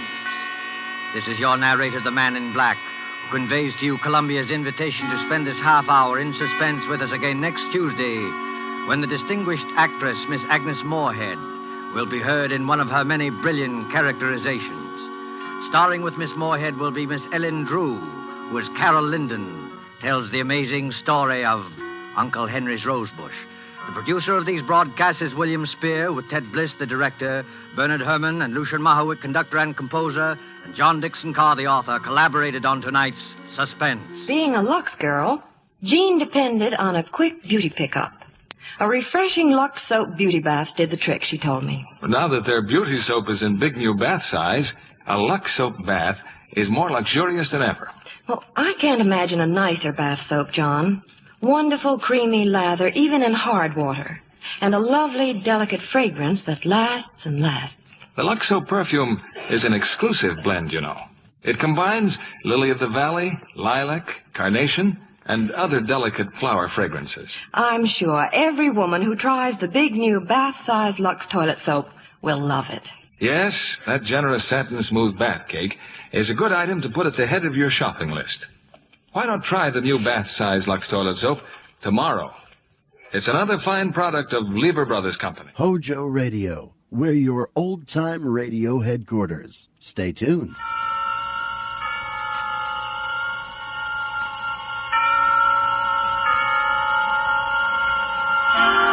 Suspense.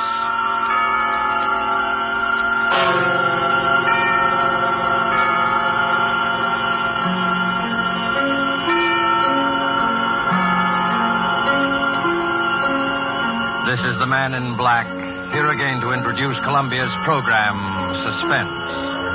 From Hollywood, we bring you as star Mr. Orson Welles, who this evening begins a 4-week engagement as guest at these proceedings. In the interest of prime suspense, Mr. Welles and the producer of this series have scheduled 4 radio stories which they feel are particularly distinguished in our chosen field. The first of these is The Most Dangerous Game by Richard Connell. And so with the performance of Orson Welles in the character of General Zaroff and Keenan Wynn as Sanger Rainsford, who learned from Zaroff what was the most dangerous game, we again hope to keep you in suspense.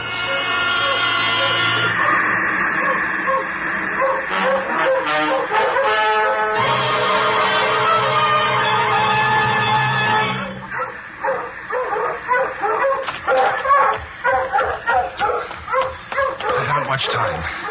Any moment now he may come in, and when he does, I'm going to kill him. It's him or me. And I'm going to do my best to make it him. Or maybe it sounds crazy to you. I guess it does. Would have sounded crazy to me a few days ago when I was with Whitney on the yacht. I was on a pleasure trip. A pleasure trip. How could I or anyone realize then the horror and torment I was to go through? How was I to know of Yvonne? And the death swamp? And the hounds? How was I to know of Zaroff? Think of it. It was only 4 nights ago that the ship went down. We'd been talking about this island, Ship Trap Island, Whitney said it was called in the charts. I was sleepy and started on down below to turn in. I was mixing myself a nightcap when I looked up and saw it. A tremendous reef racing at us out of the fog. I screamed out a warning, but it was too late. We were right upon it.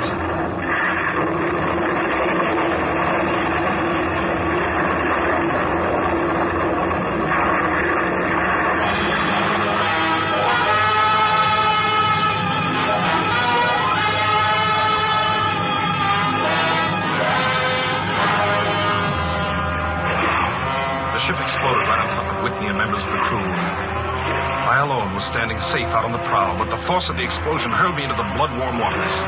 Terrified at the suddenness and surprise, my stomach weak and sick at the thought of the others. The sea was eddying furiously around the sinking remnants of the ship. And a certain cool-headedness came to me and made me swim desperately away, or I might not have lived to go through the horror which was soon to come. I struck out to the right in the direction of the island about which Whitney had been telling me. I had no recollection of how long I swam, but all at once I heard the muttering and growling of the sea breaking on the rocky shore.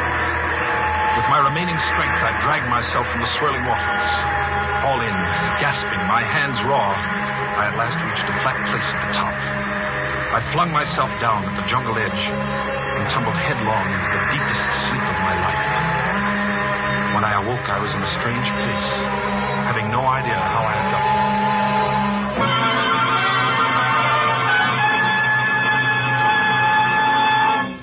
Well, Yvonne, our friend seems to be awakening. Where is this? Where am I? Do not be alarmed, my friend. My man Yvonne found you out on the cliff and brought you here to be taken care of. Well, thank God there's life on this island. I hardly believed. Few people do. Yes, you are quite safe here in my castle, Mr. Rainsford. Yes. Rainsford. I'm Sanger Rainsford of New York. Rainsford? Sanger Rainsford? Yes. Well, it is indeed a very great pleasure and honor to welcome you, Mr. Sanger Rainsford. You're the celebrated hunter, are you not? Yes. You know me? By reputation only. I've read your book about hunting snow leopards in Tibet, you see. My name is General Zaroff. I am not English, Mr. Rainsford, but I went to a good school. Perhaps you recognize the colors of my tie. No, it makes no difference. I've lived too long in the jungle to be a snob. Well, I can't tell you how happy I am to meet you, General. And I can't tell you how happy I am to meet you, Mr. Rainsford. But come, we shouldn't be chatting here. We can talk later. You must be hungry. Yes, I am rather. What? Ivan thought you'd like a robe. He's drying your clothes for you. Oh, thank you. Ivan's an incredibly strong fellow, but you mustn't mind his looks. His ears were cut off in battle, and he has the misfortune to be deaf and dumb. He is sensitive about his appearance. A simple fellow, really, but I'm afraid a bit savage. Oh? He's been in our family for years. Follow Ivan, if you please, Mr. Rainsford. I was about to have my luncheon just before you awoke. You can have it together now. Does the robe fit you all right? Oh, yes, perfectly, thanks. I'm so glad. You have quite a collection of heads here. Lions, tigers, elephants, moose, bears. Oh, I don't believe I've ever seen a more perfect specimen. They are nice. I take great pride in them. You have good cause. Coming from you, Mr. Rainsford, that is a great compliment. And here we are. You sit over there. Thank you. Not at all. Right, Ivan? We do our best to preserve the amenities of civilization here. Please forgive my any lapses. Of course. Yes. Well off the beaten track, you know. Shoo-shoo. Shoo-shoo. Shoo-shoo. This is my little pet, Mr. Rainsford. As a hunting falcon, Shoo-shoo is of no further usefulness in the field. But I'm fond of its company. Am I not, little sweetheart? Patience, my darling. I know you're hungry, my dear. We hunt tonight. Your heads are really remarkable, General. That Cape Buffalo is the largest I've ever seen. Yes, that fellow. He's a monster. Did he charge you? Hurled me against a tree, fractured my skull, left me the scar. And I got the brute. I've always thought the Cape Buffalo is the most dangerous of all game. No, you're wrong. Wrong, sir. The Cape Buffalo is not the most dangerous game. Ivan, the wine. How does he understand you? He reads my lips. Think you like this champagne, Mr. Rainsford? Ivan chills it expertly.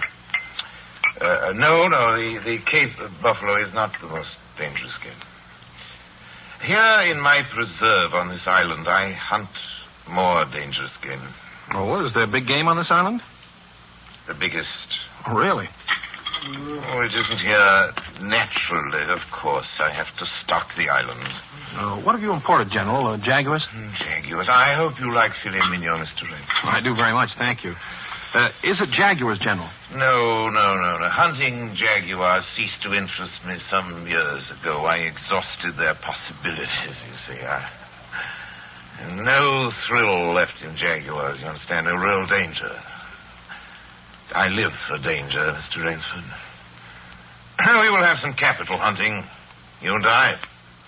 I shall be most glad to have your company. Yes, but I'll tell you, you'll be amused, I know. I think you may say in all modesty that I've done a rare thing. Yes, I've invented a new sensation. May I pour you another glass of champagne, Mr. Rainsford? Thank you, General. God makes some men poets. Some he makes kings, some beggars. Me he made a hunter. My hand was made for the trigger. My father once said that. Made for the trigger. My whole life has been one prolonged hunt. I've hunted every kind of game in every land. It'd be impossible for me to tell you how many animals I've killed. Grizzlies in your Rockies, crocodiles in the Ganges, rhinoceroses in East Africa. This is in Africa, by the way. That Cape Buffalo hit me and laid me up for 6 months. As soon as I recovered, I started for the Amazon to hunt jaguars, for I'd heard they were unusually cunning. They weren't. They were no match at all for a hunter with his wits about him, the high-powered rifle. I was bitterly disappointed. I was lying in my tent with a splitting headache one night. A terrible thought pushed its way into my head. Hunting was beginning to bore me. And hunting, remember, had been my life. I've heard that in America, businessmen often go to pieces when they give up the business that's been their life. Yes, that's so. I had no wish to go to pieces. I must do something. Now, mine is an analytical mind, Mr. Rainsford. Doubtless, That is why I enjoy the problems of the chase. Oh, no doubt, General. So I asked myself why the hunt no longer fascinated me. You are much younger than I am, Mr. Rainsford, and have not hunted as much, but you perhaps can guess the answer. Well, what is it? Simply this. Hunting had ceased to be what you call a sporting proposition. It had become too easy. I always got my quarry. Always. There's no greater bore than perfection. Cigarette? No, thank you. No animal had a chance with me anymore. Not a chance. That is no boast. It is a mathematical certainty. The animal had nothing but his legs and his instinct. Instinct is no match for reason. When I thought of this, it was a tragic moment for me, I can tell you. It came to me as an inspiration. What I must do. And that was? I had to invent a new animal to hunt. A new animal? Oh, you're joking. Not at all.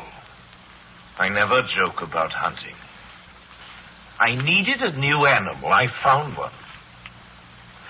So I bought this island, built this castle, and here I do my hunting.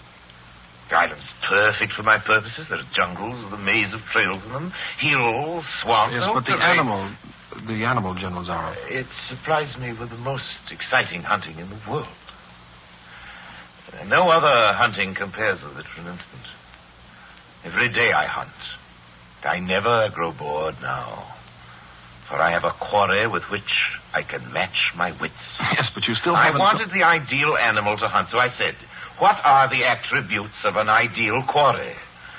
And the answer was, of course, it must have courage, cunning, and above all, it must be able to reason.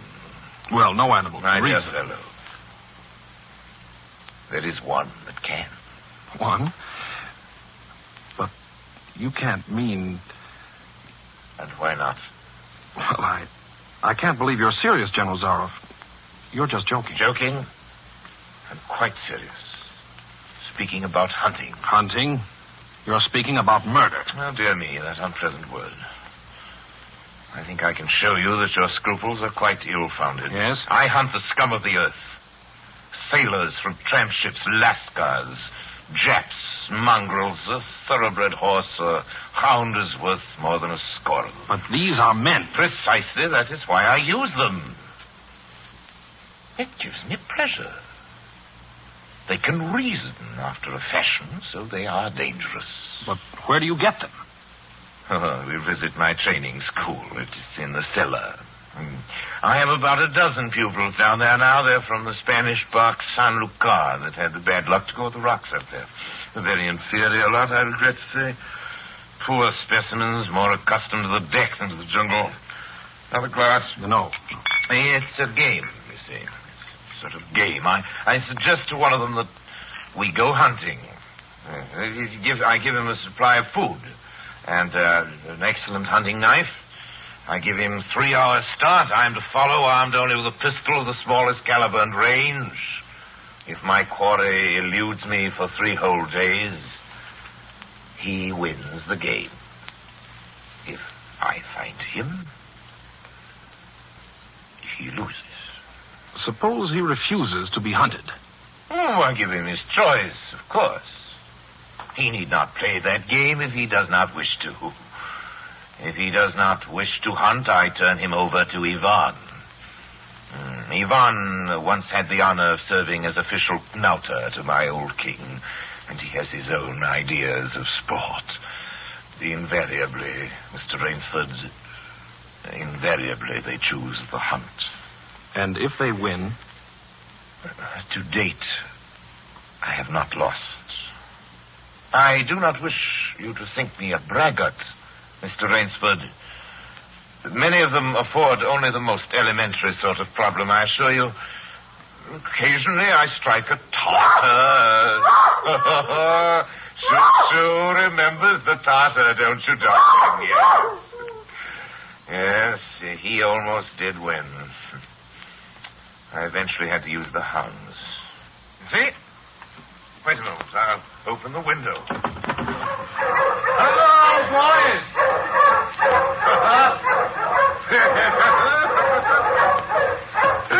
Rather good lot, I think. They're let out at 7 every night. If anyone should try to get into my castle or out of it, something extremely regrettable would occur to me. But enough of this. Come, I'll show you a collection of heads I'm quite sure you've never seen before. Join me in the library for coffee. I hope that you will excuse me tonight, General. I'm really not feeling well at all. Indeed. I know what it is. My old complaint. Ennui, boredom. You need some excitement. Tonight we'll hunt. Hey, Mr. Rainsford. You and I. You're wrong, General. I won't hunt. I won't murder. As you wish, my friend. The choice rests entirely with you. But may I not venture to suggest that you will find my idea of sport more diverting than Ivan's? You... My dear fellow. You don't mean that you plan to hunt me? My dear fellow. Have I not told you? I always mean what I say about hunting. This is really an inspiration. I drink to a foeman worthy of my steel at last. I simply can't believe it. This must be some sort of dream. You'll find the game worth playing, Mr. Rainsford. Think of it, your brain against mine, your woodcraft against mine, your strength, your stamina against mine. Outdoor chess. And the stake is not without value, eh? And if I win? I'll cheerfully acknowledge myself defeated if I do not find you by midnight of the third day. My sloop will place you on the mainland near a town. Well, you can trust me. I give you my word as a gentleman and a sportsman. Of course, you in turn must agree to say nothing of your visit here. I will agree to nothing of the kind. Oh. Well, in that case... But why discuss that now? 3 days hence we can discuss it over a bottle of Veuve Clicquot, unless... Well, your choice, Mr. Rainsford. I'm a hunter. You know my choice. Elon here will supply you with hunting clothes, food, and knife. I suggest you wear moccasins. They leave a poorer trail. I suggest, too, that you avoid the big swamp in the southeast corner of the island. We call it Death Swamp. There's quicksand there. Well, I must beg you to excuse me now. We always take our siesta after our lunch. Don't we, Shoo-Shoo? Come, my little pet. You'll hardly have time for a nap, I fear, Mr. Rainsford. You'll want to start, of course. I shall not follow till dusk. Hunting at night is so much more exciting than by day, don't you think? Well, au revoir, Mr. Rainsford. Au revoir.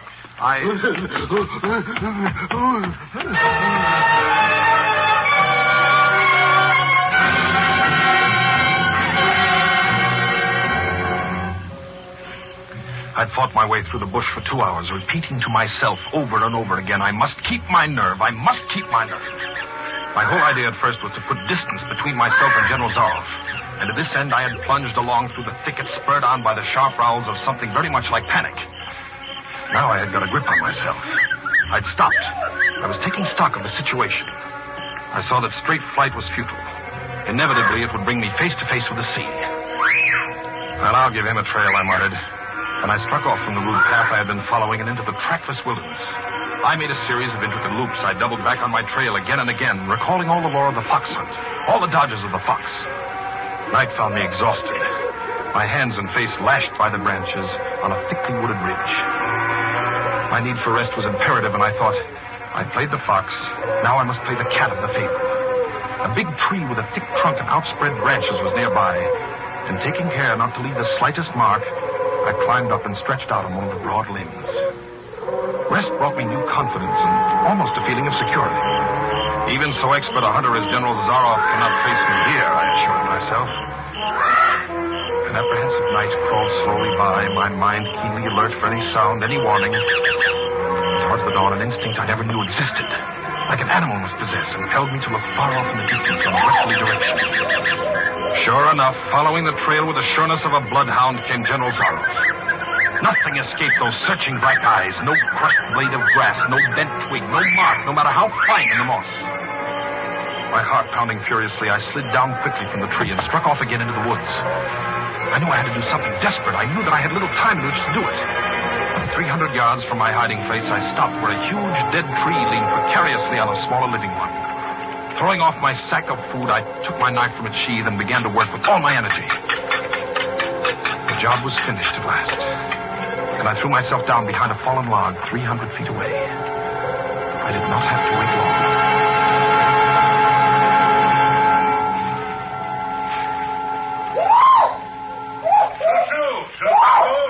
Patience. Patience, my darling. You'll be fed. Rainsford. Rainsford.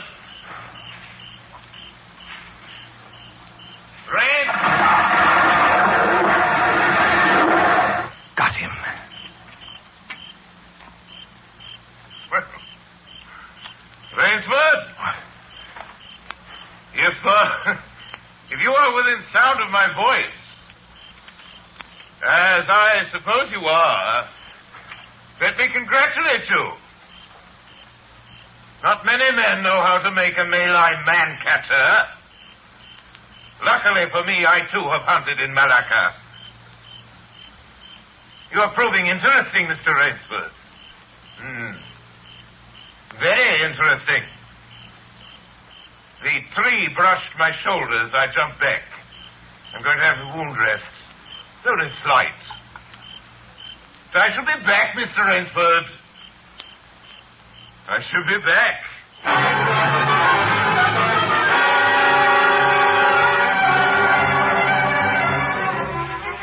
It was flight now, a desperate, hopeless flight that carried me on for hours.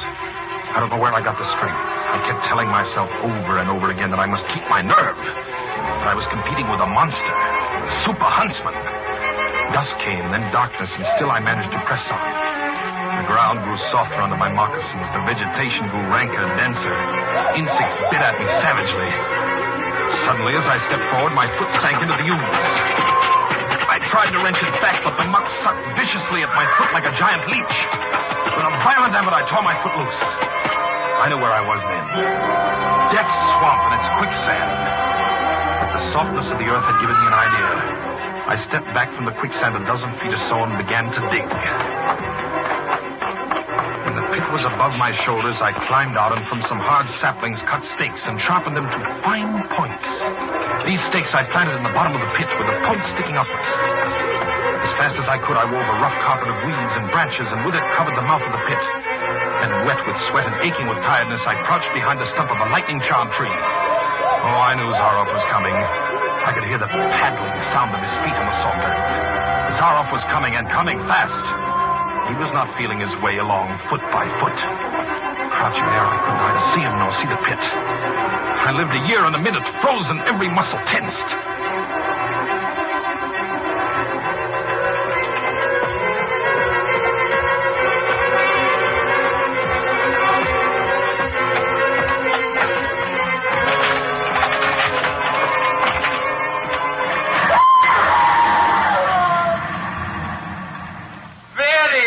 Rainsford. Very good. You've done well. Your Burmese tiger pit has claimed one of my finest towns. Again you score. I think, Mr. Rainsford, I'll see what you can do against my whole pack. I'm going back to get them now. Thank you for a most amusing evening.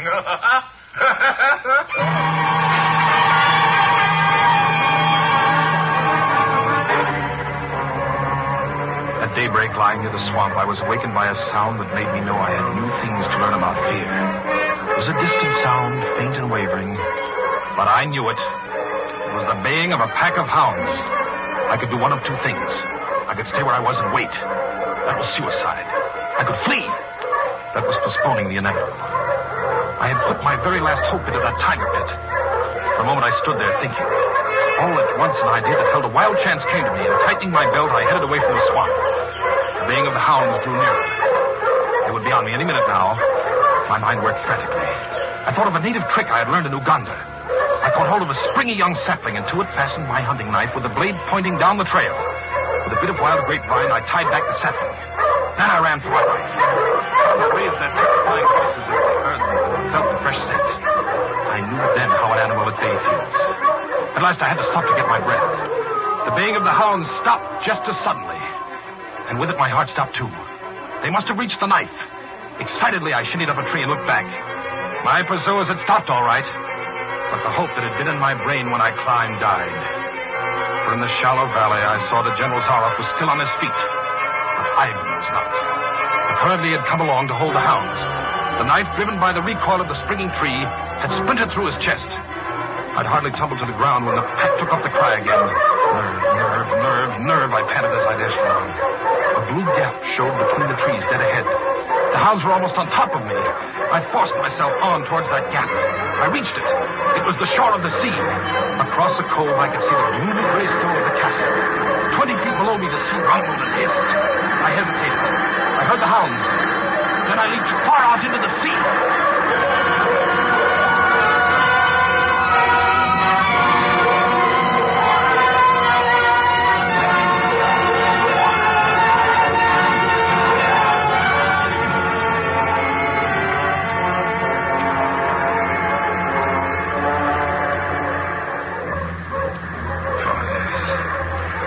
He was good to me. And I'm here safe in the general's bedroom waiting for him. 3 days are up, and I've eluded him. But now I must go further. In a moment we will meet, he and I, and he will be unarmed. Only one of us is going to live. You understand that now?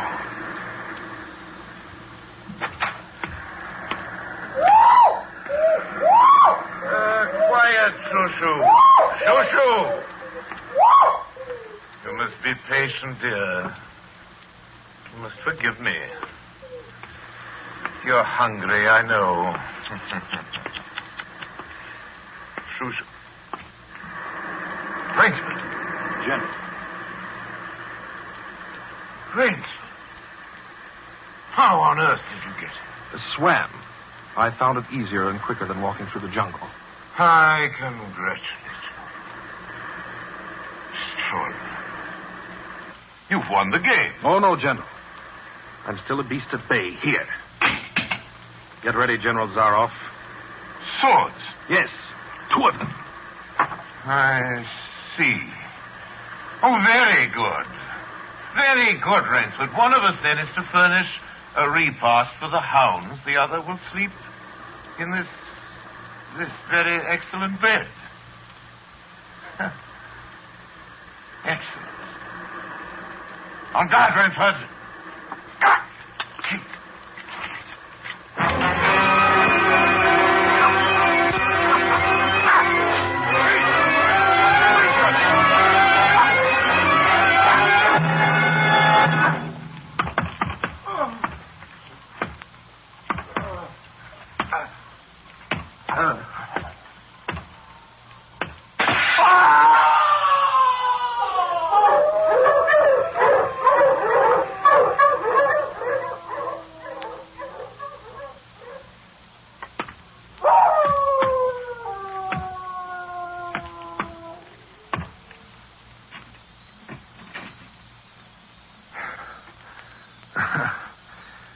Just as my late host said it would be. A very excellent bed.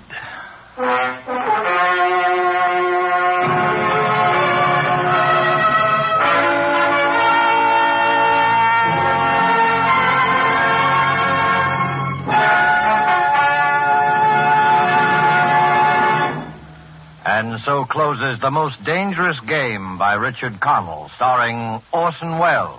Tonight's tale of Suspense. Mr. Wells was General Zaroff, and Keenan Wynn, Rainsford.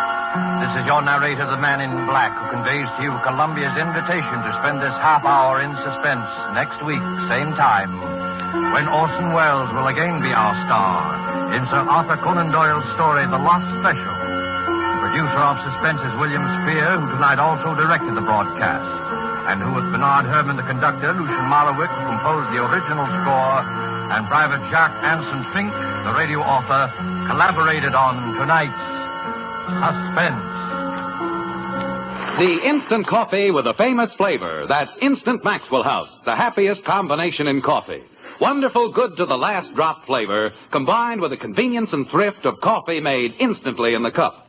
So easy, no pot, no grounds. So thrifty, saves you real money compared to ordinary coffee. So truly good, pure roaster fresh flavor. Try Instant Maxwell House, the instant coffee with a famous flavor. Instantly good to the last drop. Stay tuned to HOJO Radio.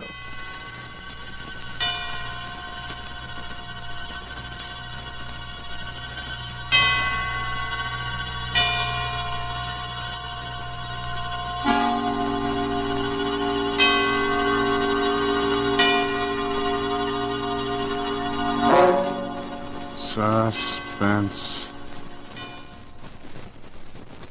For you men and women in the armed forces of the United Nations, we present one of America's top spine tinglers. A radio rebroadcast of a program dedicated to the mysterious, the unusual, and sometimes the supernatural. A program of suspense. The producer of Suspense asks you to almost believe that the following is true. Very well.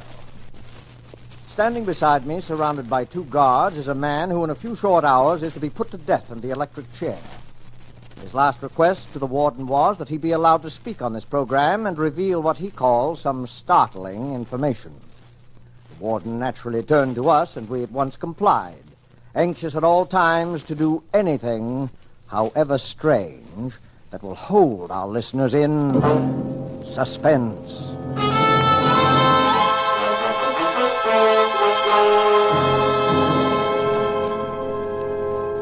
All right. Ladies and gentlemen, I'm speaking correctly? Yes, right here, sir. Thank you. Ladies and gentlemen, this broadcast will never be completed. I'm going to tell you a story. The story involves a number of famous and influential people here as well as abroad. These people have received warning from me, and I'm sure all of them are making it a point to listen to me now. I shall not name these great, these rich, these influential gentlemen until my story is over. They will recognize the story, they will remember me, they will take the necessary steps for my reprieve. I shall expect a full pardon and safe conduct to a neutral country. These are my terms. I shall expect word of this to be brought to this studio during this broadcast. But as I have warned you, this broadcast will never be finished. You will never hear those names. It is certain my price will be paid. I am presently under sentence of death for my activities in the matter of refueling German submarines in the Caribbean. My full confession has been reproduced in the popular press. You have read it and you know the details. It is the least ingenious of my exploits and my first failure. So much for it. The story I shall tell you tonight occurred many years ago, but concerns, as I have said, many now living. It will interest you, I hope. I know it will interest them. Very well, then.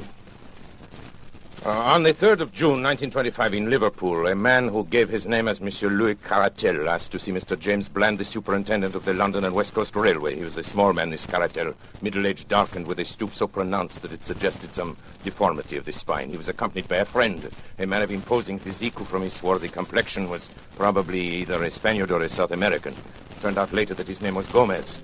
One peculiarity was observed in him. He carried in his left hand, fastened to his wrist by a strap, a small leather dispatch case. No importance was attached to this fact at the time, but later events endowed it with much significance. Monsieur Caratel was shown to Mr. Bland's office while his companion remained outside.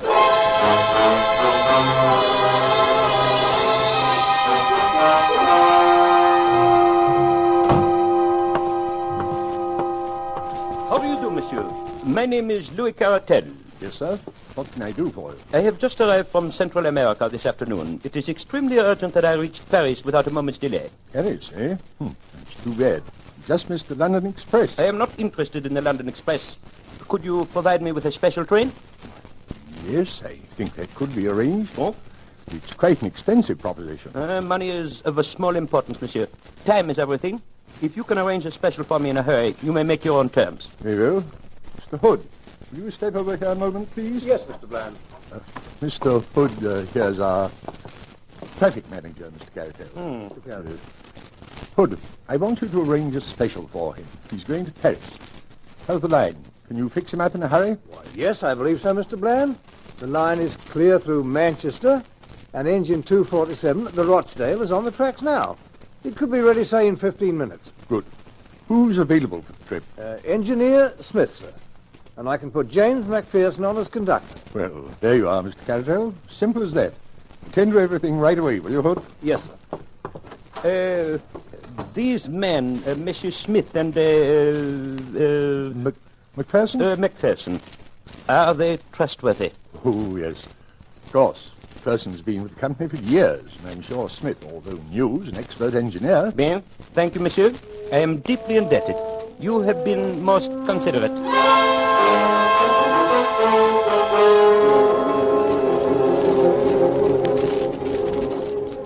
At 4:31 exactly by the station clock, the special train with Carretel and Gomez steamed out of the Liverpool station. The line at that time was clear, and there should have been no stoppage between Manchester. At 6:15, considerable surprise and some consternation was caused among the officials at Liverpool by the receipt of a wire from Manchester to say that the special had not yet arrived. An inquiry directed at once to St. Helens, which is a third of the way between the two cities, elicited the following reply. To James Bland, Superintendent, Liverpool. Special passed here at 4:52. Well up to time. DOJO, St. Helens. The wire was received at 6:40. At 6:50, a second message was received from Manchester.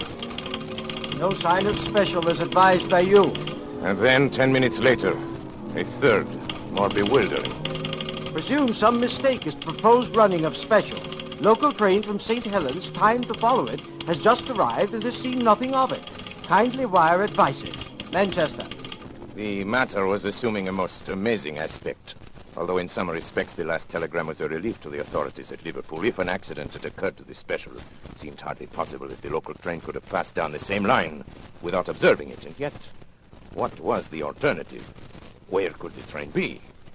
A telegram was dispatched to each of the stations between St. Helens and Manchester, and the superintendent and his traffic manager waited in the utmost suspense at the instrument for the series of replies. The answers came back in the order of questions, which was the order of the stations, beginning at St. Helens.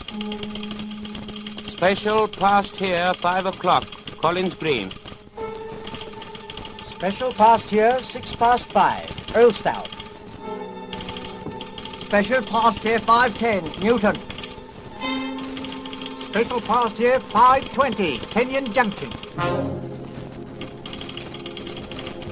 No special train is passed here. Barton Moss.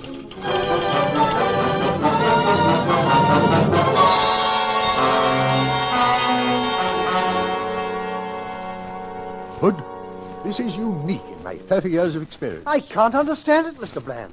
The special has gone wrong between Kenyon Junction and Barton Moss. And yet there's no siding between the two stations. Special must have run off the rails, jumped the track. But how could the 450 Parliamentary pass over the same line without seeing it? There's no alternative, Hood. Absolutely must be so. Possibly the local may have observed something which may throw some light on the matter. We'll wire to Manchester for more information, and to Kenyon Junction with instructions that the line be examined intently as far as Barton Moss.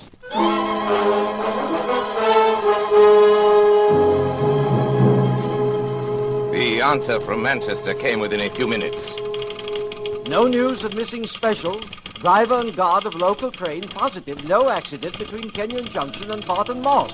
Line quite clear and no sign of anything unusual. Manchester.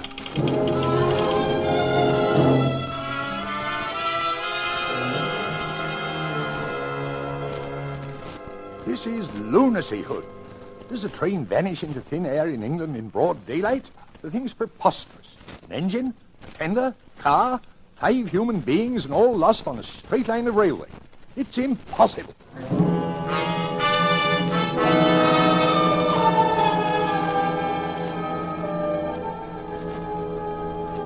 A month elapsed, during which both the police and the company prosecuted their inquiries without the slightest success.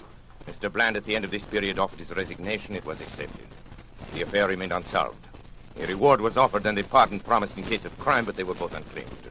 A Every day the public opened their papers with the conviction that so grotesque a mystery would at last be solved, but week after week passed by, and the solution remained as far off as ever. Then a new and most unexpected incident occurred.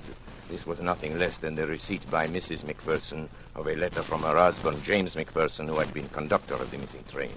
The letter, which was dated July 5, 1925, was posted from Mozambique, Portuguese East Africa, and came to hand upon the July 14th. My dear wife, I've been thinking a great deal, and I find it very hard to give you up. I try to fight against it, but it will always come back to me. I send you some money, which will change into 20 English pounds. This should be enough to bring you here. Things are very difficult with me at present, and I'm not very happy, finding it so hard to give you up. So no more at present. From your loving husband, James McPherson.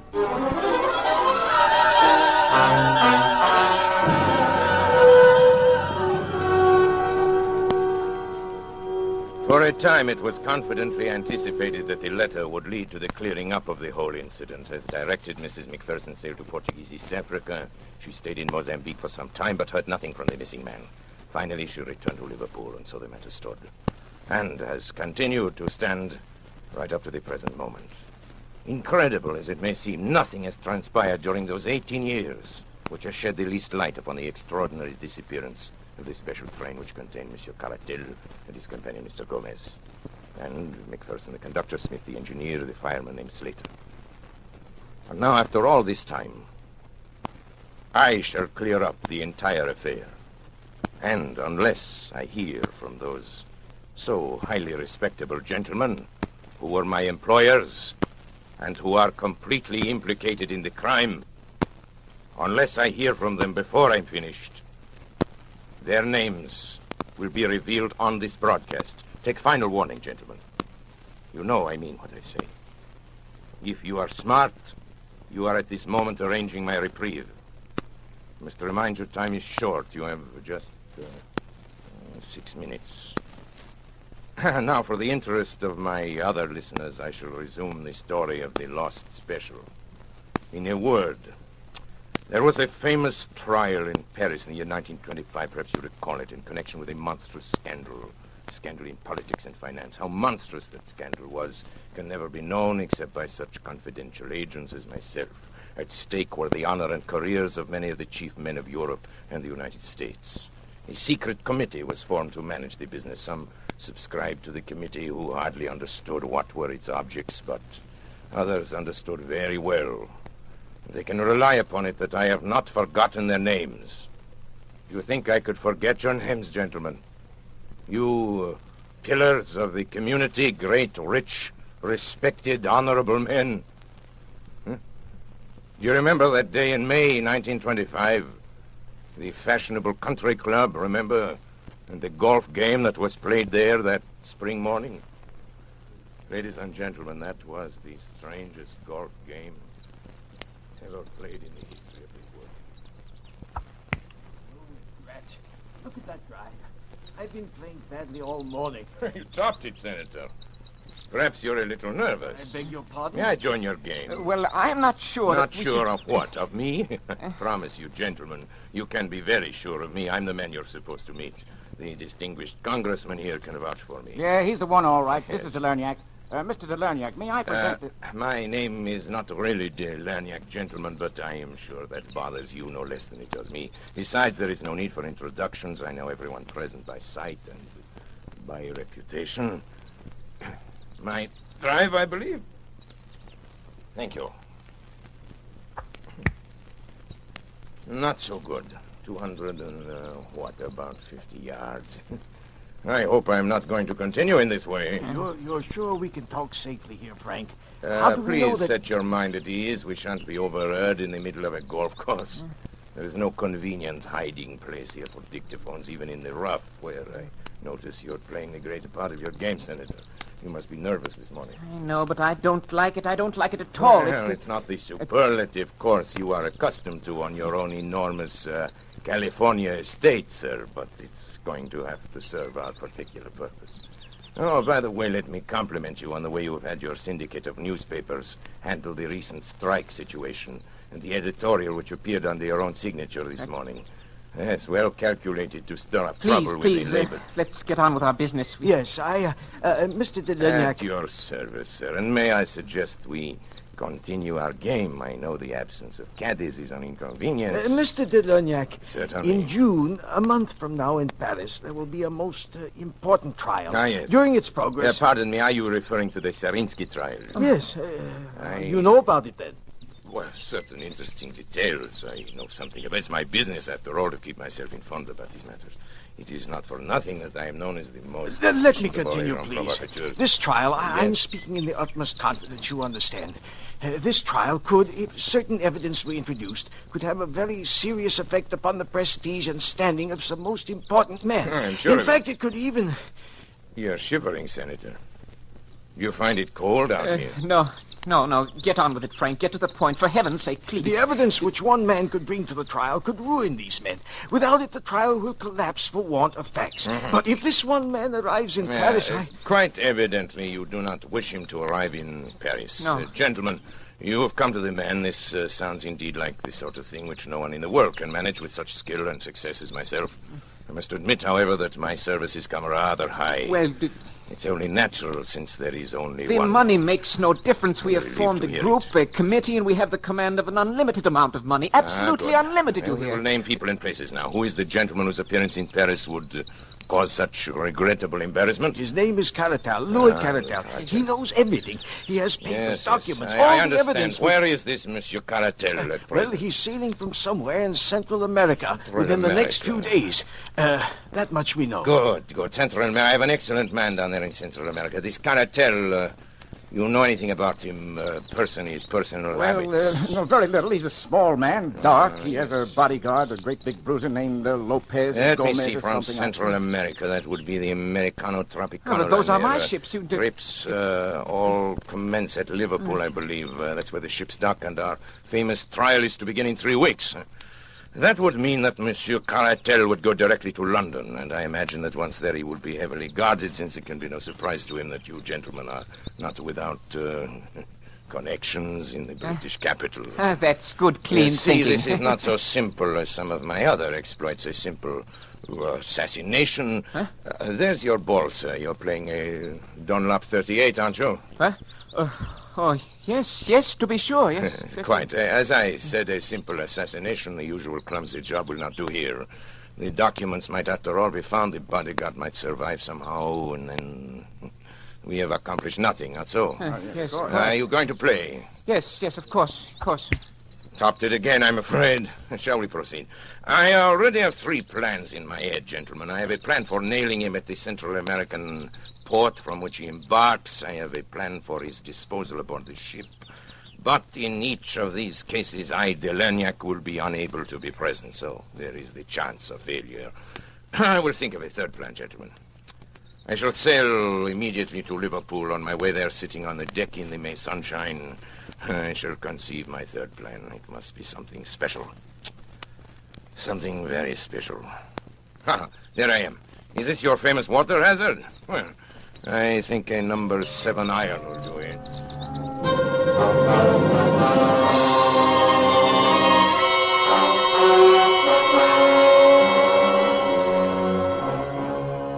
And thus I undertook to bring about the complete destruction of Monsieur Caratal, his bodyguard companion, Gomez, and his documents.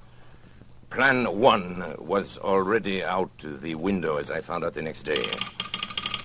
Belerniak, White Sulphur Springs, Virginia. Baby Lou, unable to sleep last few nights, have sent him to visit Aunt Henriette. Will rejoin him on 21st. Love, Jenny. This telegram from Matagalpa conveyed to me the information that Caratal, possibly sensing danger, had moved from his hotel and gone to stay with friends until his ship sailed. So it was impossible to carry out the idea of the fire in the hotel. His ship leaving on the 21st was the Henriette. On my 4th day at sea, I heard from her. Delarnac, Baron Carrier. Ship-to-ship communication from Henriette, Tropicana line. Presented Grace your box of chocolates. Louise has given up candy for Lent. Grace still wants us all together for 29th birthday party. Will be really special. Ralph. This meant that poison had been given to Gomez, the bodyguard, in an effort to get him at least out of the way. He'd been unable to succumb to it. He'd thrown off the effects, and is evidenced by the report that we would all be together on the 29th. Now, Caratel had refused to eat the food containing the poison. So much for Plan 2, which was not worthy of me anyway, since there was always the possibility of the bodies being found in the ocean. The man Gomez was carrying the documents in a dispatch case strapped to his wrist, and I must tell you something now. I was glad, mind you, that we had failed so far, for the plan I had conceived on the night I arrived in Liverpool was so magnificent, so absolutely unprecedented in the annals of crime, that I owed it to myself, to my employers, and to history to carry it through. The inspiration came from the words in the code telegram which indicated that Caratel would arrive in London and hire a special train there to convey him from Liverpool. My British agent, Mr. Moore, and I contrived to buy over several officials of the railway. Now, here begins the story. First, the division head, who helped us employ James McPherson, whom we contrived to be the conductor of any special train we designated. Then further, at a sum that would make them independent for life, we bought over an engine driver named Oswald Smith and the fireman John Slater. These men, we arranged with the division head, would be assigned to whatever special train was hired by Caratel. On the afternoon of June 3rd, as I was sitting in my room at the inn at Barton Moss, the call I had been awaiting came through. It was McPherson reporting. Hello, Mr. Delanyak. We shall be leaving in a few minutes. He's hired the special. Good. Smith will be engine driver and Slater fireman. And of course, I'll be in charge. What about Moore? Will he be aboard? Afraid not, sir. He gave them quite a story about having to reach his sick wife and all. But Caratal would have none of it. You said, though, sir, that it didn't matter. It does not matter. What time will you pass Kenyon Junction? Let me see, sir. If we leave the next few minutes, we should be there at 5:10. 5:10. It's a 49-minute run, sir. 45 minutes. I can make it, but delay all you can before you start. Yes, sir. I guess it's all up to you from now on. Best of luck, sir. Oh, here they come, sir.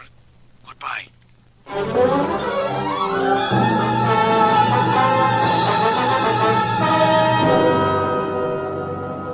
And now I went to work. Everything had been prepared for days before, and only the finishing touches were needed. The sidetrack, just before Barton Moss, leading to the abandoned Heartsease mine, had once joined the main line, but it had been disconnected when the mine had been worked out some years before. We had only to replace a few rails to connect it once more. With my small but competent band of workers, we had everything ready well before the special arrived. When it did arrive, it ran off upon the small sideline so easily that the jolting of the switch points appears to have been entirely unnoticed by the two travelers. So, now I have our special train upon the small line which leads, or rather used to lead, to the abandoned mine. You will ask how it is that no one saw the train upon this unused line. I answer that along its entire length it runs through a deep cutting, and that unless someone had been on the edge of that cutting, he could not have seen it. There was someone on the edge of that cutting. I was there. And now I will tell you what I saw. The moment the train was fairly on the sideline, Smith slowed down the engine, and then, having turned it on full speed ahead, he and McPherson, with Slater, the fireman, sprang off before it was too late. It may be that it was this slowing down which first attracted the attention of the travelers, but the train was running at top speed before their heads appeared at the open window. It makes me smile to think how bewildered they must have been. What a catch must have come to their breath as it flashed upon them that it was not Manchester that was awaiting them, but death. The train was now running at frantic speed, rolling and rocking over the rotten, rusty line, while the wheels made a frightful screaming sound on the corroded surface. I was close to them and could see their faces. Caratel was praying, I think. There was something like a rosary dangling out of his hand. The other, Gomez, roared like a bull, but was drowned out by the incredible noise of the train. He saw me standing on the bank, and When he realized he couldn't be heard, he beckoned to me like a madman, tearing at his wrist and hurling the dispatch box out of the window in my direction. Of course, his meaning was obvious. Here was the evidence that they would promise to be silent if their lives were spared. Would have been very agreeable if it could have been done so, but business is business. Besides, the train was now so much beyond our control as it was theirs. He ceased his howling and gesturing when the train rattled around the curve, and they saw the black mouth of the mine yawning before them. They were struck silent by what they saw, and yet they could not withdraw their heads. The sight seemed to have paralyzed them. I had wondered how the train, running at a great speed, would take the pit, and I was much interested in watching it. One of my colleagues, who had joined me there, thought it actually would jump it, and indeed it was not very far from doing so. It leaped into the air and seemed to hang suspended for a moment. The funnel flew off into the air, and then the van, the car, and the engine were all smashed up into one jumble, which choked the mouth of the great pit. Then something gave way in the middle, and the whole mass of iron, coal fittings, wheels, woodwork, and cushions crumbled together and crashed into the mine.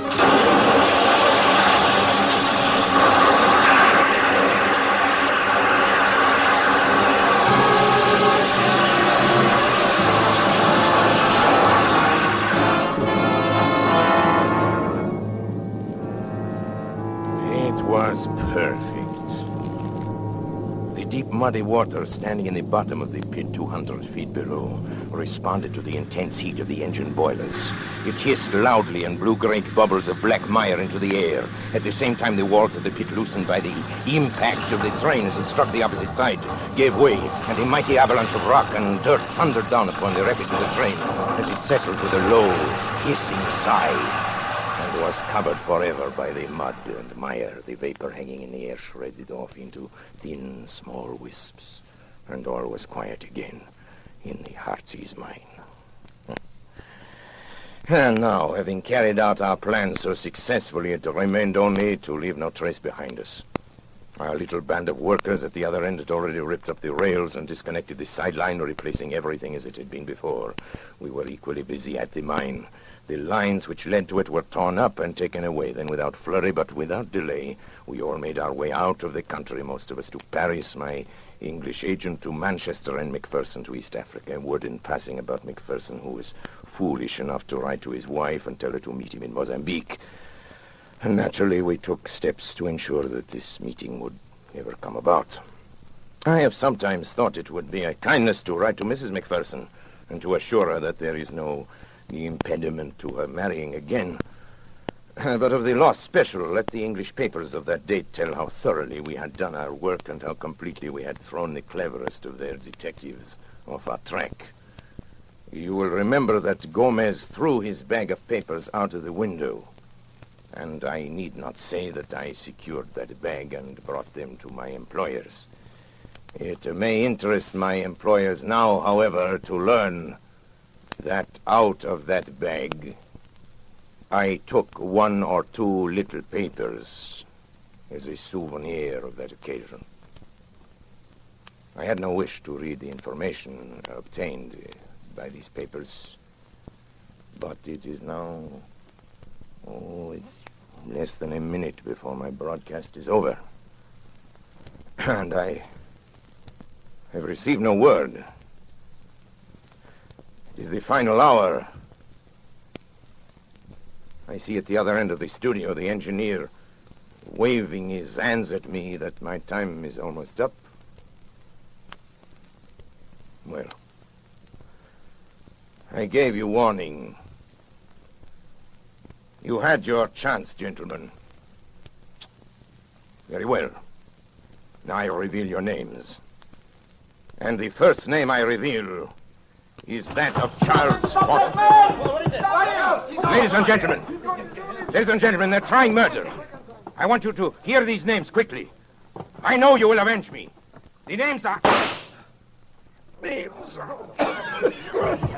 After him! There he goes! Delania, can you hear me? Are you all right? Hey, Bill, play something quick, will you? Theme, curtain music, anything.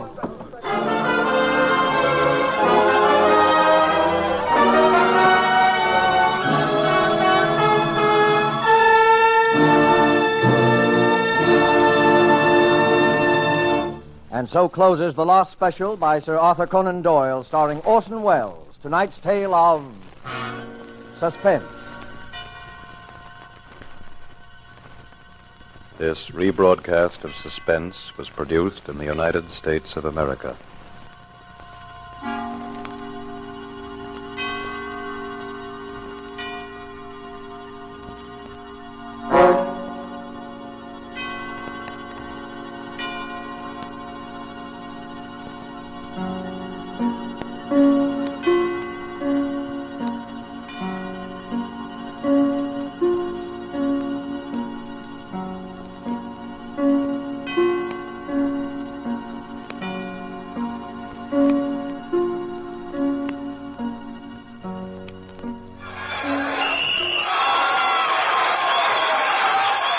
If that's the game you're missing because of a mean cold, here's something you should know.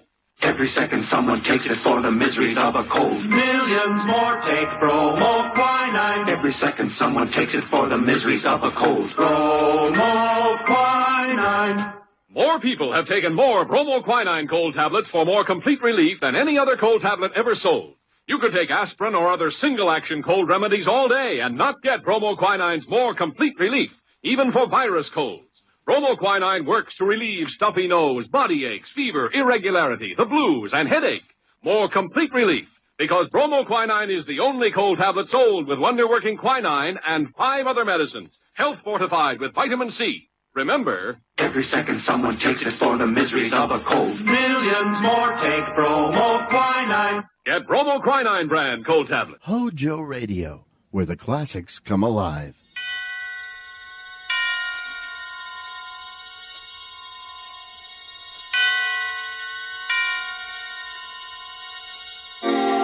Suspense.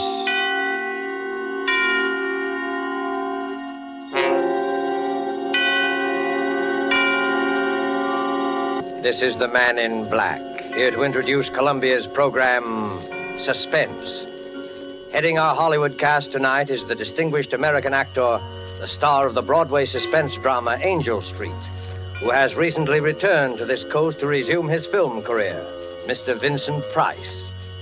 Tonight's suspense play, which presents Mr. Price, and which is produced and directed by William Spear, relates an episode of recent years in the unfriendly Nazi capital of Berlin. The strange death of Charles Umberstein by E. Jack Newman is tonight's tale of suspense. If you have been with us before, you will know that suspense is compounded of mystery and suspicion and dangerous adventure. In this series are tales calculated to intrigue you, to stir your nerves, to offer you a precarious situation, and then withhold the solution until the last possible moment. And so, with the strange death of Charles Umberstein, and with the performance of Vincent Price, we again hope to keep you in suspense.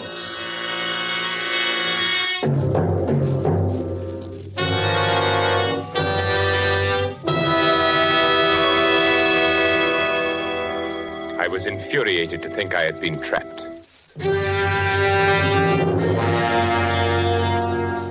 The thought that someone had discovered my intentions maddened me to the breaking point. Nothing had slipped. Everything had run smoothly as I had planned. No evidence, not the slightest trace, nothing. And yet, I was trapped. Trapped. But why? How? Let me see. Papers in my briefcase, train ticket, information forwarded safely to my office.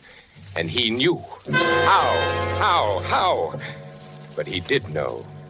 I stood quietly in my room, watching him, watching me, waiting for me, standing by the lamppost beneath my window, knowing he had trapped me, waiting for me.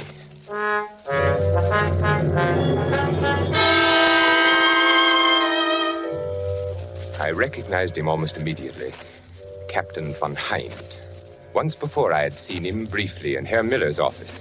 I had been working on some corrections. Herr Miller was escorting him through the plant on an inspection tour. They stopped for a moment outside my office.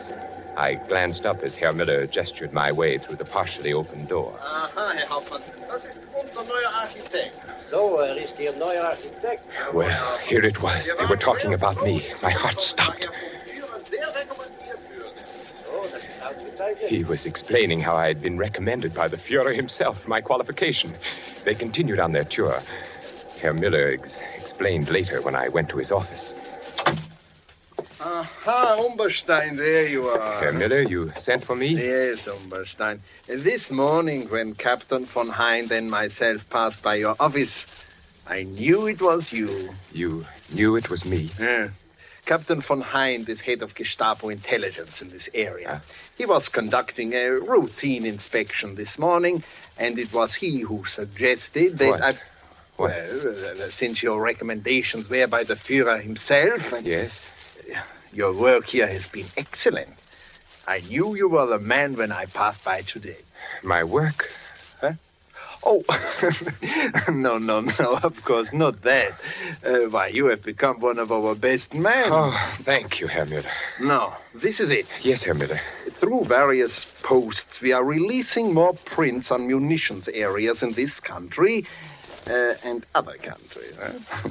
You are to be in complete charge of their release from the war. I understand, Herr Miller. As a citizen of the Reich, I am greatly honored that I have been given such an opportunity. An opportunity to show your loyalty. An honor. I will give you the combinations. You will see that no other person enters the war. Of course, Herr Miller. One moment, Umberstein. Yes? I think I should tell you that a few months ago, in one of the neighboring plants, the Gestapo apprehended a spy. Yes? He was working for an enemy espionage service, found in possession of certain vital documents which he had access to in his work. And what did they learn from him? Oh, many things. He was reluctant to speak at first, but it's difficult to hold out indefinitely. Well, he finally gave them enough information to locate other agents who had filtered in. It was well he was detected. Oh, yes. The Gestapo is still on the alert for some of his co-workers, still expected to arrive. Of course, they are ignorant of his confession and his fate. So, Herr Umberstein, I must warn you to take all the necessary steps against the possibility of espionage. We cannot be too careful. I shall be careful. In you, Umberstein, is exemplified the efficiency of the Third Reich.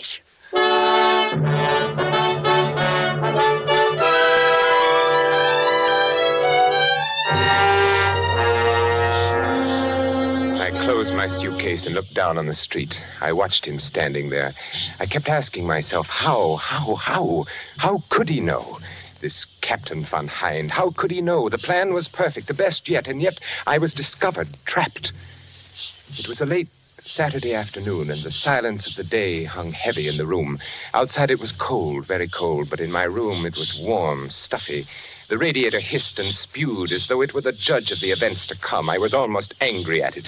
A radiator. It was still light enough that he might see me if I crossed to raise the window. He wasn't aware that I was in the room. I hadn't turned on the lights. Now he stood there, waiting for me to return. I lay down on the bed, smoking, my thoughts troubled by the one question, how? How had he discovered me? Safely, I had avoided all connections with anyone who might have a chance to spy on my work. There was not the least cause for suspicion. An established citizen of the Reich, well-recommended, pure Aryan, employed as an architect in one of the country's largest munitions plants. Certainly there was no reason for him to suspect me. The Gestapo, this Captain von Hind, waiting to take me. Fräulein Keller. Absurd. Oh, of course not. Not she. But could you ever trust a woman? Fräulein Keller. Did I give her any reason at all?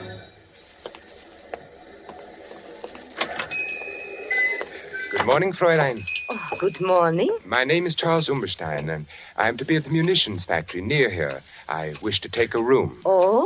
One facing the outer street, Fräulein, if you can accommodate me. Oh, I think so. We have one. It is on the second floor, overlooks the street corner. Oh, fine. I'm glad. It looks comfortable here, small and comfortable. Oh, yes, you will like it, I'm sure. I am the owner and manager here. Fräulein. Sign here, please. Yes, of course. There you are. Thank you. Otto, would you show Herr Umberstein to his room?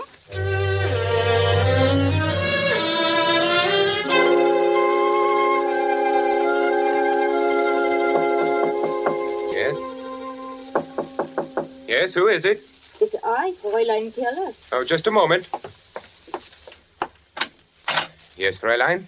I have brought you some extra blankets. Oh. You may be cold. Oh, that's very thoughtful of you, Fräulein. And Herr Umberstein, down the street, a little cafe. You may find nice meals and a little music, too. Oh, wonderful. I am indebted to you, Fräulein. Oh, but you are my charge. I look after my guests. It is my job. Oh, that is most kind, Fräulein. Herr Umberstein, yes. I also dine at a little cafe often. Oh. I hope I see you.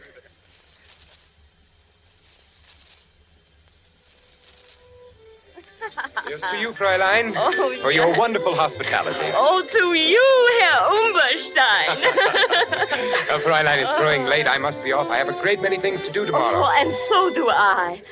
Oh, it has been a wonderful evening. Wonderful. Yes, wonderful. Here's your coat.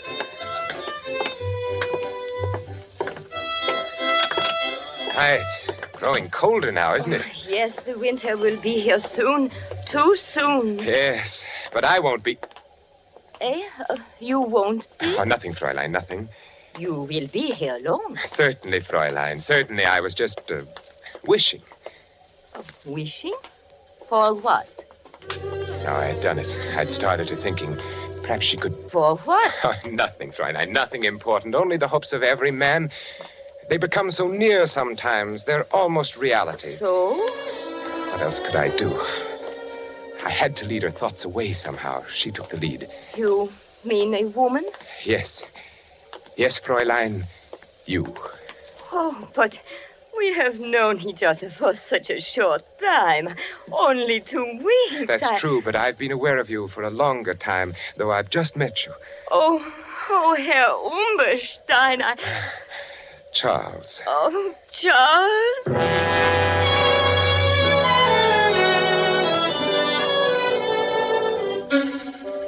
At first I was uneasy about the whole affair.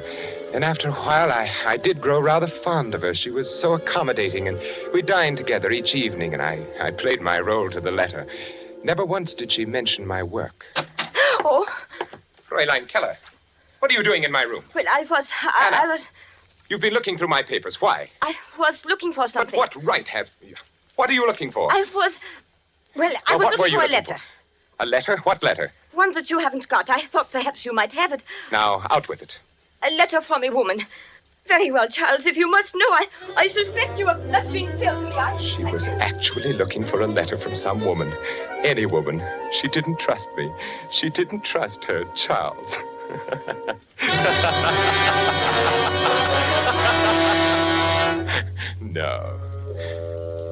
No, it couldn't have been Fräulein Keller.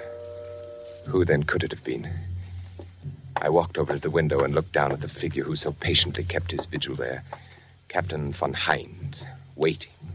Why? If there had been something wrong with the passport, but no, that was perfect, not the passport. All passengers will report to the trainmaster for passport examination. Yeah, all in order. All you can take your luggage to Berlin. Yeah, this way. Next. Next. Here you are. Name? Charles Umberstein. Residence? Berlin. Nationality? German. All in order. Picture, luggage, all in order. Thank you, trainmaster. You must be careful, you know. When may I catch my train for Berlin? It should be by any moment. Next. As I stood there in the shadows waiting for my train, I examined my passport again, as I had done 100 times before. No one would have any reason to doubt anything so genuine as that. All passengers for Berlin! All passengers for Berlin! Guard, must we stand passport inspection again? Yeah. The Army intelligence will accommodate you on the train. Jawohl.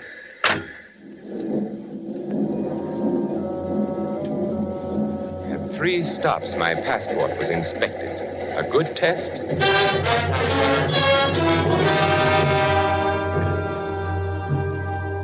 If the passport had been suspected or investigated, it would only prove that I was Charles Umberstein. I had come by the passport through Hans. At the time, Hans was employed as an Austrian customs inspector. This gave him access to many such passports. According to Hans, there had been a person named Charles Umberstein who had suddenly disappeared in 1936. Since there had been no friends or relatives to make an inquest, well, you can see. No, I was Charles Umberstein. Why, I even resembled the badly scarred photograph on the identification card. From the front view, he was evidently a large man, big shoulders, large head, wore a short Prussian haircut. Yes, I certainly looked enough like the photograph. Passport was flawless. He couldn't have discovered me through that, this von Hind. Something else. What else? The plans? No, of course not. They couldn't have discovered that. I merely made copies and left the originals. No, not the plans. Why, Hans and I...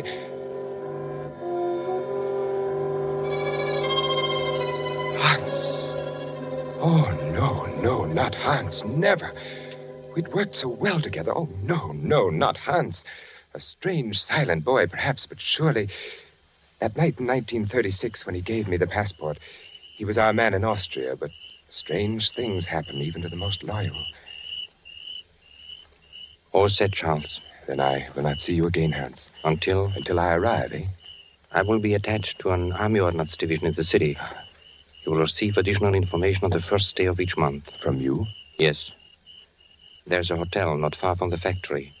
Here is the address. Fräulein Keller runs this hotel. Now, on the second floor in one corner sits a mahogany table. On it are a set of silver candlesticks. 4 of them. Beneath the candlestick nearest the right, you may find your information on the first day of each month. It will be written in code? Naturally.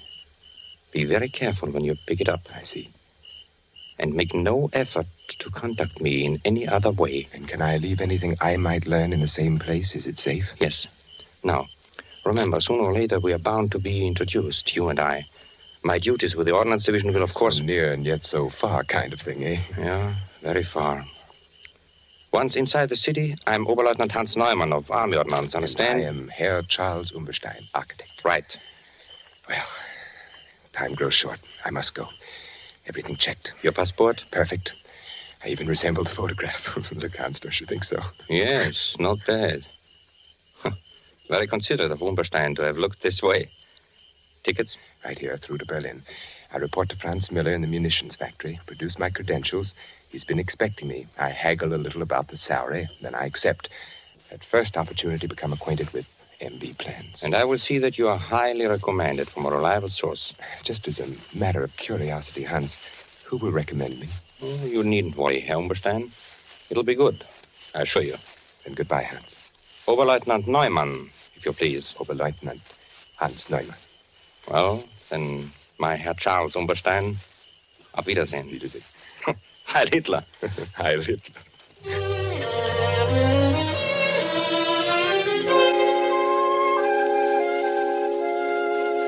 Yes, everything Hans had said came about. I picked up my information each month at the little hotel. I left an occasional report for Hans. It was the only way we ever communicated. And then Oberleutnant Hans Neumann began to appear in Franz Müller's office. And eventually Müller introduced us. In fact, Hans was with Müller quite frequently, and they dined together regularly. Hans played his part well. But one day, something was worrying him. I will wait here for you, Miller. I'll be with you in a moment. Ah, Herr Umberstein. It's good to see you again. Lieutenant Neumann. Herr Miller speaks very highly of your work here. Thank you. Be very careful of this Captain von Hind. There's something wrong. I don't know what it is. He looks at me very strangely. And there is something I recognize about the man. The eyes are... Yes. We were just chatting a moment. I've seen von Hind somewhere before. Be very careful. And don't come with us in case they ask you. Well, you all ready? Why, yes, of course.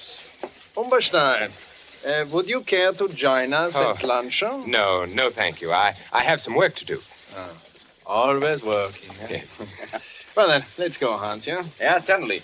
Oh, by the way, will Captain von Hind be joining us today? Oh, von Hind sends his regrets. Something is delayed. Oh, that's too bad. Von Hind, a remarkable man. No one like him in the service. No one like him. Goodbye, Lieutenant. Von Hind.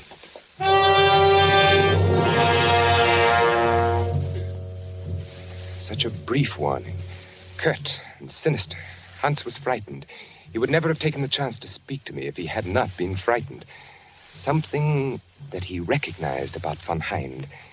Saturday was the 1st of the month, and there was no information at the hotel.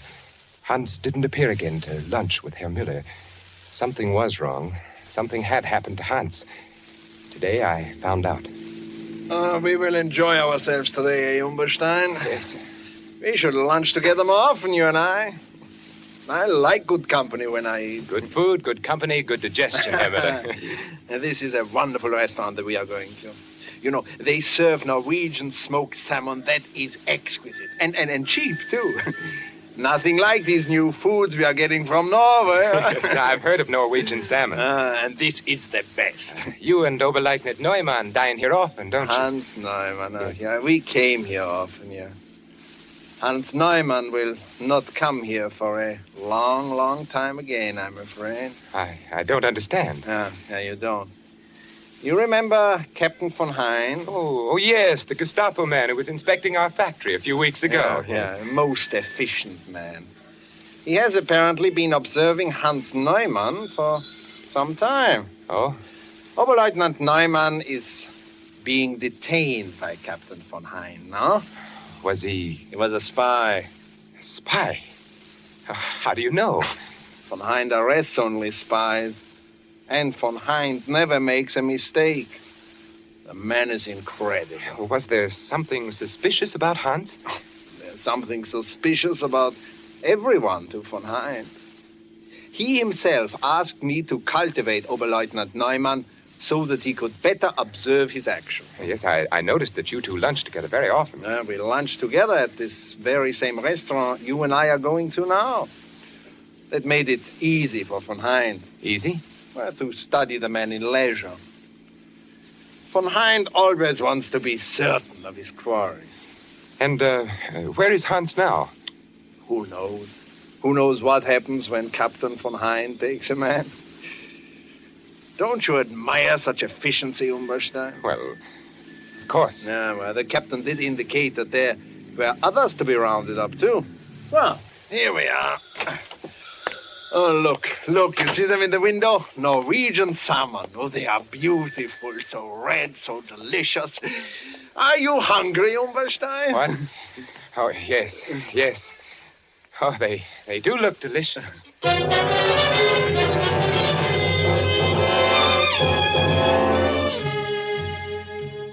Captain von Hind.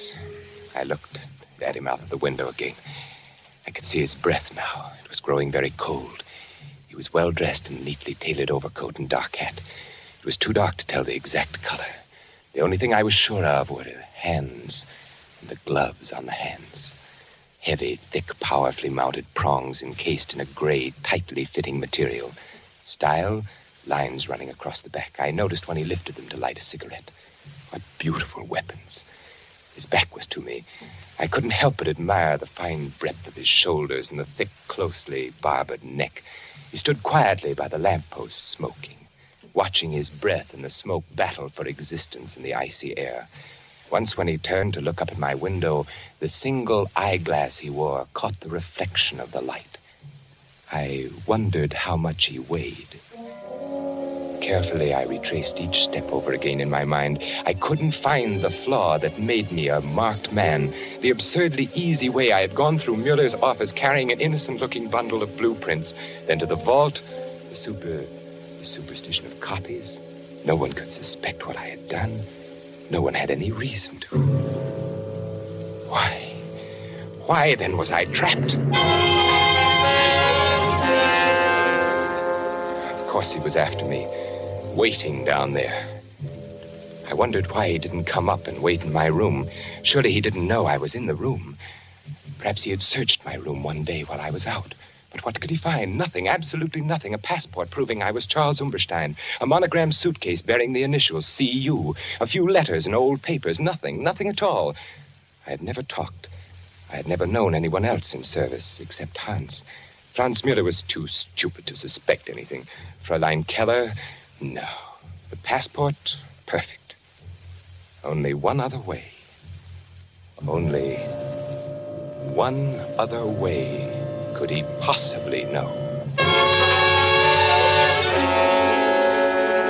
For an instant, the possible answer flashed through my brain. For a full 5 minutes, I watched him very discerningly. Could it be? Could it possibly be? The stillness of the street below was broken from time to time by the blare of an occasional horn and the rattle of armored cars carrying soldiers to different parts of the city. Turning from the window, I groped about in the darkness of my room, searching for the automatic I had concealed in the slit compartment of my traveling bag. When I found it, I tested the chamber. Yes, it was loaded. I jammed it in my coat pocket, and putting on my hat, I stood there by the window, watching him. He seemed very ominous, very assured, waiting for me. He must have been getting anxious with his long vigil. I watched him signal to an accomplice across the street. Walking back and forth under the streetlight, I noticed something familiar. Very familiar. A bolt from off the bed, tied to a piece of cord attached to the light switch. Near the radiator pipe, room enough to pass it through, the weighted end dragging the string to the lobby below. I picked up my suitcase and stepped out of the door. The hall was dark and quiet. I walked down the stairs. The lobby was empty, deserted. At the bottom of the stairs, I placed the suitcase by the door, and I crossed to the desk. Hastily, I jammed a few bills in an envelope and addressed it to Fräulein Keller. Now, as I picked up my suitcase, I could see him very plainly on the corner. He was only a few feet from the entrance. The cord with its weighted end had fallen just short of the door. I stood there quietly. He looked up at my room. I pulled the cord. He was startled when the light went on upstairs, searching the window for a view of the occupant. I walked to the door. As I opened it, he looked at me, looked my way, gazed at me, point blank, seemed surprised. Then, assuring himself, he took a step toward me. Herr Umberstein. Herr Umberstein. Oh, you are... You are Charles Umberstein? Why, yes, I... Charles Umberstein, who entered Germany in 1936 from Austria? Here's my passport. Your passport, yes. I have always wanted to meet you, Charles Umberstein. I have always wanted to meet you face to face. You know who I am? Why, yes, you are. I wonder. You know, the others I have had my men pick up. But you, I wanted to attend to personally. It's because you are Charles Umberstein. Now we will just... I'm sorry, my friend.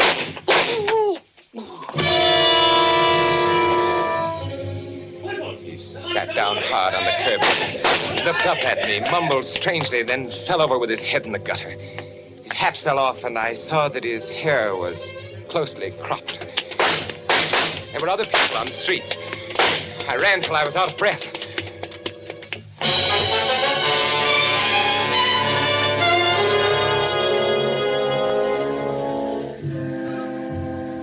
The next day, I picked up a Berlin paper on the railroad station. On the second page, I read the headline, Gestapo official murdered. Saturday, January 25th, Captain Charles von Hind, high-ranking official of the Gestapo intelligence service, was instantly killed last night by the bullets of an unknown assailant whom he was attempting to arrest on charges of espionage. Captain von Hind had been connected with the Gestapo since 1936. Prior to his affiliation with the Gestapo intelligence, he had been known by his real name, Charles Umberstein. His entry into such dangerous work made necessary a complete retirement from all public life. The Reich will long honor the memory of Charles Umberstein. I wired flowers from Geneva with a card marked Sympathy, signed C.U.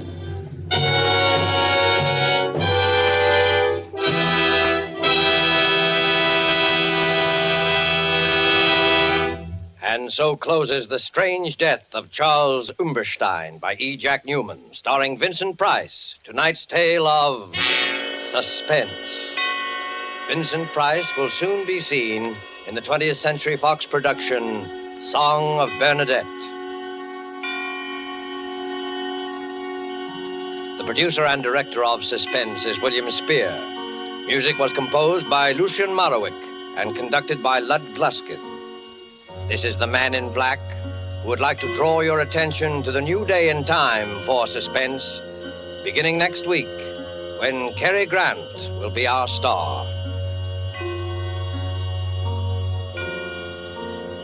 Beginning next week, listeners in the Eastern and Central time zones will hear Suspense on Thursdays at 8 p.m. Eastern Wartime and 7 p.m. Central Wartime. Listeners in the Mountain and Pacific time zones will be brought their next story of suspense on Monday, December the 6th, and each Monday thereafter at 9 p.m. Pacific Wartime. Don't forget Suspense on Thursdays, beginning December the 2nd, if you live in Eastern and Central time zones, and Mondays, beginning December the 6th, for listeners in the Mountain and Pacific time zones, with Cary Grant, our opening guest star.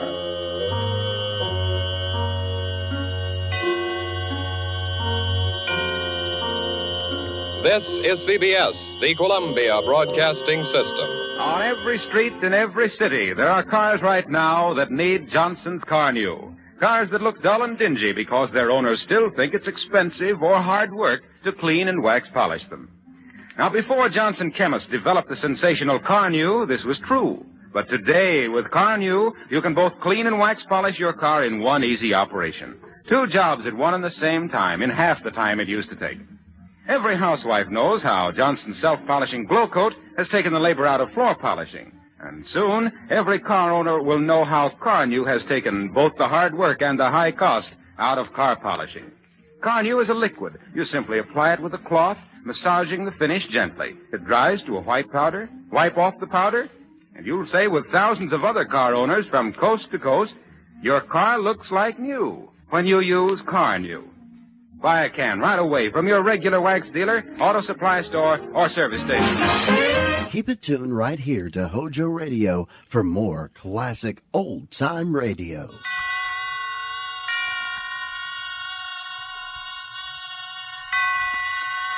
Roma Wines presents Suspense. Roma Wines, made in California for enjoyment throughout the world.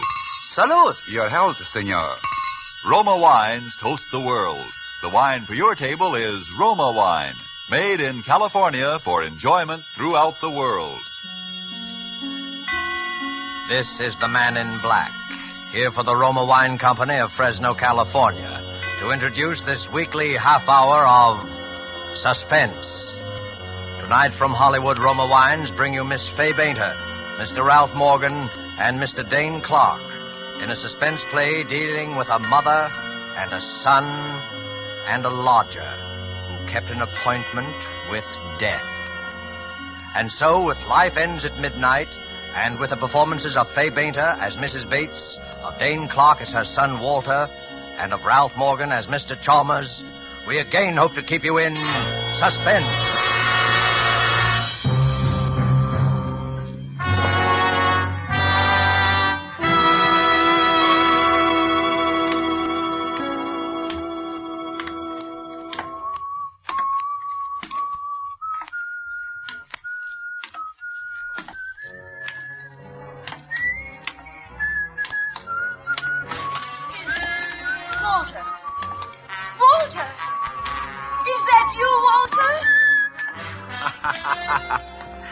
That's right, Mom. It's your little sonny boy, Walter.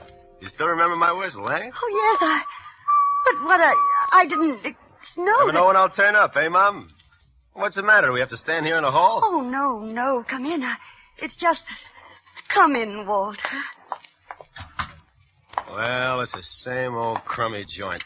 I do my best to keep it clean, Walter. Yeah, I know. Regular old Mother Hubbard. You'll have to clean up the whole south side before you get the magoo out of this flea bag. Oh. Boy, am I tired. Up all night in a stinking day coach full of snoring jerks and squalling babies. Babies are the worst. All they do is bawl and slobber. You left Pittsburgh last night? 1 a.m, didn't sleep a wink. Yeah, look at my collar. But tomorrow is Monday. You have to be at work in the morning. Sure, What's the matter? You worried? Oh, no, I just... Don't just. Can't a guy come home to see his mother once in 6 months?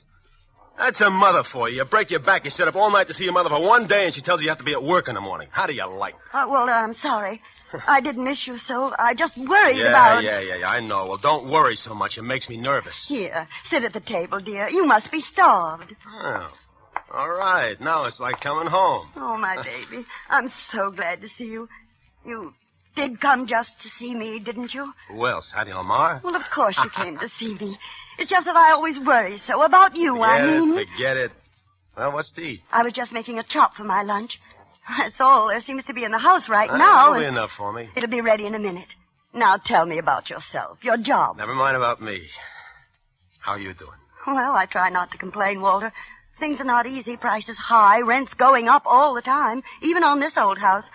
Honest, I don't know what I'm going to do if things don't... You had some bonds Papa left you. You had about $2,000 bonds he left you. You still got Well, them? I'm trying to tell you, Walter, things haven't been easy. And Always the poor mouth. Every time I see her, she's putting on a poor mouth. I'm just saying things aren't easy. And for me, do you think it's a picnic? I got enough trouble, and for what? For what? All year I worked like crazy. For what? A man must work, Walter. A man must work, Walter. Yes, that's true. A man must work and live like a person, and not be afraid so that he can sleep without worrying about... About what? About a bell ringing at night, or a knock on the door in the morning, or someone touching you on the arm. Yes, it's a nice feeling and a free feeling to be able to walk down the street in the sun with your eyes meeting another man's without wondering if he's... Shut up! I ain't in trouble against her. Stop mouthing at me. You're always mouthing at me. You haven't... You know what the judge said the last time, Walter? He was nice. Now, he gave you another chance. He saw you were really a good boy, and he gave you another chance. He got you a nice job, and you promised to... You must... Oh, you're all right, Walter. You didn't... Meatball. A herring on a plate all your life. You're a tomcat in the garbage. You find a fish head and you say, thank you, mister. You chew a fish good and you smile pretty. Well, not for me. You take a chance and you throw away the fish heads. You get one break and you're out of the garbage can for life. You throw with time clocks and shiny pants. You're in the higher brackets and nobody gets you. Yeah, you're a mister with a future. You hold your nose when you walk from the day coach to your compartment. You leave the stinks behind in a pot of dusty air in front of you, and that's for me. One break and you're as hot as a rocket shooting diamonds for sparks. Walter! You're a P-38 in a world full of flivvers. A buck gets you two gets you four. Walter! Good for one blonde to kicker and a kisser. Walter! It's all right. I took another chance. I tried to run it up. No dice. I gotta make it good. Tomorrow morning, I gotta make it good. The books at the office will show it, and I gotta make it good. How much? $1,500. $1,500? By midnight tonight, $1,500. If I miss that 12:20 for Pittsburgh, it's all up. I might as well take gas. $1,500? By midnight tonight? Where am I going to get it, Walter? The bonds. You got the bonds, Papa. The bonds? How do you think I got you out of the last trouble? Bribes, bail, paying back every dime. Where do you think I got it? I'll get 10 years. You heard the judge last time. What can I do? What? 10 What? years and start. 10 years. There won't be no reform school this time. Walter, Oh, look, Walter. please, Ma, please, get me the money. I'll be good. I'll work hard. I won't give you no more trouble, but help me now. Please, Mama, please, will you? Where can I get it, Walter? I've nothing left. Nothing. I don't care where you get it. It's your fault, and you gotta help me. I only wanted to help you, Yes. and now I'm gonna... Yes. It is my fault. I've always protected you, but I can't protect you anymore. I'll give you the few dollars I have. Go away. It'll be enough to help you run away. That's all I can do. You're holding out on me. You're worrying about your old age. You're making yourself a cushy little...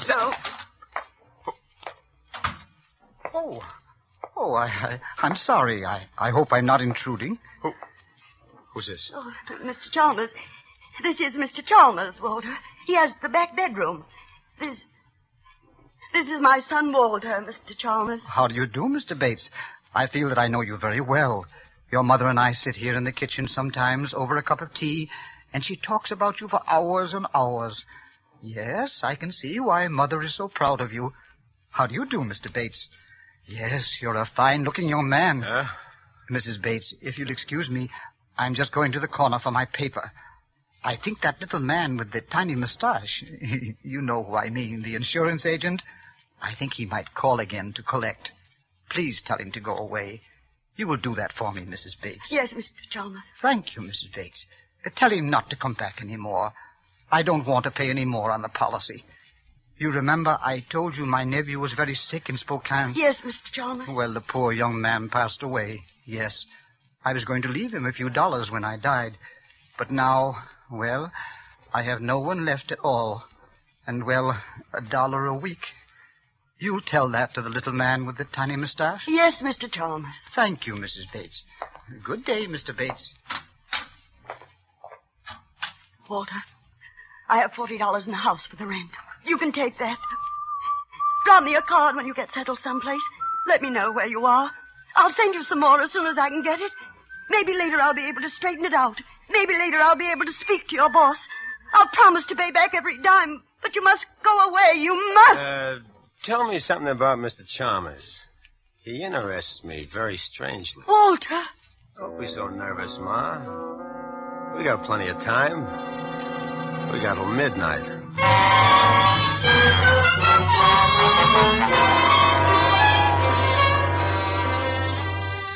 Tonight for Suspense, Roma Wines bring you as stars Fay Bainter, Ralph Morgan, and Dane Clark. You have heard them in the prologue to our suspense play this evening, Robert Tallman's story, Life Ends at Midnight.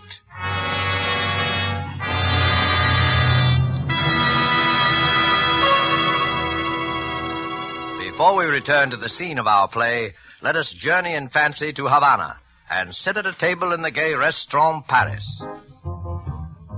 At the next table, we see perhaps a farewell party given for an American visitor. The American is wondering how he'll be able to repay in his own country the hospitality shown him in Cuba. Reassuringly, his Cuban host might remark, "Es muy fácil, amigo. Just be sure to serve wonderful Roma wine. It is wine imported by us from your own country. Roma wine." Indeed, Americans can well be proud that judges of fine wines in so many lands now acclaim the wines of California among the world's most enjoyable of all time. Of these truly superb wines, Roma wines are especially honored by the number of countries now importing them for enjoyment as rare luxuries. But Roma wines are not lacking in honors bestowed them here in America, because Roma wines are America's largest selling wines. If you aren't already one of the millions enjoying Roma wines regularly, as a delicious beverage any time, to add sparkle to any meal, to smarten your entertaining, make your own taste test to choose your favorite, choosing from Roma wine's many different wine types.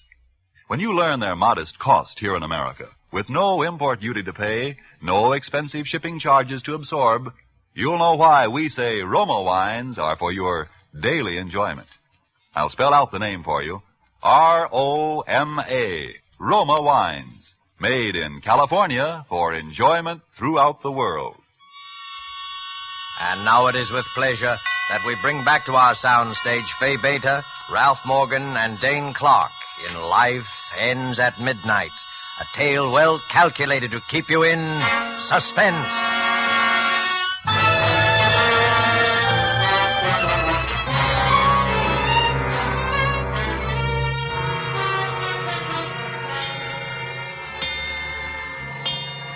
Yes, I do think I'll have another cup if you don't mind, Mrs. Bates. Now, Mr. Chalmers, suppose you look at it this way. You've been paying $1 a week for how many years now? I'd say 20 years would be a conservative estimate. All right, 20 years. Now, let's see, that's $50 a year. Say that's $1,000 you paid in, no? Yes, $1,000. This coffee cake, Mrs. Bates, is excellent. You like it? I made it yesterday when Forget the coffee cake. Now, let's figure percentage. How many more years do you figure to live? Walter. Oh, that's all right, Mrs. Bates. After all, I'm an old man, and at my age, one rather, well, comes to terms with death. It's like the end of a long, busy day. Life ends at midnight, and a new day begins. Yes, Walter, I think you're on the verge of making a very profound observation. You see? My policy is for $2,500. And in the days that are left to me, I certainly will not be required to pay in as much as I have already paid out. That's the exact point. And if you drop it now, will you get anything back? No. You got a straight life with no cash-in value. If you drop the policy now, the insurance company is the winner. But say you live another couple of years. You pay a couple of hundred more. And you leave the $2,500 to somebody. Now, Which is a smart thing, I leave it to you. Yes, I should like to think that when I'm gone, I've left something behind for someone. Mr. Chalmers? Oh, yes, I'll always remember him for this. It's nice to live on in somebody's memory for a little while after we're dead. But A, I have no one in this world. And B, I must be very, very frank and tell you that I can no longer afford to pay even the $1 a week. You see, I live on a That's a problem of the most minor importance. For anybody who invests in you now, $1 a week would be gilt-edged. I mean, for instance, well, take my mother here. Now, suppose you made her the beneficiary. Now, suppose she continued to pay the $1 a week. Who can lose on such a deal? Who can lose? Nobody. You get the point? Oh, no, I couldn't. Why, it's... Why not? It's simple, huh? No, Mr. Chalmers, no, you mustn't. Let Mr. Chalmers decide. Huh, Mr. Chalmers? It makes good sense, no? It makes everybody happy, no? But we're practically strangers. We just... What do you mean, strangers? Who's a stranger in this world? We're just little people trying to make each other happy. Huh, Mr. Chalmers?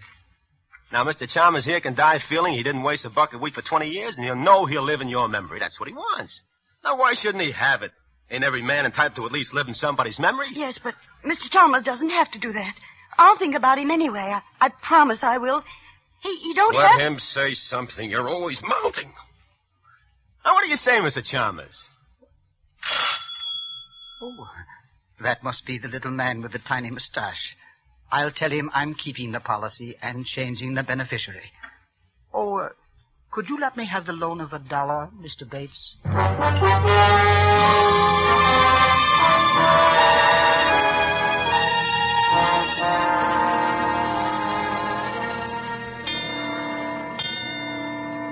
Hurry it up, will you? The old man's coming home in a minute or two. He takes his nap about this time. I want this ready for him. Oh, relax, Sonny, relax. I can't finish this job today. What are you giving me? It'll take a joint and another length of pipe. Oh, fix it up. You're a good plumber. You can fix it up for now. Hey, the room's pretty small.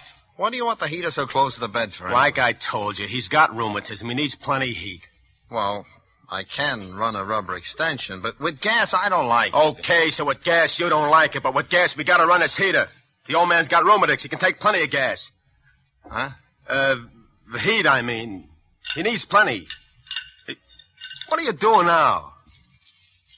Tightening this joint. Look, it's tight enough. Here's your $3 and... Okay, you're the boss. Bring your tools the next time. I won't be in here next time, Sonny. What are you giving me now? You can get somebody else to do your dirty work after this. So long, Skippy. Skippy? Well, come on, Skippy. Pull yourself together. We got work to do.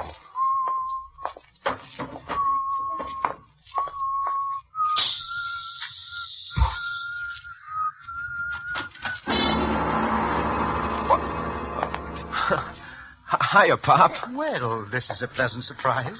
Yeah, this used to be my room. The steam don't come up here so good, so I talked the old lady into fixing this up for you. Well, that was very thoughtful of you, Walter. Thanks. I stuffed up the cracks in the window, too. 0 weather. It gets plenty of drafty in this room. You thought of everything, didn't you, Walter? Huh? Yeah, it ought to work out just fine. It'll do the job, I think. I'm going to take a little nap before dinner. Do you think the heater... Just leave it on. I'll look in after a bit to see if it's okay. Well, now, you needn't go to all that trouble. No, it's no trouble at all, Mr. Chalmers. When I do a thing, I like to do it right.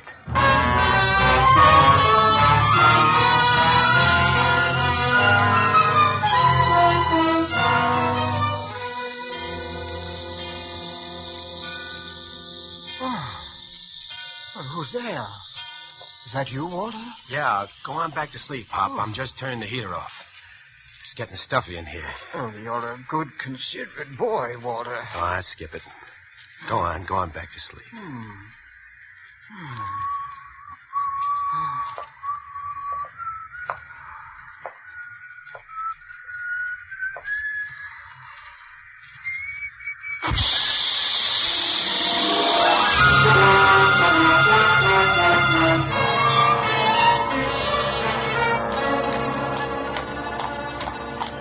Please don't walk so fast, Walter. My feet are hurting me again. You can buy new shoes tomorrow. I'd like to know what with. Maybe you'll have dough tomorrow. Maybe we'll both have some dough. If a miracle happened. Maybe miracles do happen. Maybe if you're smart. Where are you taking me to, Walter? Nowhere in particular. I thought we'd stroll around the old neighborhood. Like old times. Why, that's a nice idea, Walter, but my feet... Hello, Mrs. Bates. Good evening, Officer Flanagan. This is my son, Walter. He's just here from Pittsburgh. Glad to know you. How's business, Copper? Oh, much the same. Vagrancy, petty larceny, once in a while a suicide. Suicide? Yeah, that's what they start out to do, but it's harder to get bumped off than most people think. Huh?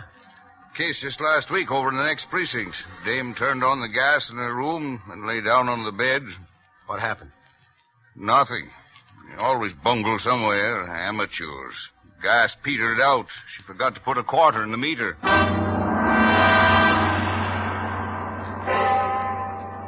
7 o'clock. I got a call in. Well, good night, Mr. Bates. Good night, Officer. Nice to meet you, Walter. Ma, Yes, Walter. when did you put a quarter in the meter at home? Why, I don't remember. Goodness, I'd better get some change. Never mind the change. Come on. Walter, why did you ask about the gas meter? What do you think? Walter, you didn't. That isn't why you put the heater in, Mr. Chalmers. What do you think? I don't think anything. I just pray that quarter ran out Save before... your prayers. Because if that didn't work, I'll try another way. Either that old Cluck is dead before midnight, or I spend 10 years in stir. He's going to be dead before midnight, see? And if you try to make any trouble, you'll be pushing daisies right along with him.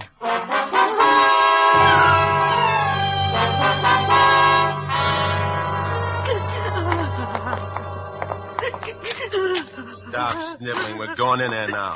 Now, look, if it took, scream your head off, or I'll give you a reason to scream. Gas. I can smell it. Come on.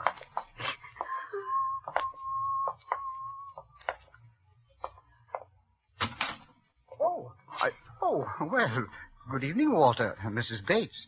I was just on my way out. Oh, Mr. Chalmers, you're all right. You're all right. Of course he's all right. What's eating you? I have a slight headache, it's true. But a brisk walk in the open air will cure that, I'm sure. Hey, will you look at this? What is it, Walter?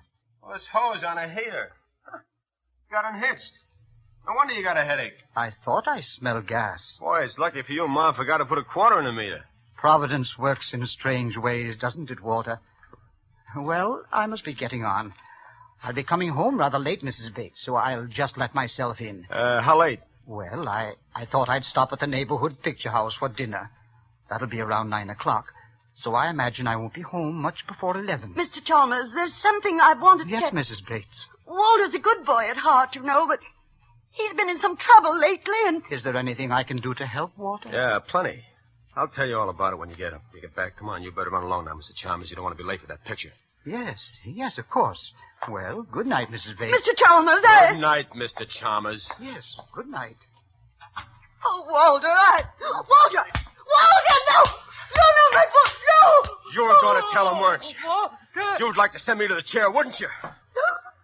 You struck me, Walter. You struck your own mother. I ought to have messed up your sad monkey face for good. Oh, It's no, your fault I pulled this up in the first place. Why didn't you remember to put a quarter on that meter? Why didn't you? I'm glad I forgot. He wouldn't be alive. I shouldn't have messed around with gas, trying to spare your feelings, making you look like an accident. Oh, no. The thanks I get for it. She wants to blab the whole thing, turn me in, my own mother. No, Walter, no, that's not true. Why, Oh, don't strike me again, Walter. I can't stand it. Okay. Maybe now you'll cooperate. Now, look, let's put it this way. It's either you or him.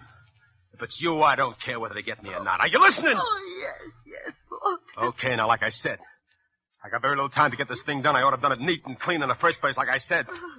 He's old and weak. You just push him over on a bed, hold a pillow over his face for a few minutes, and the job's done. Nobody will ask any questions, a guy that old. Walter, for the last time, I'm begging. Okay, make sure it's for the last time. And remember, it's you or him, like I said. What are you going to do? Now, look.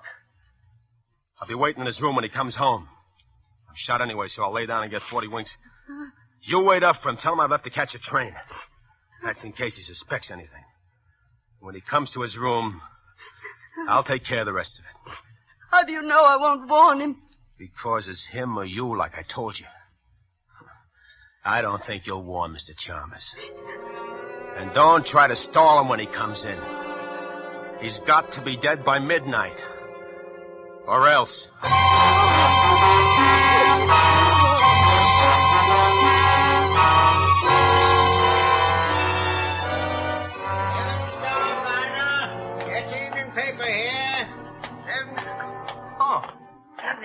Chalmers. Evening, Joe. I'll have the late edition of the Daily News as usual. Oh, I saved one out for you, Mr. Chalmers. Thank you. Good night, Joe. Good night.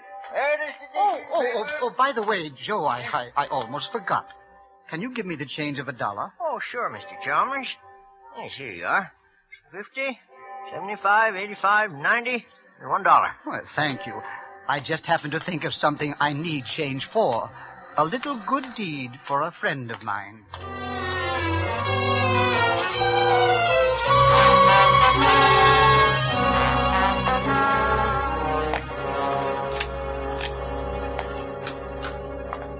Oh, Mr. Chalmers. Well, I didn't think you'd be up so late, Mrs. Bates. I waited up especially. I wanted to talk to you about Walter. Mrs. Bates, your eye, it's all discolored. Yes, the light burned out in the bathroom, and when I went to replace it in the dark, that is, I bumped into the door. Now, I would have thought Walter would have done that for you. Oh, no, Walter didn't. I mean, Walter's left already. He had to catch the 12:20 for Pittsburgh, you know. But it's only 11 now. The clock... Perhaps he had some things to do on the way, I mean. Of course. Well, I'm afraid I must be getting on to bed. No, not just yet. I mean, won't you sit down for a minute and have a cup of tea with me? Well, I'd like to, but tea keeps me awake, Mrs. Bates. I'll be getting along to my room now, if you don't mind. No, don't go into that room, Mr. Chalmers. Why, Mrs. Bates, whatever's the trouble? My son, Walter, there's something I must tell you. Forgive me, Mrs. Bates, but I'm an old man, and I need my rest. If it could possibly wait until morning... No, it can't wait until morning. It's got to be told before midnight. What was that? Sounds like someone moving about in the back of the house. It's one of the shutters. It's loose. The wind... Oh, you were saying, Mrs. Bates? Nothing. I can't tell you after all. I'm afraid. I'm afraid to tell it. Afraid. There, Mrs. Bates. Perhaps in the morning. Try to get some rest.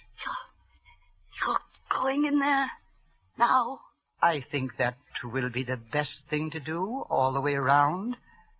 Don't you, Mrs. Bates? Good night.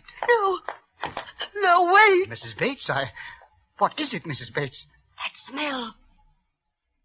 Gas. Walter!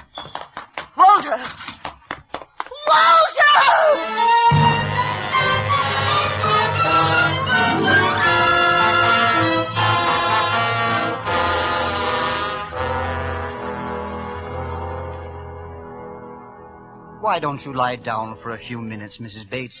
I'll call you when the ambulance arrives. Listen. It's striking 12. Dead before midnight. That's what he said. Dead before midnight. Poor lad. Fell asleep. If only I hadn't remembered to go back for that change. You did it?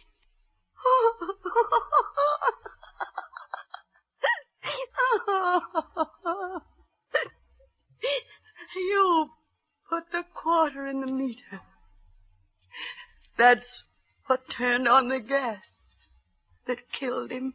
Well, you mentioned the gas having gone off and forgetting to put a quarter in the meter. So on the way to the picture house, I just went around to the back entry and dropped the coin. I suppose I should have remembered about the connection being loose on the heater in my room. But I wanted to surprise you with my good deed. I didn't mean to do anything wrong, Mrs. Bates. Truly, I didn't. No. You didn't do anything wrong, Mr. Chalmers. You didn't do anything wrong.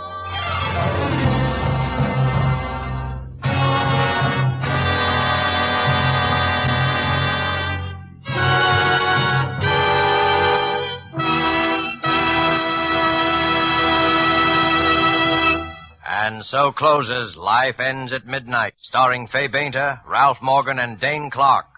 Tonight's tale of suspense. Miss Bainter appeared by courtesy of Metro-Goldwyn-Mayer, producers of Madame Curie. Dane Clark is currently being seen in the Warner Brothers production Destination Tokyo.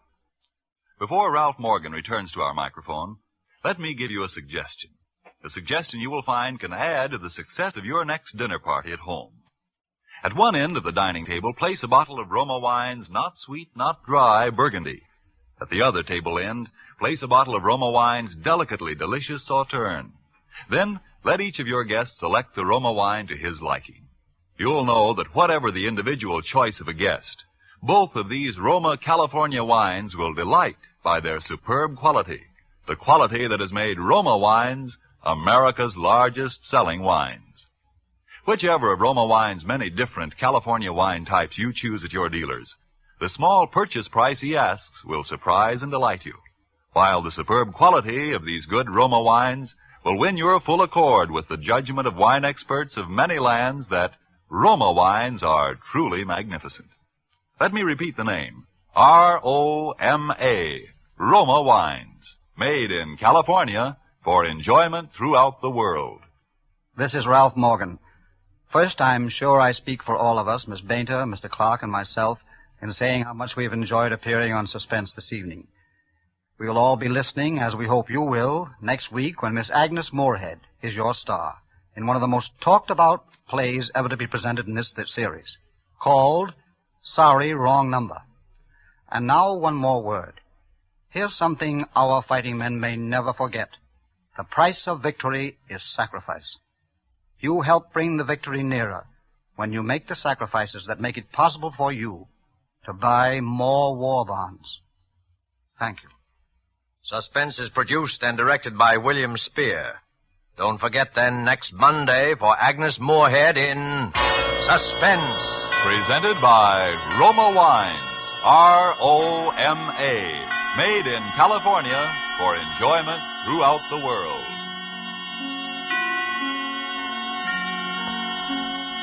This is CBS, the Columbia Broadcasting System. Hey, where do you live now, Flo? I live in Idaho. And what do you eat now, Flo? Eat? I eat Jell-O. Jell-O in those 6 delicious flavors. Strawberry, raspberry, cherry, orange, lemon, and lime. Jell-O, Jell-O, Jell-O, Jell-O. J-E-L-L-O.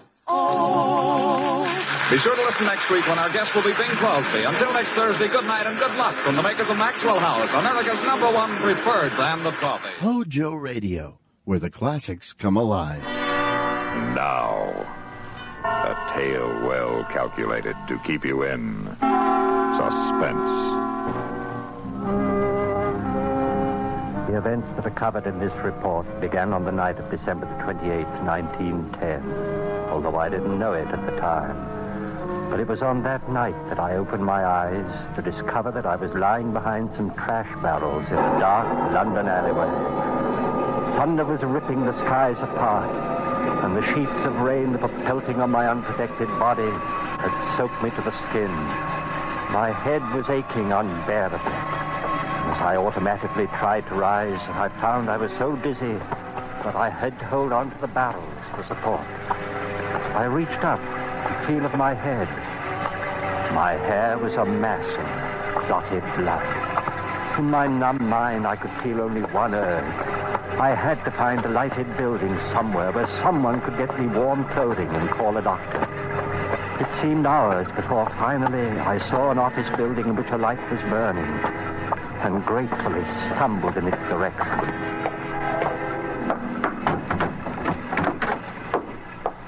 Listen to this, Peters.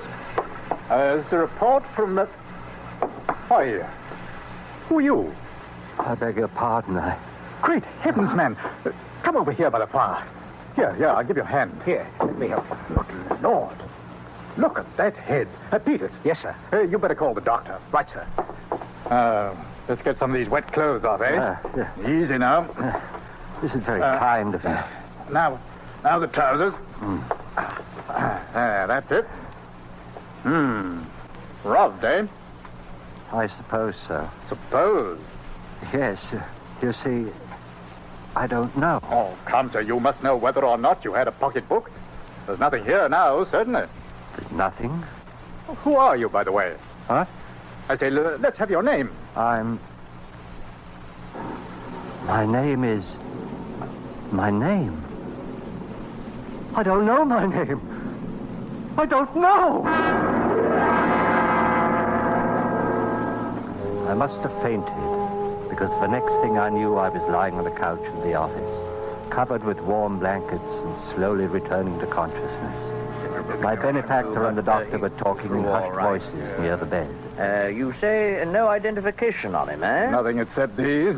I found them under his hatband. 2 ticket stubs, Drury Lane Theatre, December 24th, 1910.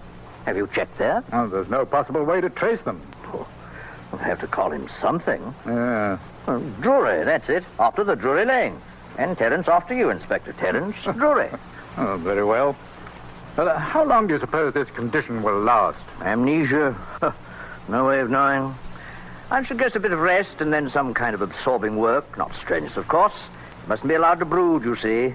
Danger in this sort of thing lies in a man's working himself into a genuine psychosis from worry. I see. I say, Carruthers, why don't you put him to work here? At least until you locate his family. After all, you can't very well turn your back on the chap now that he's named after you. Well, as a matter of fact, it happens that I could use a new man around here very nicely. Oh, there you are. And as to forgetting one's worries and absorbing work, I can't think of a better place in the world for a man to do that than Scotland Yard.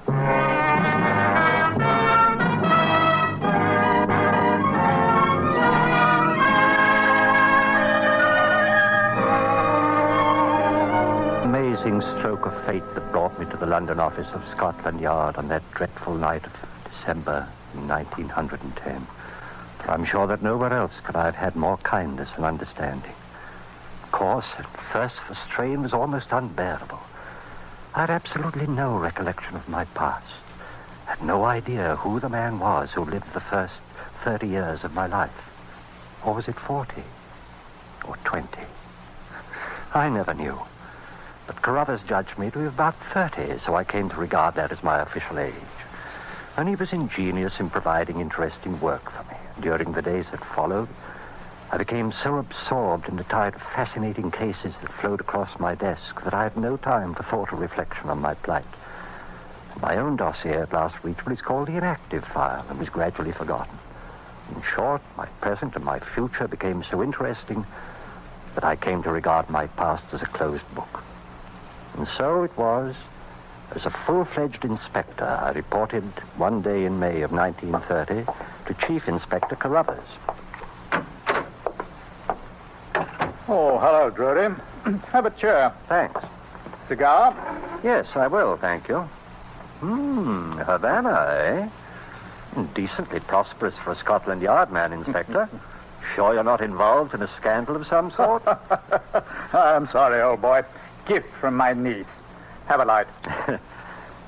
Only one other conclusion, then. You're about to cancel my holiday. Well, as a matter of fact... Murder in Soho, I suppose. No, not in Soho. In Clovelly. Clovelly? Clovelly? That's a fishing village in Devon. That's it. Bit of a resort town, too, you know. Thought you might be able to combine business with pleasure. I do need a rest, you know. Well, I have here a letter from a Mr. John Stanhope, who resides in Clovelly. It seems he unearthed a human skeleton in his backyard, apparently buried there for years. Or it'll just be a matter of securing a routine report on the case, perhaps questioning this Mr. Stanhope and possibly a few of the local residents. Then you can pop down to Torquay and bask in the sun for a few days. Ever been in North Devonshire? I avoid it religiously. I'm allergic to moors. Well, what do you think of it? Well, if it were anyone else but you, Carruthers. I suppose I'd better write this all down. John Stanhope, right? Mm-hmm. Do you have his address? Oh, there's no such thing as an address in Clovelly. There's only one street. But you won't have any trouble finding it. Oh. From what I hear, the townspeople will be quick enough to tell you all about the place where the bones are buried.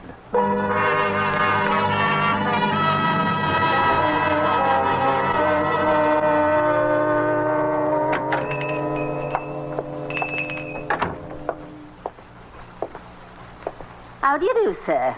Welcome to Clovelly. How do you do? My name is Drury, Scotland Yard. You'll want a single, I expect. Yes, if you have one. Just sign the register, please. Very well. There. I understand that Mr. John Stanhope is to leave a message here for me. Oh, you must be here about the bones. Yes. Some excitement they've caused, I'll tell you. What with the Ashley Nortons' disappearance, a dark mystery these 20 years and all. Who were the Ashley Nortons? Lived in that house 20 years ago, they did. That would be just about the time the body was buried, wouldn't it, sir? Yes. Did you know them? Never did see her. Saw him once or twice. Strange pair they was. Unsociable. Keeping themselves to themselves night and day in that house on the cliff. No telling what went on behind them doors. What do people think went on? There's some that thinks that what went on was murder. Murder? Why? There's those who knows the reasons better than I. I'll leave it to them to tell. Very well. Let's see, I signed this book too, don't I? Oh, no, sir. That's our permanent register for new guests. But you've been here before. I? Why, no. I've never been here before in my life. Oh, that's odd. For a moment, I thought I'd seen you here before sometime.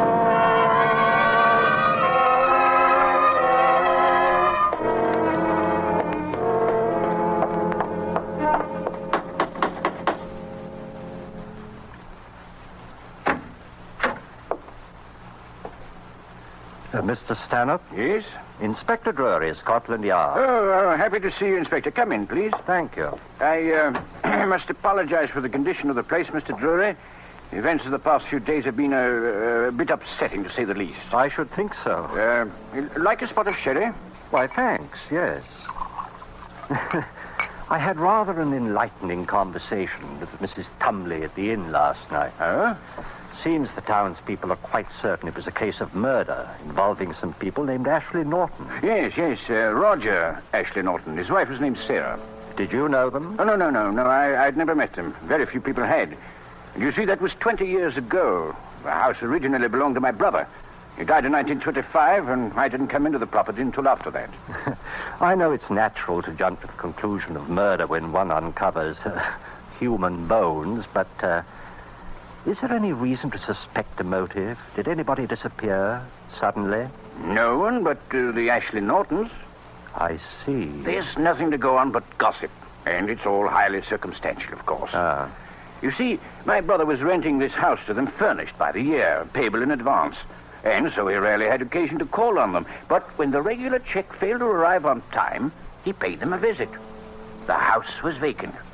And it was immediately clear that no one had lived in the place for the last few months. Your brother made inquiries, of course. Oh, yes. No one had seen or heard from them for at least 2 months before. And what date was that, Stanhope? Now, let me see. That was December of 1910. I'm sorry. Oh, it's quite all right. Let me... No. The maid will attend to it. Let me get you another.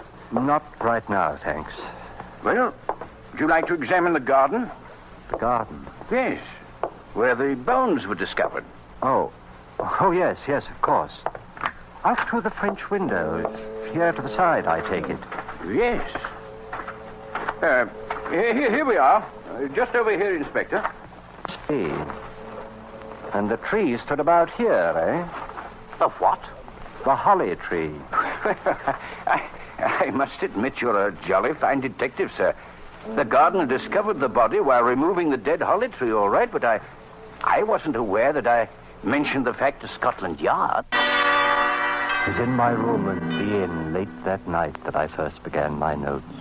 I include them now in this report, just as I wrote them then. Clovelly, Devon, May 18, 1930. The feeling that this is all a book that I've read or a play I've seen somewhere in the past has taken hold of my very soul. And the terror that grips me when I think of the future makes rational thought very difficult. But nevertheless, I have resolved to pursue the investigation until I am certain that there is no further doubt. I must discover someone who knew Ashley Norton intimately, his profession, his habits, his personality. I think I must risk tomorrow another talk with Mrs. Tumley. But meanwhile, I shall withhold any further report to Carruthers.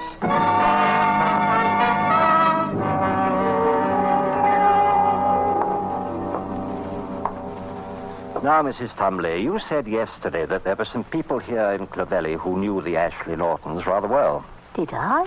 Yes, Mrs. Tumley. Well, it might have been Effie Wilkes I had in mind. Who was Effie Wilkes? She was the Ashley Norton serving maid, sir. And where is Effie Wilkes now? Oh, she disappeared, sir.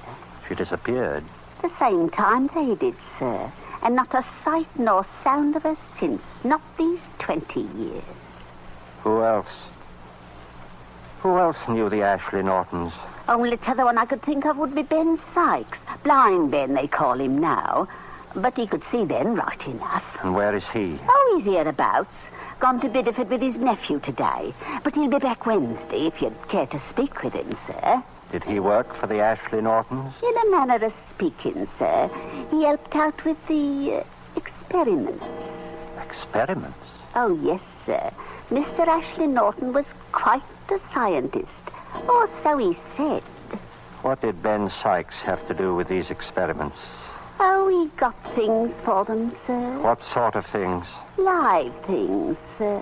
Live things? Rabbits, animals, such like things, sir. Oh, is that all? No, sir. If you ask me, that wasn't all. What else? There was human beings, sir. Human beings? Yes, sir. What human beings? Why, I would say, sir, the nearest ones that came to hand. What do you mean? Oh, I'm sure you know much more about this than I do, sir. But they do say those bones were the bones of a woman.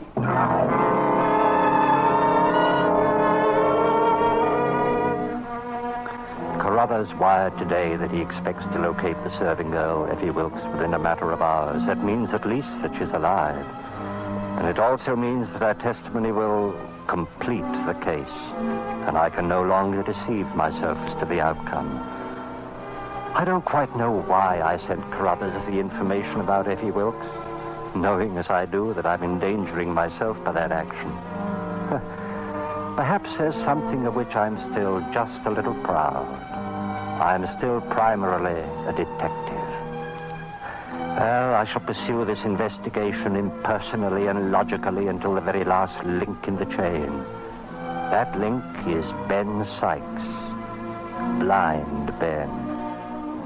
There is only one fact in which I can take some faint hope.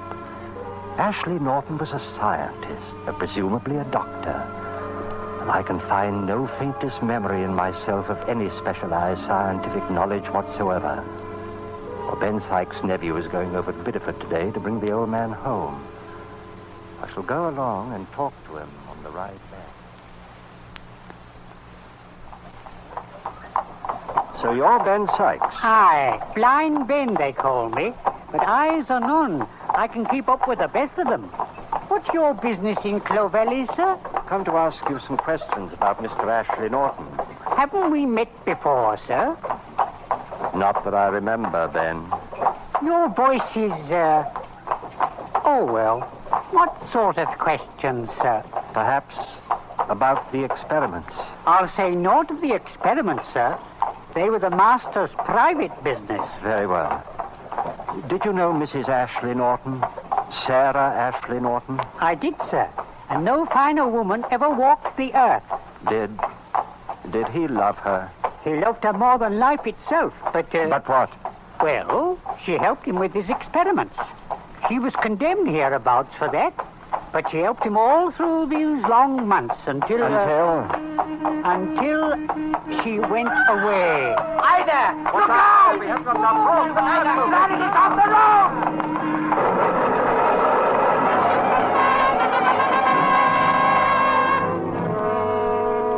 The last I remember was the sickening sway of the wagon as it overturned in the ditch to the left of the road. I must have hit my head on something and lost consciousness just for a moment. Help me with him. Otto! Oh, I say, there's a nasty gash on his leg there. What about the other? Take care of Ben. I'll look to the inspector. Right. You are, old fellow. Now. Inspector, you all right, sir? I believe so. Here we are. There you are, sir. Thank you. Is Ben all right? Oh, he's hurt. His leg. I've sent for the doctor. Let me have a look at it. Oh, yes, sir. No, don't fold it back. Huh? Now, get me a knife. Oh, here you are. Now, help me with this. Here. That's it. Compound fracture and bleeding pretty badly. Have you a handkerchief? Ain't clean enough for a bandage. It isn't a bandage. Now, get me a small stick. Oh. That's it. Now, around here, just below the patella. Now, hold on to that and relax it when I tell you. Yes, sir. Tibia and fibula, both compound. Dislocation of the talus. Need x-ray immediately. What? I didn't know you was a doctor, sir. Huh? What? Neither did I.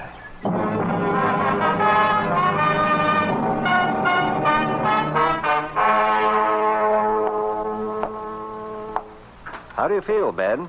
Much better, Mr. Drury. Thanks to you. She twitches now and then. He'll be all right once it's set. Lucky you was with us, sir. Ben, you were going to tell me about the last time you saw Mr. Ashley Norton. Do you remember? Yes, sir. I remember it well. He was going up to London, to the theatre, he said. Was he going alone? Yes, sir. Mrs. Ashley Norton had gone on ahead to do some shopping, he said. Ben, do you remember when? What theatre? Yes, sir. It was Christmas Eve, and the theatre was Drury Lane. Yes, I know. I guess I knew it always. Asking your pardon, sir, I'm an old man, and I can say things without anyone getting angry about them. Yes, Ben, what is it? Well then, sir, you seem like a man who's running away from something. Oh, running. I wouldn't run away from it any longer, sir, if I was you. Ben, I believe you're the only one of us who isn't blind.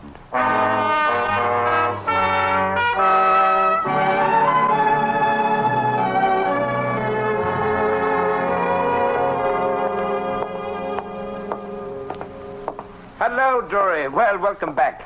I say, though, the chief's been trying to get a hold of you all day. Yes, I know. Is Chief Carruthers in? No, he had to meet someone at the train. He'll be back soon, though. When he wants me, I'll be in my office, finishing my report. Oh, that's so. You've been on a case. Murder, wasn't it? Did you catch the fellow? Yes, I caught him.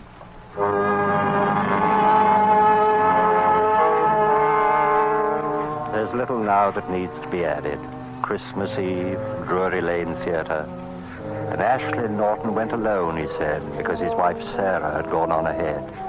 And the medical training, it came back to me when I needed it as though it had been my life, my former life.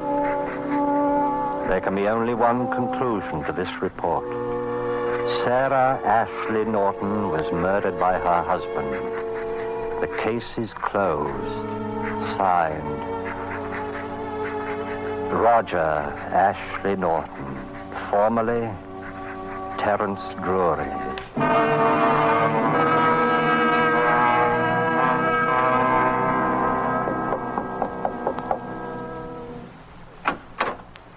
Oh, come in, Drury. I've been expecting you.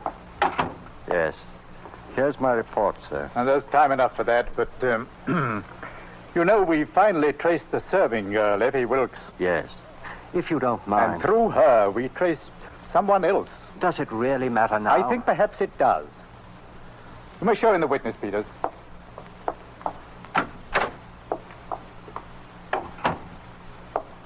Yes. Yes, it is. Roger. Oh, Roger. I beg your pardon, but who? Roger, don't you remember me? Remember you? I only remember that you were someone who was once very dear to me. And now it's too late. No, Roger. No, it isn't too late. I'm... Sarah. Sarah. Darling. You see, Drury, or rather Mr. Ashley Norton, it seems you and your wife did go to the Drury Lane Theatre on that Christmas Eve 20 years ago. And that very night, you were both to go on to Paris. Then at the last moment, you ran into some chap who begged you to deliver a lecture the next day. You agreed, and Mrs. Ashley Norton went on ahead. You were to meet her in Paris in 2 days. Oh. When you didn't come, I checked with the steamship company, and they said your ticket had been used. The thief who robbed you must have used it, but I couldn't know that. I thought you must be somewhere in France for years. Then I thought you must be dead. Oh, Roger. Roger. My dear. Oh, Sarah, do you suppose you could call me Terence? I've got used to it, you know, and... Very well, Terence. You haven't changed very much, really. I suppose you haven't either. Oh, and can you ever forgive me? Forgive you? For what? The bones. Oh, the bone. Yes, Well, I suppose if that Mrs. Tumley hadn't been so nosy, I wouldn't have done it. But I was afraid if they found it in the house, it would look even worse. So that's why I did it. Did what? Buried your demonstration skeleton in the backyard, under the holly tree. What?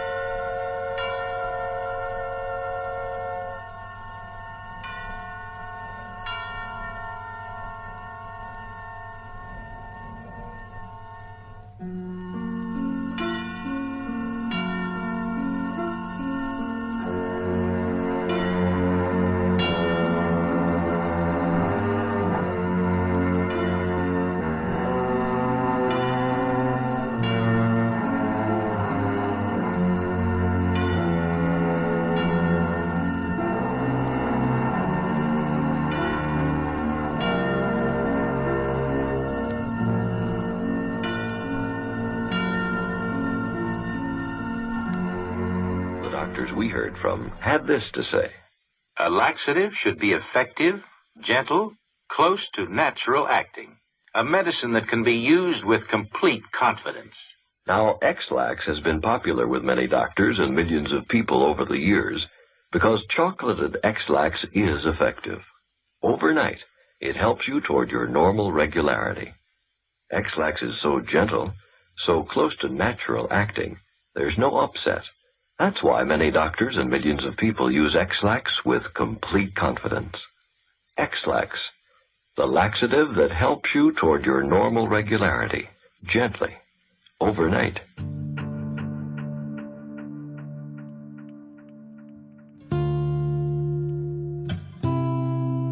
Thanks for listening to HOJO Radio. We'll be back again very soon.